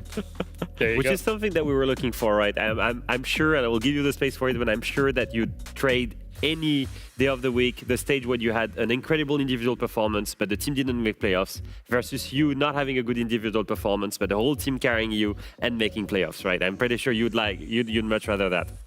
Yeah, for sure. I mean, like now there's something to build on. You know, we have something to play next week. Otherwise, like you can have a good season and it's for nothing. You know. Now we're still in it. I'm actually curious to check on the spirit of the team here, because for the longest time, Jack and I, we said you guys have a lot of potential, but it's so inconsistent in the results, right? You have such a strong start and then you have a couple of losses. And at some point we were like, are they going to make it? And I'm just wondering for you guys, how has it been the last couple of play days where you're so close to making it, but you're just lacking that one win? Yeah, it's been very, very rough. We knew we were going to play some very good teams. We did some prep, but just in the game, it just didn't work. And sometimes you got unlucky, sometimes you just got outskilled, you know, and the game's turn. It was very hard. But again, I'm so proud that we just reset it and we played very good today. What were some of the things that you did to do that, Freck? You know, obviously yesterday was a disappointing loss. What did your support staff say to you? For example, what was your teammates saying to each other to turn around from yesterday going into today? Because there was a lot on the line today, right? Yeah, the thing Fufu always says, Furious, our manager, he always says the only round that matters is the next round. So, you know, you just reset. You know that today is very important, and if you win today, it doesn't matter what you did the rest of the week, you know. He really got focused on it, really got that win when it matters, the performance of everybody. But now you're swapping on from best of ones to best of threes. It's a whole different ball game. How do you feel as an individual and then as a team to tackle that next obstacle? I think best of threes are a lot more fun to play. So I'm excited, you know. The first time we play best of threes with this team, even though we've been together since March. So it's going to be good. It's also, it's not only playoffs, you guys also lock in EML regional finals. Like for me, this is massive for you. I think we were talking about it the entire stage. You guys joined a big organization. Obviously, despite the first stint of this roster being put together, I think you had pressure to perform, you know. And after stage one, you finally succeed. You factually lock in both playoffs. You can make Munich and you also have regional finals. How does it feel for you guys to have kind of like the relief of having finally performed to reach that point? Yeah, it's so good. I'm just so happy we have big game players. Like if you enable the players we have, like you can see like the shots Robbie is hitting sometimes. I'm like, how is this guy even on my team, bro? Get him like a 10 million euro contract. But like we're so lucky. Like Vivi, like the whole team, Nico, Jake, everyone's so good. I'm happy to see it. Great performance to get things over the line today for BDS. Freck, any last words then before we send you off to playoffs? During playoffs, I won't be shit, guys. Trust me. We will hold you to that. We're going to clip that and use it at some point. Thank you very much, Freck, for joining us. And thank you for being part of this whole league and the content that we filmed earlier on in this year. I think it mixes very well from stage one and development into stage two. And we're very thankful for it. We'll let you go, rest up and prepare yourself and the team for playoffs. Have a good night. Yes, thank you, guys. Have a good day. Bye-bye. There you go. That's BDS through, but also, I have to say it. Yeah, they're not here. Fnatic gone, done. Who also makes it into playoffs? And that means that relegated Wolves will also be playing in our playoffs to make the Munich Major. My fairy tale dream that we could have a relegated team from our league win the Major and qualify to 6th Invitational is well and truly alive. All right, it will be dead in a couple of days, Jack. Don't worry about it. No, I've got at least 6. But I just want Wolves to take that opportunity to just go in. That's you know, crazy. It's a free hit. Yeah, to just go in and have fun. There's no pressure for them to perform anymore. They're not even in tier 1 anymore. They can, you know, they can play without anything, no stress. coming back to that game, I will say this. BDS had a really strong defense start. Fnatic actually thought that they cooked really well. The adaptation on the second side of the rotations was perfect. Yeah. From a 3-0 lead back to a 3-3. But what really made the difference is BDS work in attack. Yeah. And that's something that I did not expect because it used to be such a weak side for them. I will say this, P4 stalling was on point. Yeah. Some of these isolations here in attack were absolutely perfect. The kill on the bathroom, like the kill on the bathtub here. Honestly, everything seemed to click on. 4 attack wins, perfect. And that puts them on 7 points. I think teams have figured Fnatic out a little bit, that when you take risks, when you be a little bit unpredictable against them, they really don't know what to do and they can't cope. I think Genji did it yesterday. I think BDS did it perfectly today, particularly once they got onto their attacks. They were so much to handle. You know, even the very last round, the Thermite walking in the breach, instead of planting, has walked connected to get the kill first, then planted. That type of stuff where Fnatic are just not ready for a lot of things. And I can see you scheming away here, Leo, so I'm going to let you take over. No, I'm just really happy to see Lasmo and P4 perform. Yeah. Those guys were the 2 guys that were maybe trailing behind a little bit in the rest of the stages. And what's more important for me, nothing matters more than this game for these guys.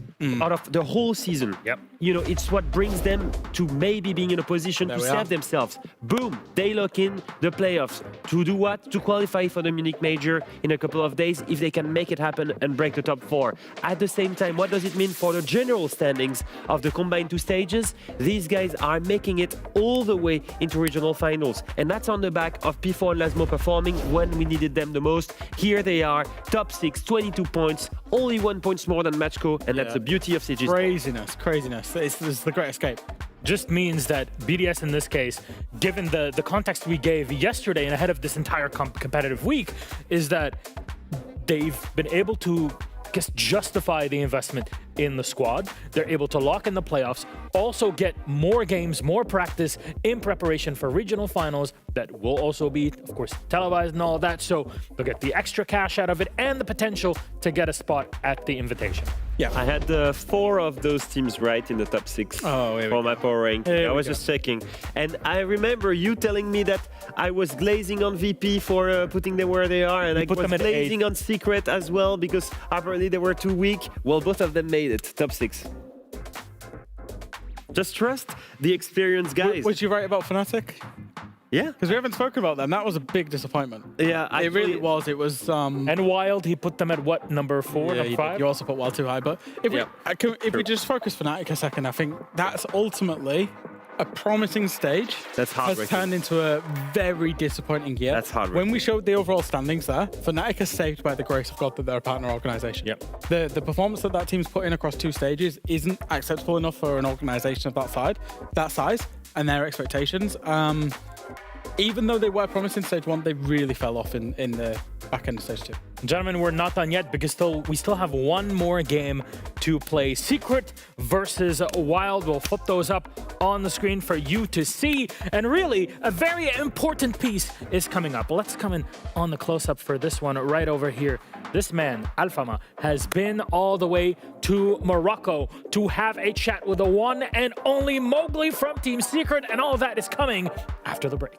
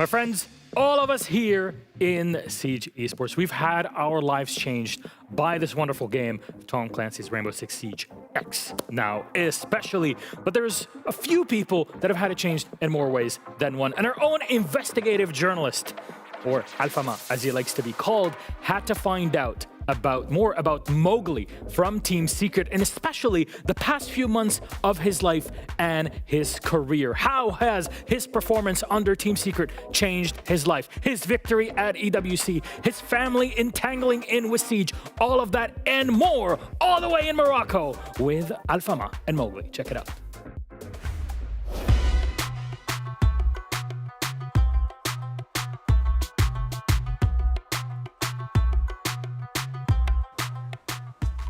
Hello mec. Hey, ça va? T'as dit quoi? Ça va ou quoi? Bah ouais, écoute, c'était un peu plus long que prévu le voyage, tu vois. Ouais. Ça fait un moment que je viens t'interviewer, je me suis dit ça va juste être un petit train, on va aller à Paris tranquille et tout. Ah bah au final, regarde. Au final, on est au Maroc. Tu peux m'expliquer ce qui s'est passé là? J'ai vu cette magnifique vue, je me suis dit alors on va vivre là, c'est magnifique, c'est le pays de mon père.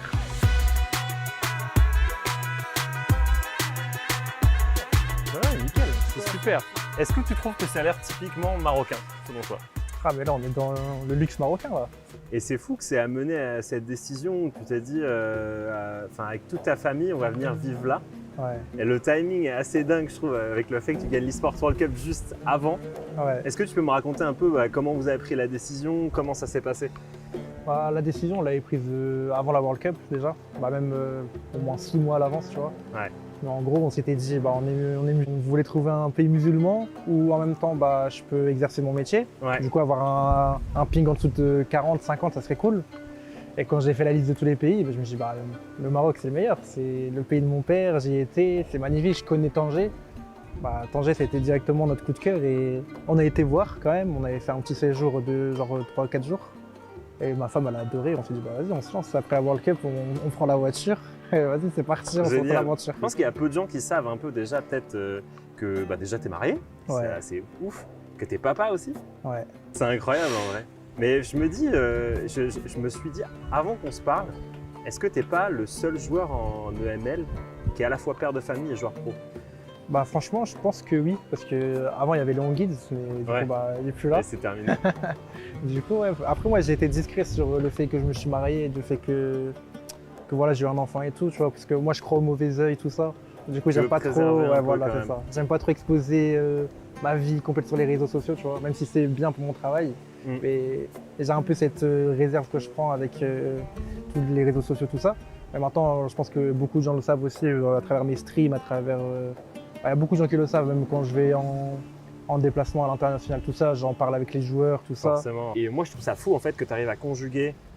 Tu es quand même en train d'élever un enfant en bas âge avec ta femme, mais en même temps, tu étais joueur pro, tu vois. Est-ce que tu sens que ça a impacté? Je pense que c'est plus dans la façon de gérer mes journées de travail, tu vois. Ouais. Parce que c'est plus, je suis chez papa-maman et je fais 6 heures de scrim, après 6 heures de stream, et après on dort et on refait ça la journée.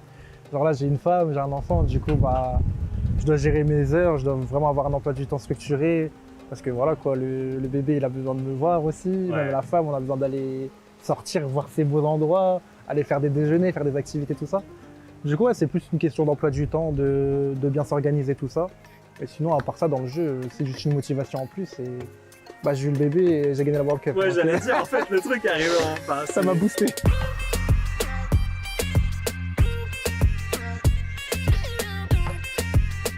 Mowgli, on arrive tout juste de l'Esports World Cup, ça fait un peu moins de 2 mois maintenant. Tu gagnes cet énorme titre, tu gagnes un gros cash prize avec lui aussi.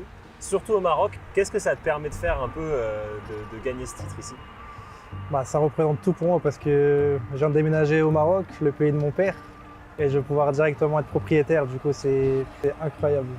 Franchement, j'aurais pas pu rêver mieux, franchement. Pour moi, il y a vraiment un moment clé, c'est ce clip dans le bleu de Clubhouse.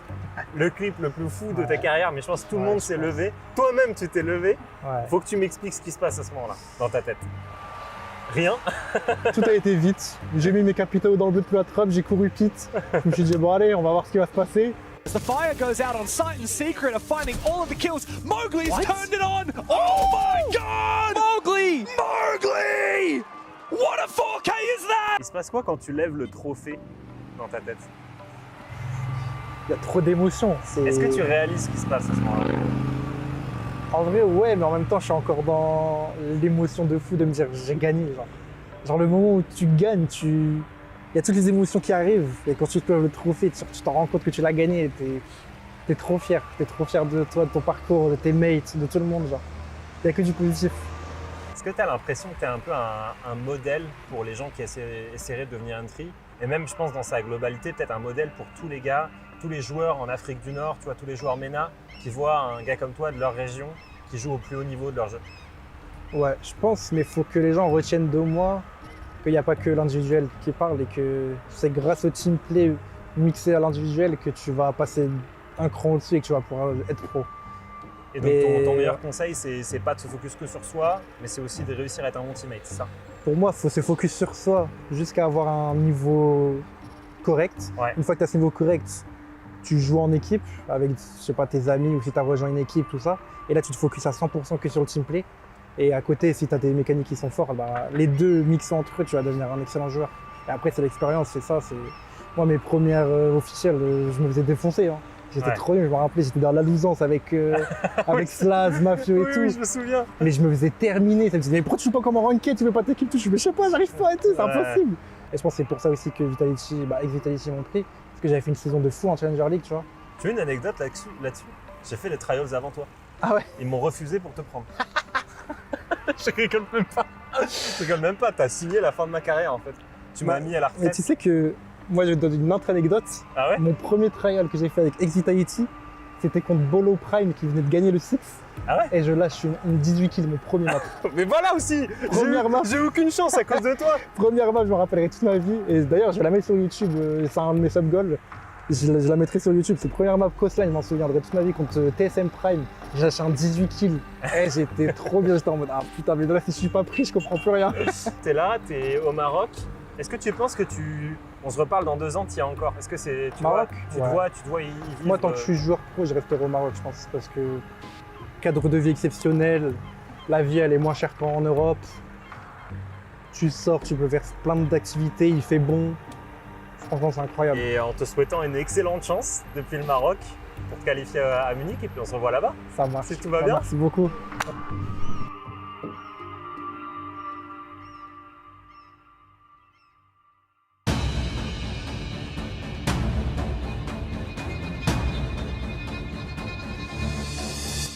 What a beautiful piece of content that we just saw. Thank you very much, Mowgli, for having joined Leo on this beautiful conversation. And Leo, I'm so glad he was so much better than you to get picked up so that you can be with us eventually. That's true. The butterfly effects of Mowgli emerging.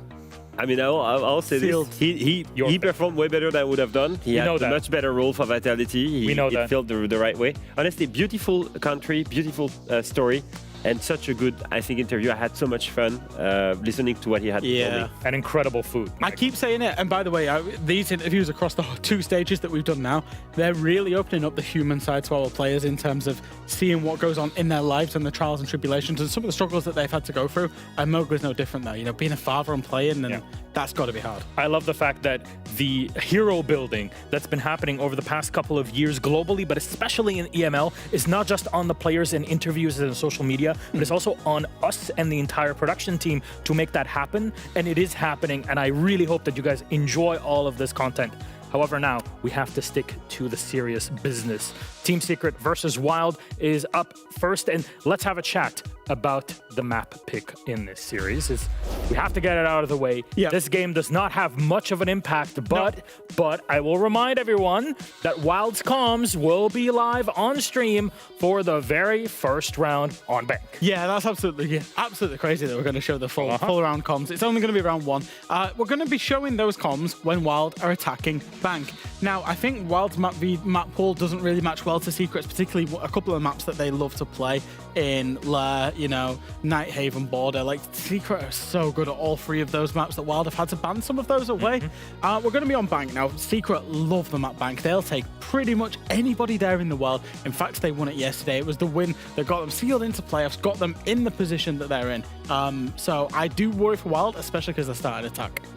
Well, I have a friend that is on the other side of the studio that is itching and eager to talk to us about something on telestration. Mr. Alfama, what do you got? Absolutely. I actually have an example of how Secret plays on Bank. It was against VP only a few days ago, and that was such a great showing from Secret. I remember at the beginning of the stage, Secret struggled. They were not looking the same. One guy stepped up, and that one guy, it's Savage. The IGL on the side of Secret, the one player that is consistent with that team, and was praised by his teammates in the last interview.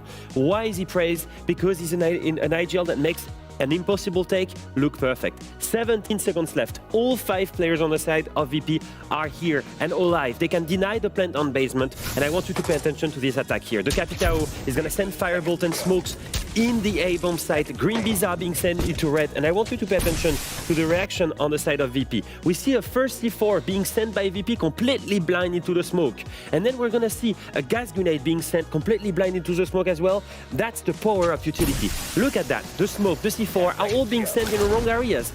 And because of that, it's because there is the sense, because there is the smokes here that covers the safe plug from the side of Savage. Look at where the diffuser is. All the way in that corner, not in the default plant spot, but completely where no one is supposed to see it. And that is also backed by Adrian dropping in gold, giving his life away. As you can see, the sense rolling on the red carpet. And same thing for Buck here, who goes down the main stairs and will give his life away. Why is that important? It's not only about the utility. Savage is calling for 2 teammates to give their life away, one from Gold Hatch, one from main stairs, to get the plant down. He knows that if the diffuser is down, they will win the round. And it's exactly what happens. Despite a 3v5, later down the round, it's gonna be a 2v1 for Team Secret because they get so many kills from having the plant down. And that's the beauty of a great IGL. With only 17 seconds left, just calling the right utility, the Capitao, the Sense, the Grim, and 2 guys to sacrifice their life, and that's it. They cook an amazing strat, an amazing attack. That's the beauty of Secret, and Secret, I'm not afraid to call it, is back from EWC. And that's to say that stats on their own do not tell you the whole story. That is a sacrifice that will never show in numbers. It shows, though, in the results of your entire team. Yeah, exactly. You know, you look at it, I think it was Doom and Adrian. I want to say Adrian was on the Sense. I think it was Doom that was on the Book on the main stats. No, actually, it was Noah. Both of them, neither of them get a kill. They don't get a death, or they do get a death, but they don't get a trade. They get no cost, they get no stats, no EPS for that. If anything, it goes against them. This is what's so good about Team Secret, and the way that Savage IGLs is that he's got 4 guys around him that he instructs to do it, and they do it unconditionally. They do not do it and wait for something else to happen. They do it when they need to, and they cause that distraction. Other teams would have, the guys on the hatch and the guys main stairs would have waited for plants to go down to try and then backstab. These guys, they're front stabbing, distracting attention and allowing the plant to go down because that is the win condition, and that's called. That's why Secret is so good. On the other side of the story is Wild, and Wild are officially relegated, so this is the last time we'll be seeing them competing in this entire year, really, in competition.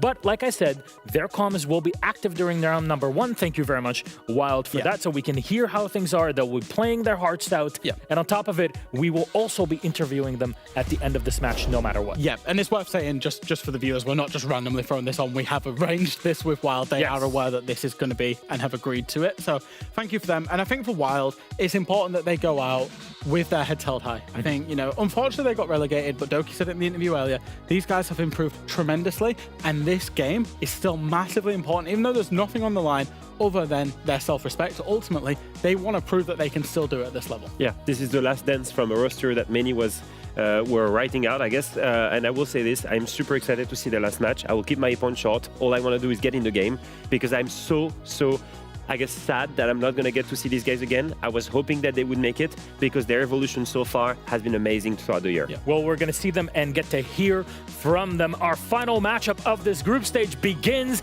It's Team Secret versus Wild with our casters, Fluke and Demo. Take it away.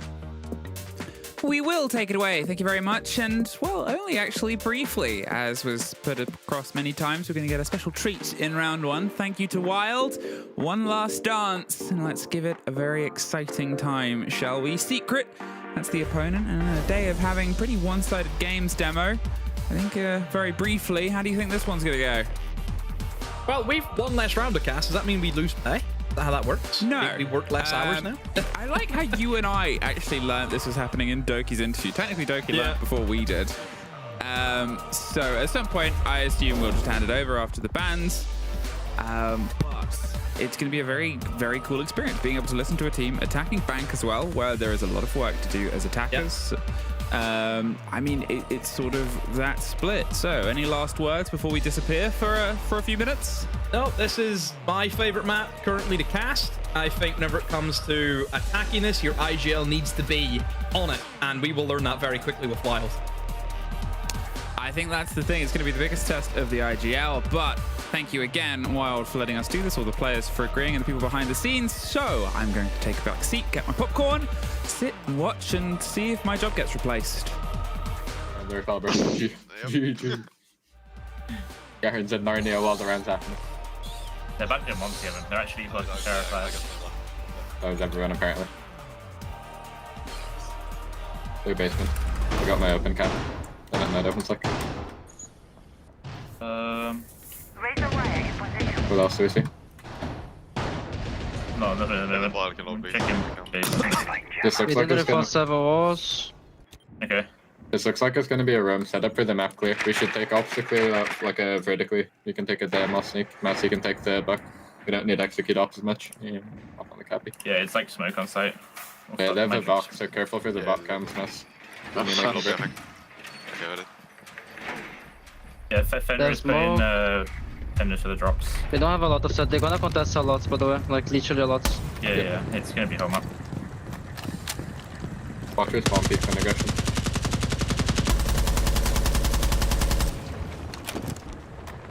I'm gonna start turning stock side going. Genji barricaded. Next for a head of square is clear.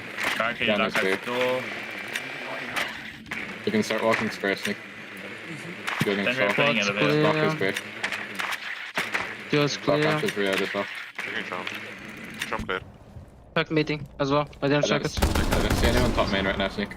You could walk down. There's tellers holes on the left side and a tellers rotate right side. Is tellers clear or no? Can I jump in? I can join it once. I'll call him once. Fenrir's playing One you got my elevator. cam. Yeah, He's still he's on the right side of the door. One kitchen, one elevator. Let me say, you might can swing the guys on the right side of the door.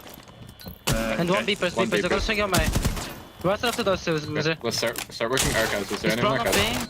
I don't know. Not sure. We need info for archives, guys. Yeah, Fenrir's swinging lobby. Start working with Master's head in. Okay, get Virtus on the tellers, guy. I mean, I'm not even in yet because they're gonna see for me. We need to speed up, guys. I'm going archives square. I can cut off archives. Can anyone join him? You can cut this guy. I'm holding window. Does he jump to bomb square? That's the only other place he can be. I'm holding bottom square, you can't get it. And then he might have gone admin if the hatch isn't open. I'm gonna start walking square, guys. We have to hurry up. Let's walk archives. Yeah. It's up on the hatch. Mid side. Yeah, mid side. Okay. Back, yeah. I fall back. Can someone hold my blue? I'm gonna open server hatch. Start joining open next. Good guys, hello? Yeah. Need someone holding my blue, guys. He's on the Gazan. Where? Gazan. I'm holding kitchen. Kitchen dead. Nice. I don't know about blue stairs. What makes us? I'm gonna fight blue stairs here. Blue stairs are clear. I'm walking server. Go on a main sneak. For me, I'm pretty The sure. rack is clear. I think there's one on the bomb chest. Sneak 7 is Amy. I'm gonna try to take a one in sight here. It's Amy red hall. Smoke blockers. There's Red Hall smoke blockers. I'm coming up. Is admin hatch open? No. Okay, I can open it real quick. I'll fire a red hole and smoke. We're just gonna double drop here, okay? Can't really do anything else. Reloading new mag. Alright. Smoking. Ready? 3, 2, 1, dropping. I'm just gonna pass in the smoke. Nice. Okay. Get the comms flowing a bit more, guys. We're not really talking too much.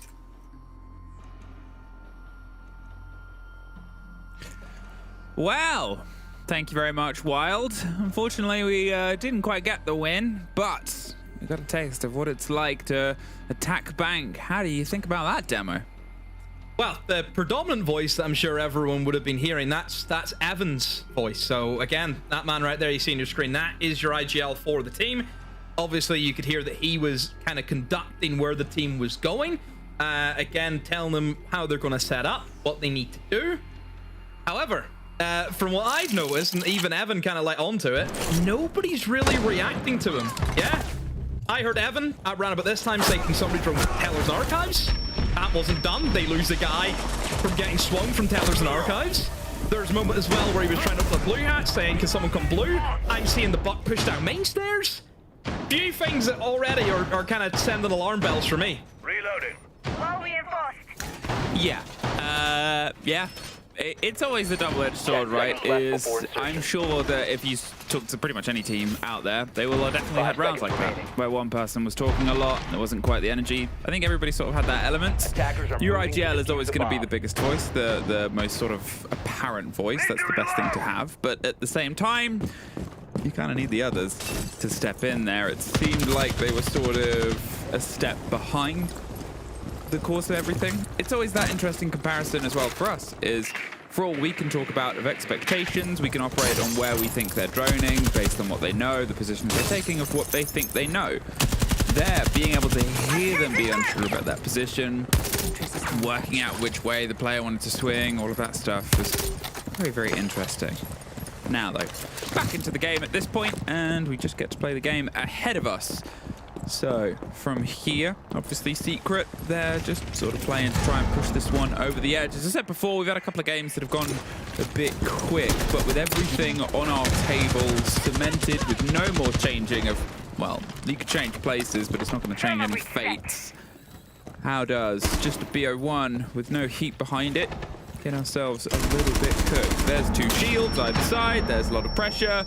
And there's somebody trying to get out of there. Bounces the smoke back in. They've got control of stock, and then they maybe lose it because Doom gets Garen. They lose one of the shields, but Boomsy does get Noah right back. Doom, however, unrelenting, holds down, locks it off, and, well, 3 players left, 1 shield. What can Wild make of this? Yeah, Doom 5-0 right now. I mean, Doom or Hume, if you're feeling a little bit fancy, by all means, he accepts both. I mean, he's always going to be an issue if he's playing well and he starts off hot, and he'll just get hotter and hotter as the game goes on. Oh, Mowgli goes for the aggressive swing there, but loses out against Sneak. Evan, he's also been taken out. Adrian is there with the trade, but that should be an easy pre-fire for Matt. Sees that Barrel actually finds 2.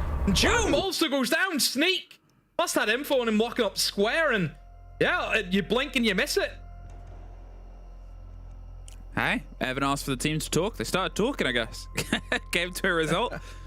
Locked themselves in, get themselves the round back. Even with the sort of approach not quite going to hand there, they had the 2 shields, they got them control, and it sort of gave them immediacy to the fight. And maybe that was the difference between round 1 and round 2, right? Is round 1, we could hear them trying to find all the players, looked at them trying to get to these engagements. They had the Dokkaebi to try and hunt people down, but it was almost a bit secret, a bit sort of, let's take things by step. Oh no, we've been shot.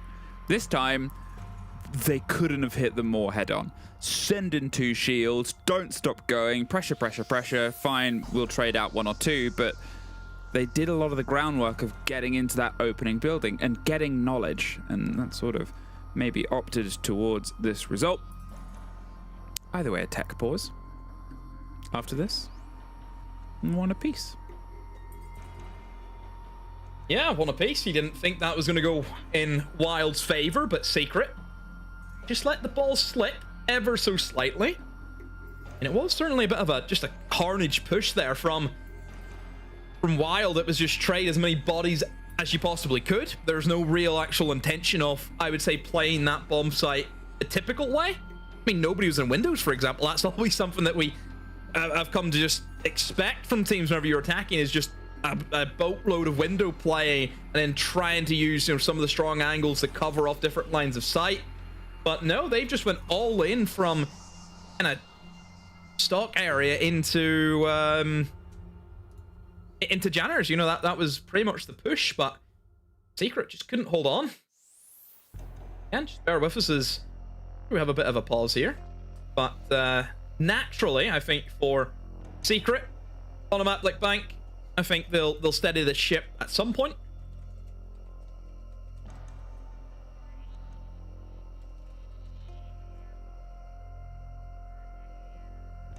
Would you dye your hair like Noah and... Nope. Oh, nope. Not even... Nope. Don't even go there. And Adrian? Don't even go there. Not a chance. Okay, so nothing could be offered. Oh, 100 quid. All right. I'm gonna ask around for the other talent. Only get a tenner from everybody. Crowdfunding project. Crowdfunded project. If 100 people give £1, wow, unbelievable. If 100 people give £1, we too can dye Demo's hair. No. Nope. Reload! Don't give Luke money. He'll run off with it. Bomb located by attackers. I'm loose with this money. What about if we give like Milos frosted tips? Like a 90s boy band? You'll have to take that up with him. I can't really speak for him. Oh, I thought you could. Ah, okay. Milos gave me his card and it had your details on it. One apiece. 10 seconds to go. We're back in. June, 5 kills over the opening 2 rounds here. Are we going to have another player have a ridiculous map? We've already sort of had it from Stomping in the game not too long ago. Who else has popped off massively? There's been definitely been a couple of people.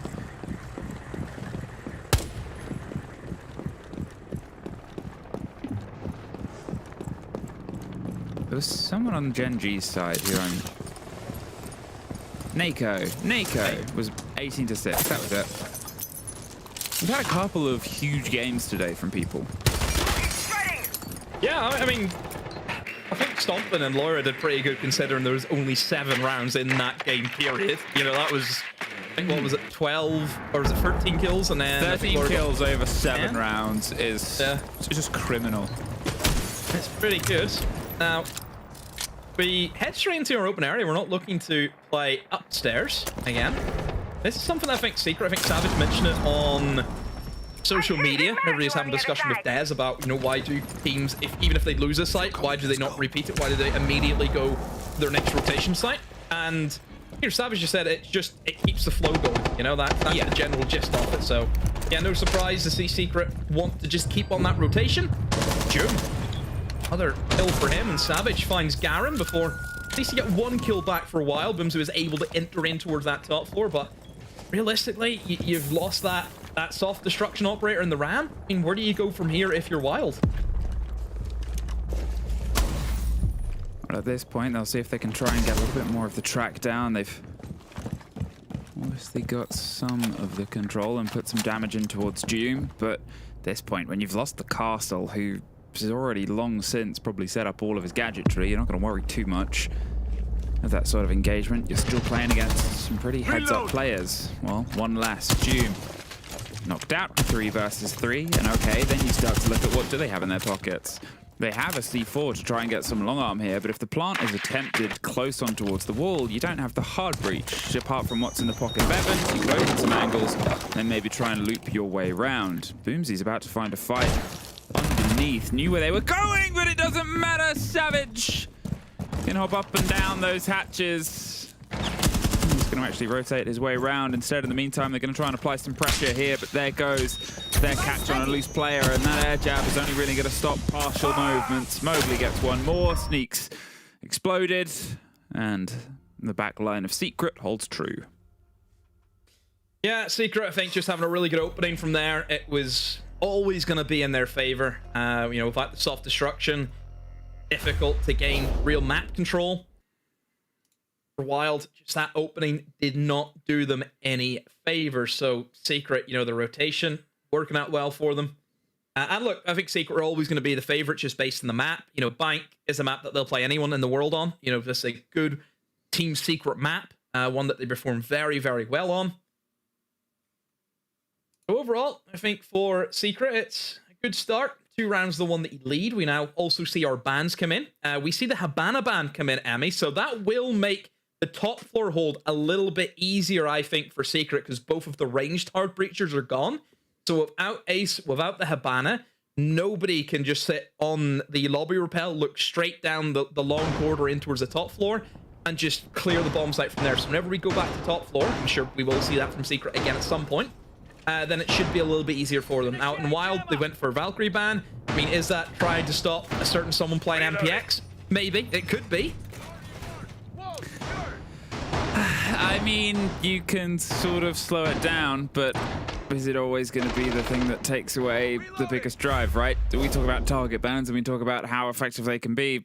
Yeah, all right, if someone's 6-1 over 3 rounds, you might want to try and target them, but the confidence is the big dry. We'll see where they sort of step themselves in a bit later on. Otherwise, just a quick rehost. Quick slow and stem.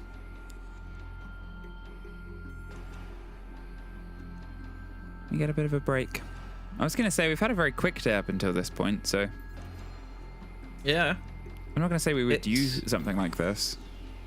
Well, I think just based on the matches as well, we did have quite a lot of big teams up against not so big teams, so maybe I think that's the best way to put it as well. You know, you had obviously G2 and Falcons up against weaker opponents than themselves. Again, I would say something's probably similar here. You've kind of got a David Goliath story also brewing with Secret and Wild. But I think mentioned we have had a fairly quick day. No overtime, so we've yet to get an overtime. But some of them would have been due just based on the last day. A lot of teams would be giving it their all, but just didn't maybe plan out the way that I think in a cinematic world we would have liked. I mean, that was sort of dictated from game one, right? Yeah. It's the weird thing about this position is we talked about it before the day. We were like, oh, if this happens, then this could happen and this could happen. But in those situations, you're always talking about the underdog, and those things do happen. But there's a reason they're the underdog story, right? There's a reason that you don't call that the sort of safe bet.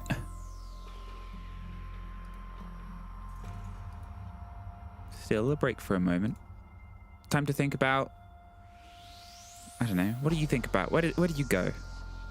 What, during rehost time? I just have a look at the table, but really the table doesn't do anything. Well, it does. There is one little thing. Yeah. So if not mistaken, Secret still have a chance in terms of seeding to place higher. Currently they sit at 4th behind Genji. If I'm not mistaken, Secret need to win by at least a 4-round gap against Wild here. And that will both put Genji on 11 round difference, and also Secret will also be on plus 11 round difference.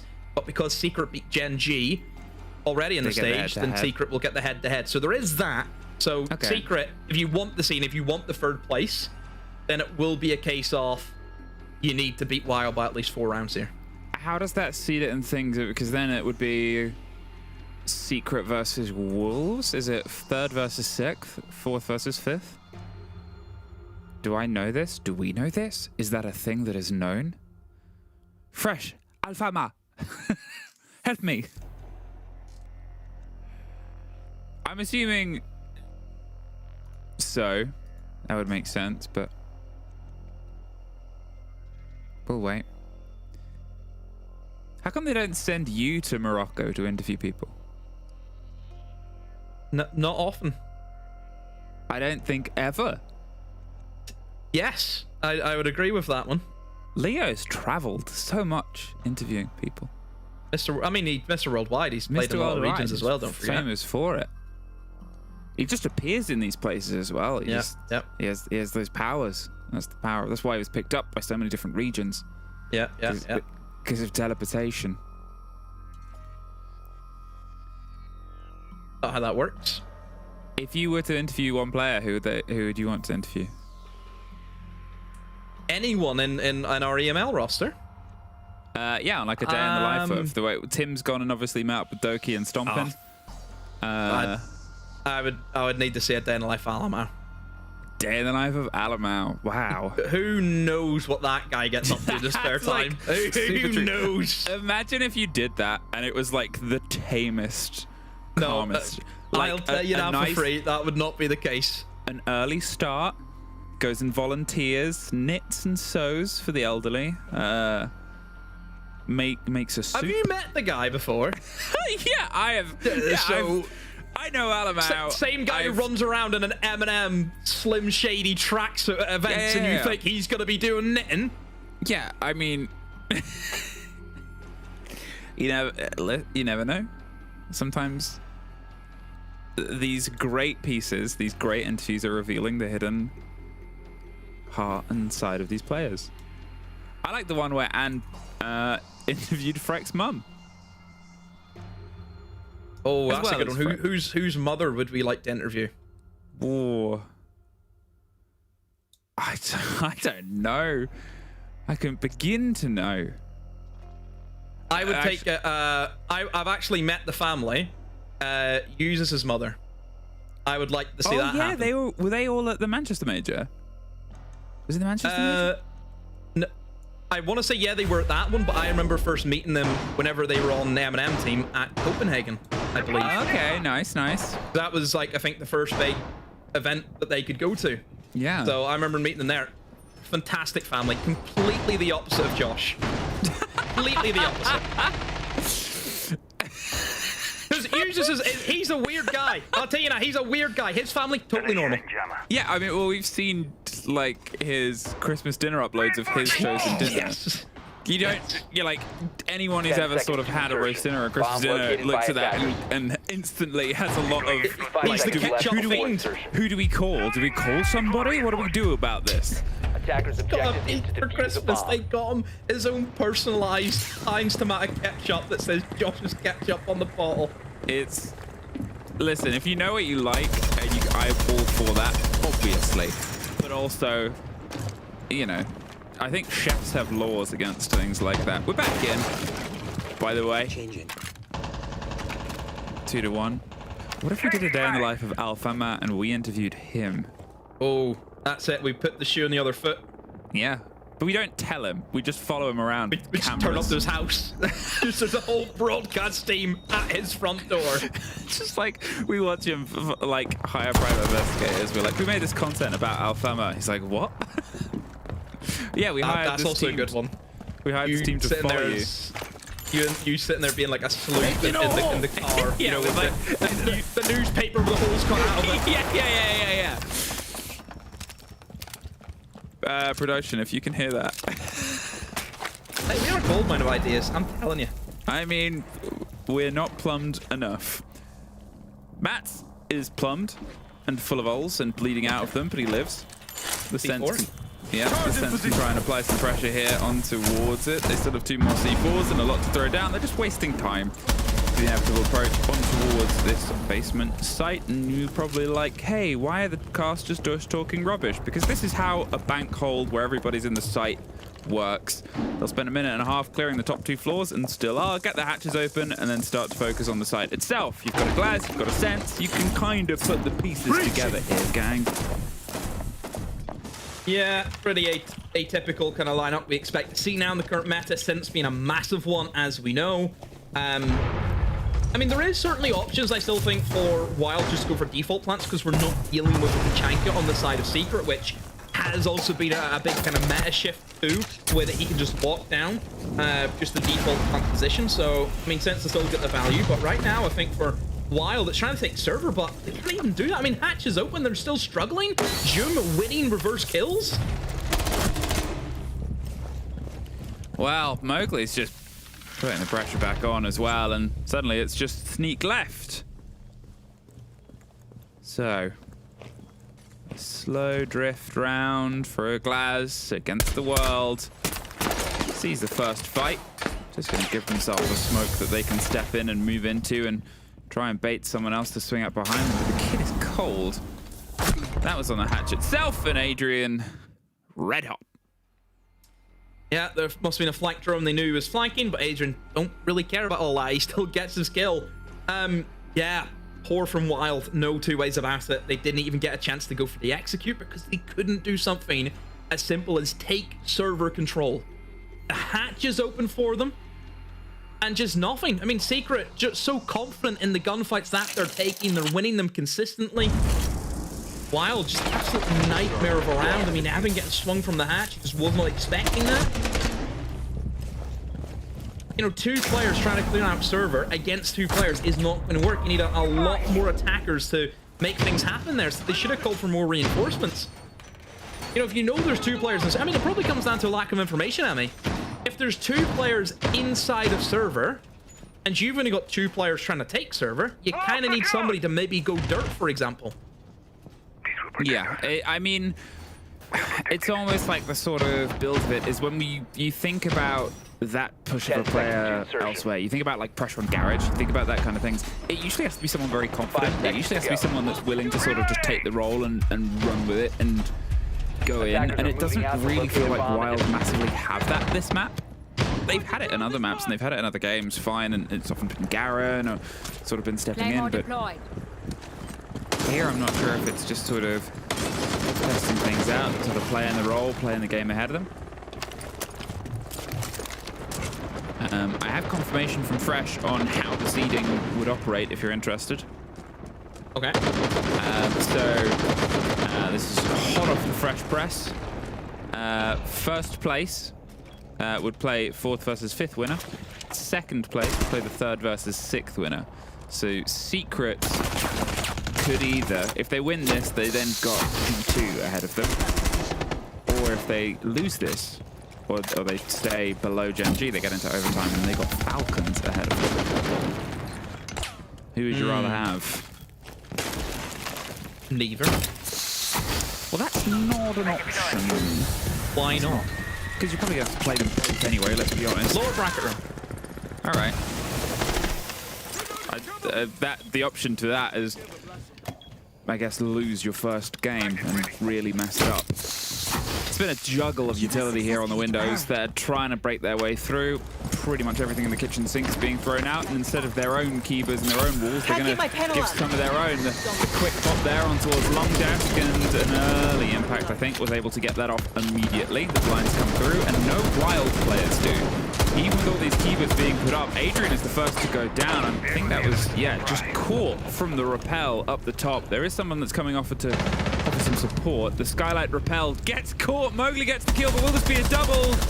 Yes, Sneak snuck their way up and snucked into the afterlife.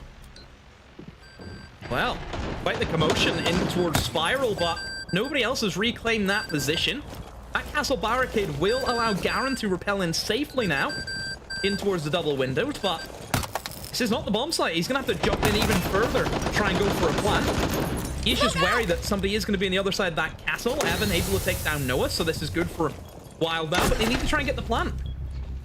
A 2 versus 2. Savage is going to make that even tougher. They do not have the kit. They have to try and go and get that recollected, and well, they're still building with a couple of bits of utility. That's about to get blown up and pulled away. They have a decent awareness of where this approach is coming from. Savage takes the next bit of pressure, but round the back, oh, there's one. And Doom, I mean, this is sort of after a quick rehost. He's now getting another for his tally. Maybe we are about to have another silly, huge performance from a player today. Yeah, and of course it's Doom. It always is Doom. You know, this is the catalyst, I think, factor, which is, it's tough to say considering how well stacked this team is, but I just think Doom has been just so incredibly consistent for his side since he joined it. Again, Doom, he started off originally on that heroic team, you know, if you remember, and again, an absolute standout player also on that team, you know, incredibly consistent. And then we seen him join Secret at the start of, I believe it was at 2024. That's when he first joined this team. And again, since then, incredibly consistent. And you know me, Amy, my favorite players are the ones who do it week in, week out. You know, I'm not a big fan of players where you may have one big performance and then the next 4 you do nothing. Consistency is key. And for a player like Doom, he's always up there at the top of the leaderboard in terms of stats every single stage. If you can't do it on a rainy Wednesday in... Where can you do it? His statistics, obviously there was a rehost that says 4-0. He's 10-2 for the opening 5 maps as well. I think that's slightly off of Stompin's pace, but... Yeah, he finished as the second best player last stage, don't forget as well.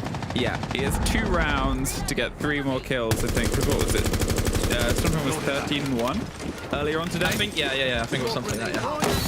So Doom has a lot more to make up for the death, and it's going to be a quick rush in here from Wild, pulling the goo mine out of the pocket. They're using their EMPs to stop the C4 stopping off immediately and buy the shield a bit of safety. They're in and they're out. So, in that movement, what have they wasted? You may be asking. At least a C4, the utility that might have been on the other side, but the goo mines will come back. But from their pockets, 4 smokes, now a player. I don't think that's really... That was brutal. Full awareness. They do get Mowgli back on the top floor, but I mean, it's just been blow for blow here across the map. Yeah, but I wouldn't say it's a great blow for blow round though for Wild, because they're on the kind of receiving end of getting hit by that last punch. I mean, Evan too. I mean, a blitz on about 10 HP is really not very helpful, I'll be honest. I mean, he may as well be dead at this stage. All it takes is one goo mine will stop him. Just a single bullet to any of his limbs, he'll be gone. June with some really good info there. Using the cardiac scanner, being able to spot 2 of them upstairs right above him. It's really good at shooting people. Struggle to get the drone. Yeah, having an issue there with the drone, but it's the UMP. Who can blame him? Yeah, it's true. It's the worst gun in the game. And the rest of the quote. Oh, Savage just kills 2 people, and then Doom for 1 more for their tally. I mean, it was a game that was slightly slowed by tech pause, but at this point, it's picked the pace back up. I said it a couple times today because I have the possibility when your top teams are playing like top teams, does it make a league better or worse? Falcons had a massive game. G2 had a flawless game. And Secret, that often cited third top team, no offense, Genji, you're having a great split, but Secret have done pretty well this year. Here they are, absolutely finding form towards the end. Yeah, it's against Wild, fine, but this is a Wild roster. They've pulled 3 wins throughout this split in overtime. They've brought big fights in against other teams that, you know, might not have been able. They, pulled 5 rounds against G2. We've seen what other teams can do against that, and they beat Falcons. So, you know, the fact that they're relegated is one thing, but they're no pushovers. No. I just think this game, it's not hitting the same for Wild. You know, maybe the confidence just isn't there. It's the case of this game means very little for themselves. You know, I mean, I say very little, it means nothing apart from really their own pride of, you know, winning or losing a game. You know, for Secret, give credit to them. They started off this stage. We were really worried. You know, they lost their opening 3 games, but they are on par now to just sweep the rest, you know, take 6 in a row. They almost done kind of the reverse of Fnatic. Fnatic won their first 3 and lost their last 6. Whereas Secret lost their first 3 and now it looks like they're going to win their last 6. 10 seconds Oh, left. how the turntables. 5 seconds remaining. Reinforcing wall. Just letting that one hang for a second. Attackers are heading out. I get the reference, don't worry. Oh, okay. The words, I flipped them round. Oh, it's Michael Scott. Yeah. Well, Michael Scott. Emmy. I'm sorry, you comparing yourself to Michael Scott? I'm taking the quote. The quote is now mine. That's a good view you should do, because I know you love doing the little media posts about who's who. You should do that for the office for your next one. Ah, yeah, I do. I do That's often a good one to do. Yeah, I'll put that on the list. It's on the list. 5-1, and we now get a taste of a secret attack. Is this going to be a quick turn of the second half, or... I have you covered! Can Wild find some of the fight here on their defense? Now, Tellers was a position we heard about droning, but Sneak doesn't really care. Savage does drop the shield. A fantastic take onto Doom. And that's the Capital gone, and it's Doom gone. His first death since the rehost, his 3rd of the map entirely. Boomsy's taking a bit of a risk. Oh, just misses out on the player. Seems like they know. They know her. Yeah, they do. They must have heard him up there. Just the player in the rappel would have heard a little bit of creeping around. I mean, the Monty being allowed up, I think, is very surprising from Wild. I know they've went for the 2 hard breacher bans to try and, you know, give them a better chance to go over towards the top floor, of course, trying to deny hatches, but again, given Secret the Monty, you know, Savage is an absolute demon on this operator, lets them control the pace. You know, the desk alluded to it. Savage is such an easy job. He just tells the 4 where to go and they listen to him. You know, and with that shield, the amount of information he can gain, he can just walk in and go for very safe plants as well. So yeah, having this operator up for Secret, I think, is absolutely absurd right now, and this should be a clean sweep, I think. Well, there's a trade out there. Noah got them and got themselves. Adrian does get caught. I'm not sure if that was just up through the hatch or how the position played out. But hey, it'll slow them down at least. Puts Adrian to low health, and you're looking at maybe an impact being the end of this, but what else do they really have to throw down? There could also be a Goyo canister that's still in a position. They're just removing those with the grenades and clearing their drop down space. They'll try to find fights up through the hatch. I do like this approach, but when you're blind inside of a fire extinguisher, you're not going to get the truest taste of it. Making sure that as soon as they try and go for the drop, they'll get dropped themselves. What do you do here? Secret are actually trying to be a bit kind of forward with it. I think they're still working out where they want to go. The Monty's just reading all this information out there on the sense gadget, and there's the early play just against the breach itself, but now that's both of them gone. So the kick can just go down. There's the cover from above, and there's the second pickup there. Good use of baiting for the utility, and that is Secret now on map point.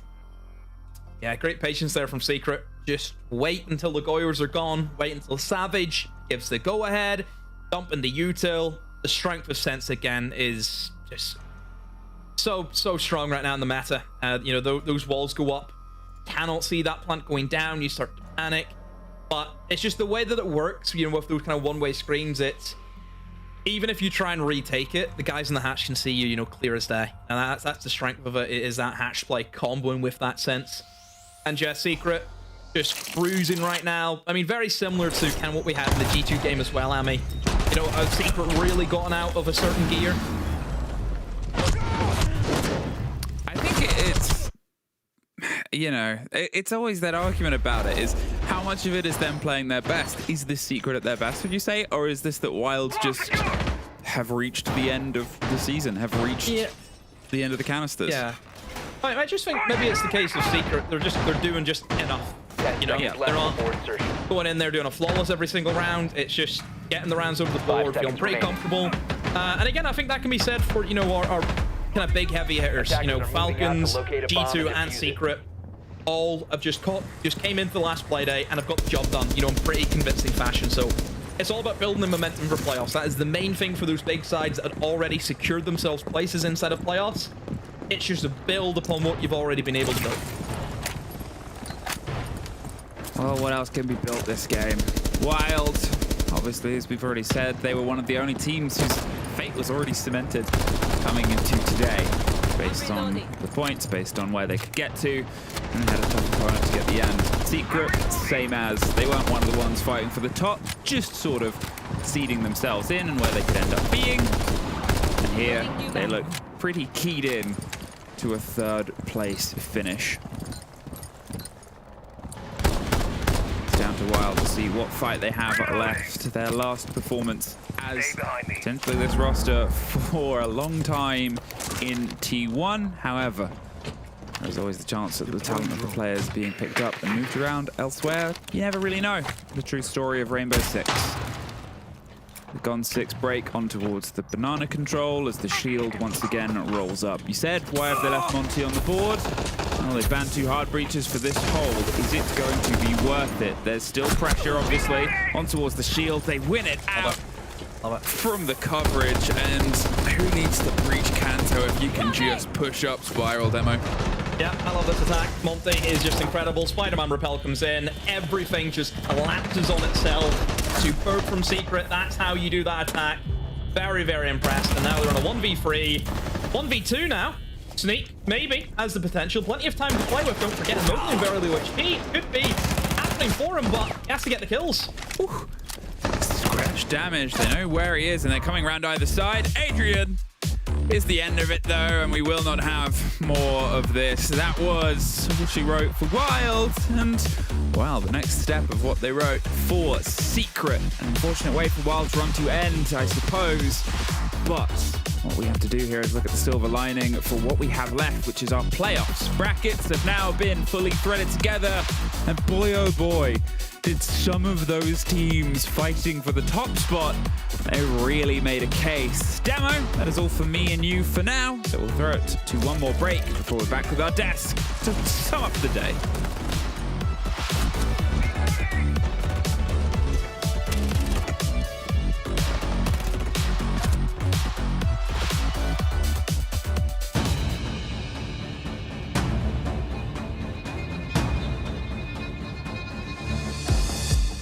Mirror, mirror on the wall. Who's about to kick some serious ass?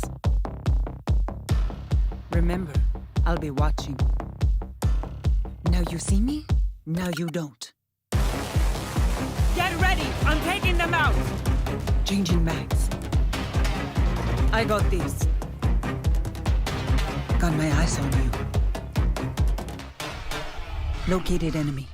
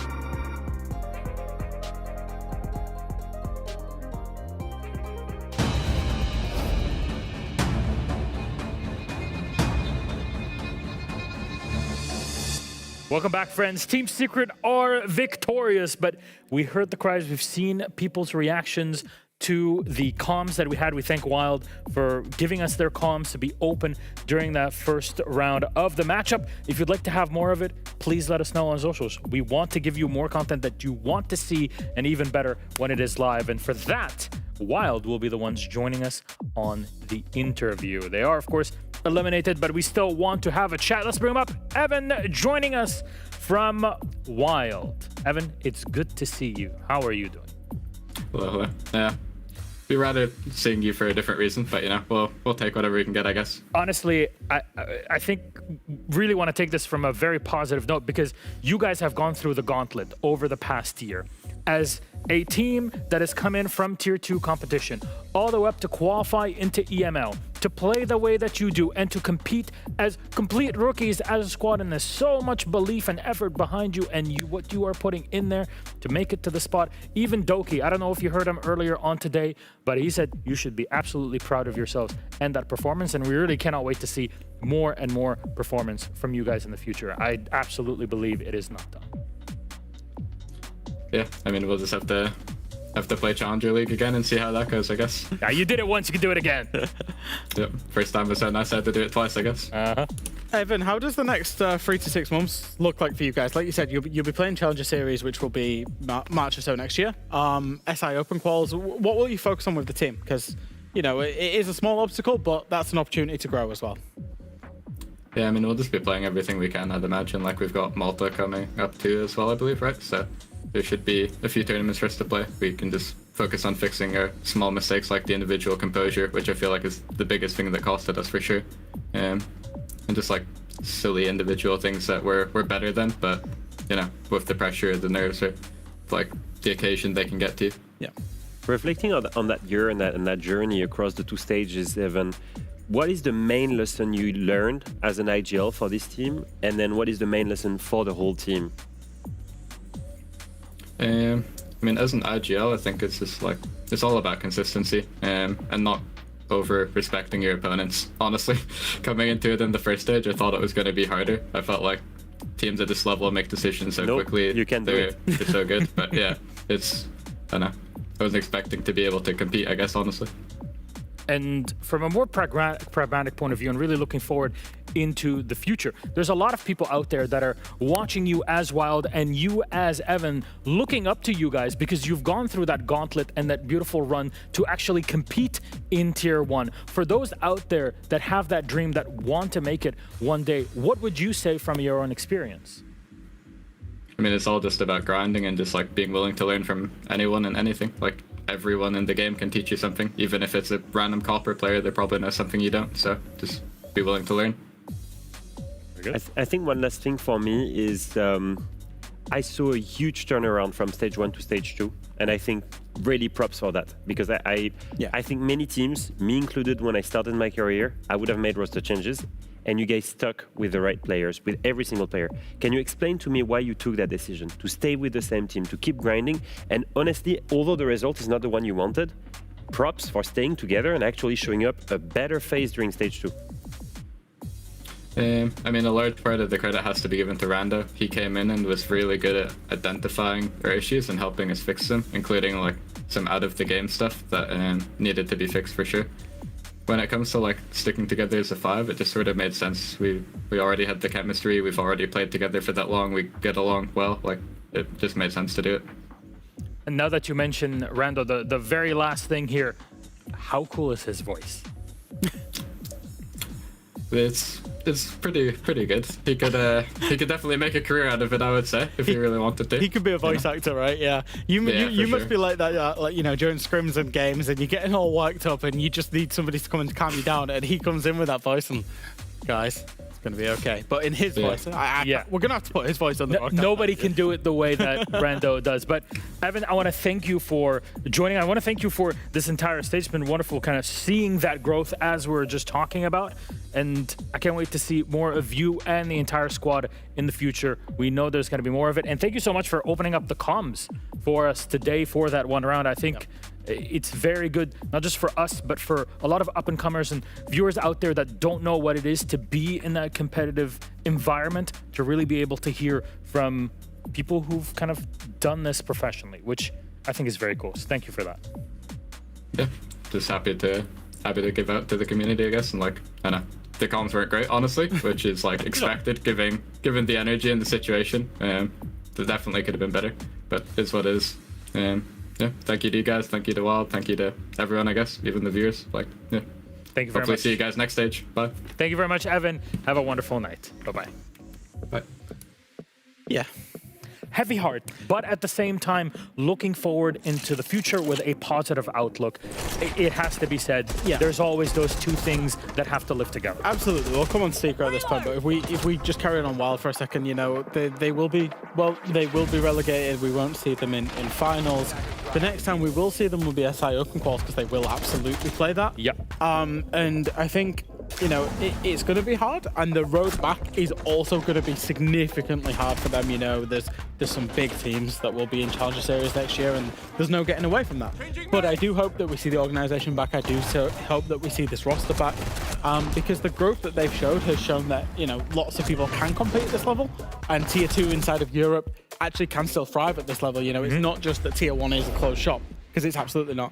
Wild were, you know, not that many points away from, in all honesty, saving themselves and being part of this league next year. And just focusing back on what happened during this game, I mean, clearly, Secret, amazing showing again. Yeah. 7-2, 7-2, 7-1, a super week that was in full control, exactly what we expected from the winner of EWC. That slump was short-term, by the way. Yeah. They went back. Holy hell, they didn't lose a game after that slump, did they? Exactly. They said, trust the process, we need to get it started, and then it just... And then they got it started. And even though there was a couple of overtime wins, it got easier and easier. Did they finish third? I think they did finish third. They did. Yeah, 7-1 victory. They needed a substantial victory to finish third in the overall standings above Genji, and they got that with an emphatic 7-1 victory. So that is an extra 2,000 euros of cash prize and a better seeding for the playoffs. Does the placement account for at the end of the group stage or when you finish the entire playoffs? Ah, that's a good When you point. finish, I think it's when you finish the playoffs. You're right. Don't talk about cash just yet. You're They've right. not earned it just yet. I'm sorry. Back in my days, we didn't have playoffs. That's true. That's why I'm. That's still how long confused. ago that was. But, Yeah. so if you look at the standings here, Secret did match the total point standings of Genji, and they got it entirely through the victories in the last 5 win streak. more than that. The 17 points is a 6-win streak. 5 regulation wins in that overtime victory that they got. But yeah, 13 on the round difference. They will be in that third position. So that means that the fixtures that plays out is they will play Wolves for the chance to then go on and play G2. So let's just put it out there. There is our playoffs bracket. It is split into 2 weeks of competition. Next week and the one after. Secret play BDS. Genji play Wolves. Team Falcons are at top as well with G2. Yeah. Yeah, it's gonna be. I was just looking at the fixtures and thinking that I'm hoping for BDS and Wolves upset, but at the same time, I don't know why. I feel like it's the last time. We also have a clear top 4. And I can't believe that I say this, but Genji, for the first time ever, is in that clear top 4 in Europe. It is something that is unbelievable in the sense that they've been willing and they've been wanting to get into that for so long, and they were stuck at the door, top 5 every time. So can we zoom out for a macro for just a moment here? Given that the top 4 that we're talking about are, you know, Genji, our Secret, G2, and Falcons, what do you guys think are chances, or EML's chances at international, should those be the top 4 that make it through?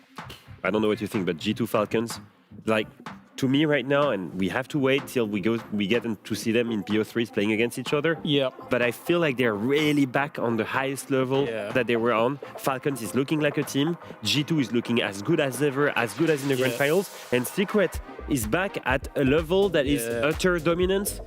I don't want to write Genji out, but I think Genji have overperformed to get into that top 4, and that's fine. I think they've done a great job to be into that top 4. I think at an international event, that's another step higher. And I think today was a proof that Genji still have a couple of things to learn. Yeah, absolutely. They did lose to VP. And I think very often it comes down into the map vetoes when we're talking about what are the chances for the team on this map.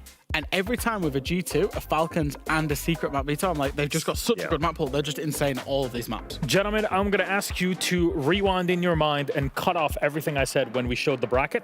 Now this is the official bracket that we have for you. Yeah. Falcons and G2, All right. of course, forward, Secret play Wolves, and BDS against Genji. Double elimination with a bye, of course, for number 1 and 2. Oh, that's a lot of French going into that. Yeah, for me, BDS Genji is closer than what people might think. Obviously, looking at BDS and Wolves in terms of power ranking, I believe BDS has more potential, especially to thrive in BO3s, because Wolves are relegated, BDS is not. So on paper, BDS is stronger. Yep. And on paper, Genji is weaker than Team Secret.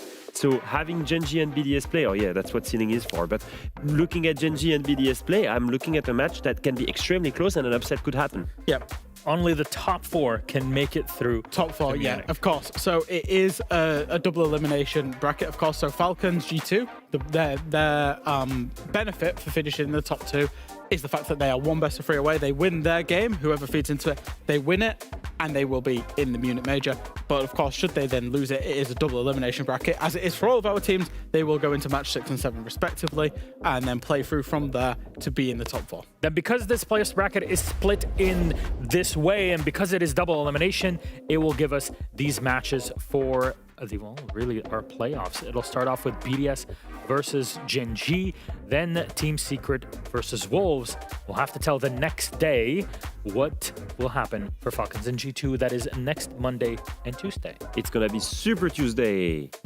Yeah. With 3 games. It's going to be a long day, but it's going to be so fun. Imagine, it'll be the winner's game also, so we might end up getting Falcons G2 in a best of 3, or it might be a whole wrench in the entire system. And it might be Wolves on a Tuesday.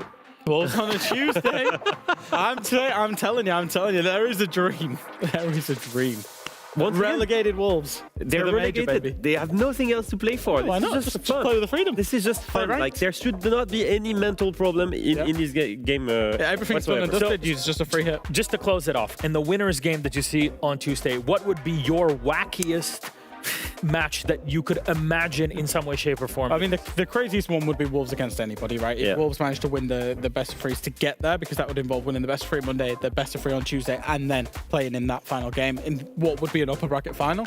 The one I'd like to see, I think, realistically, would be Falcons G2. That's the one I had. It's the obvious one, isn't it? It's the best 2 teams. But I will say Secret will give anybody a run for the money. It could well be Falcons Secret. You've got G2 Falcons, a direct rematch of the EML finals. At the same time, you've got Secret G2, a direct rematch of EWC finals.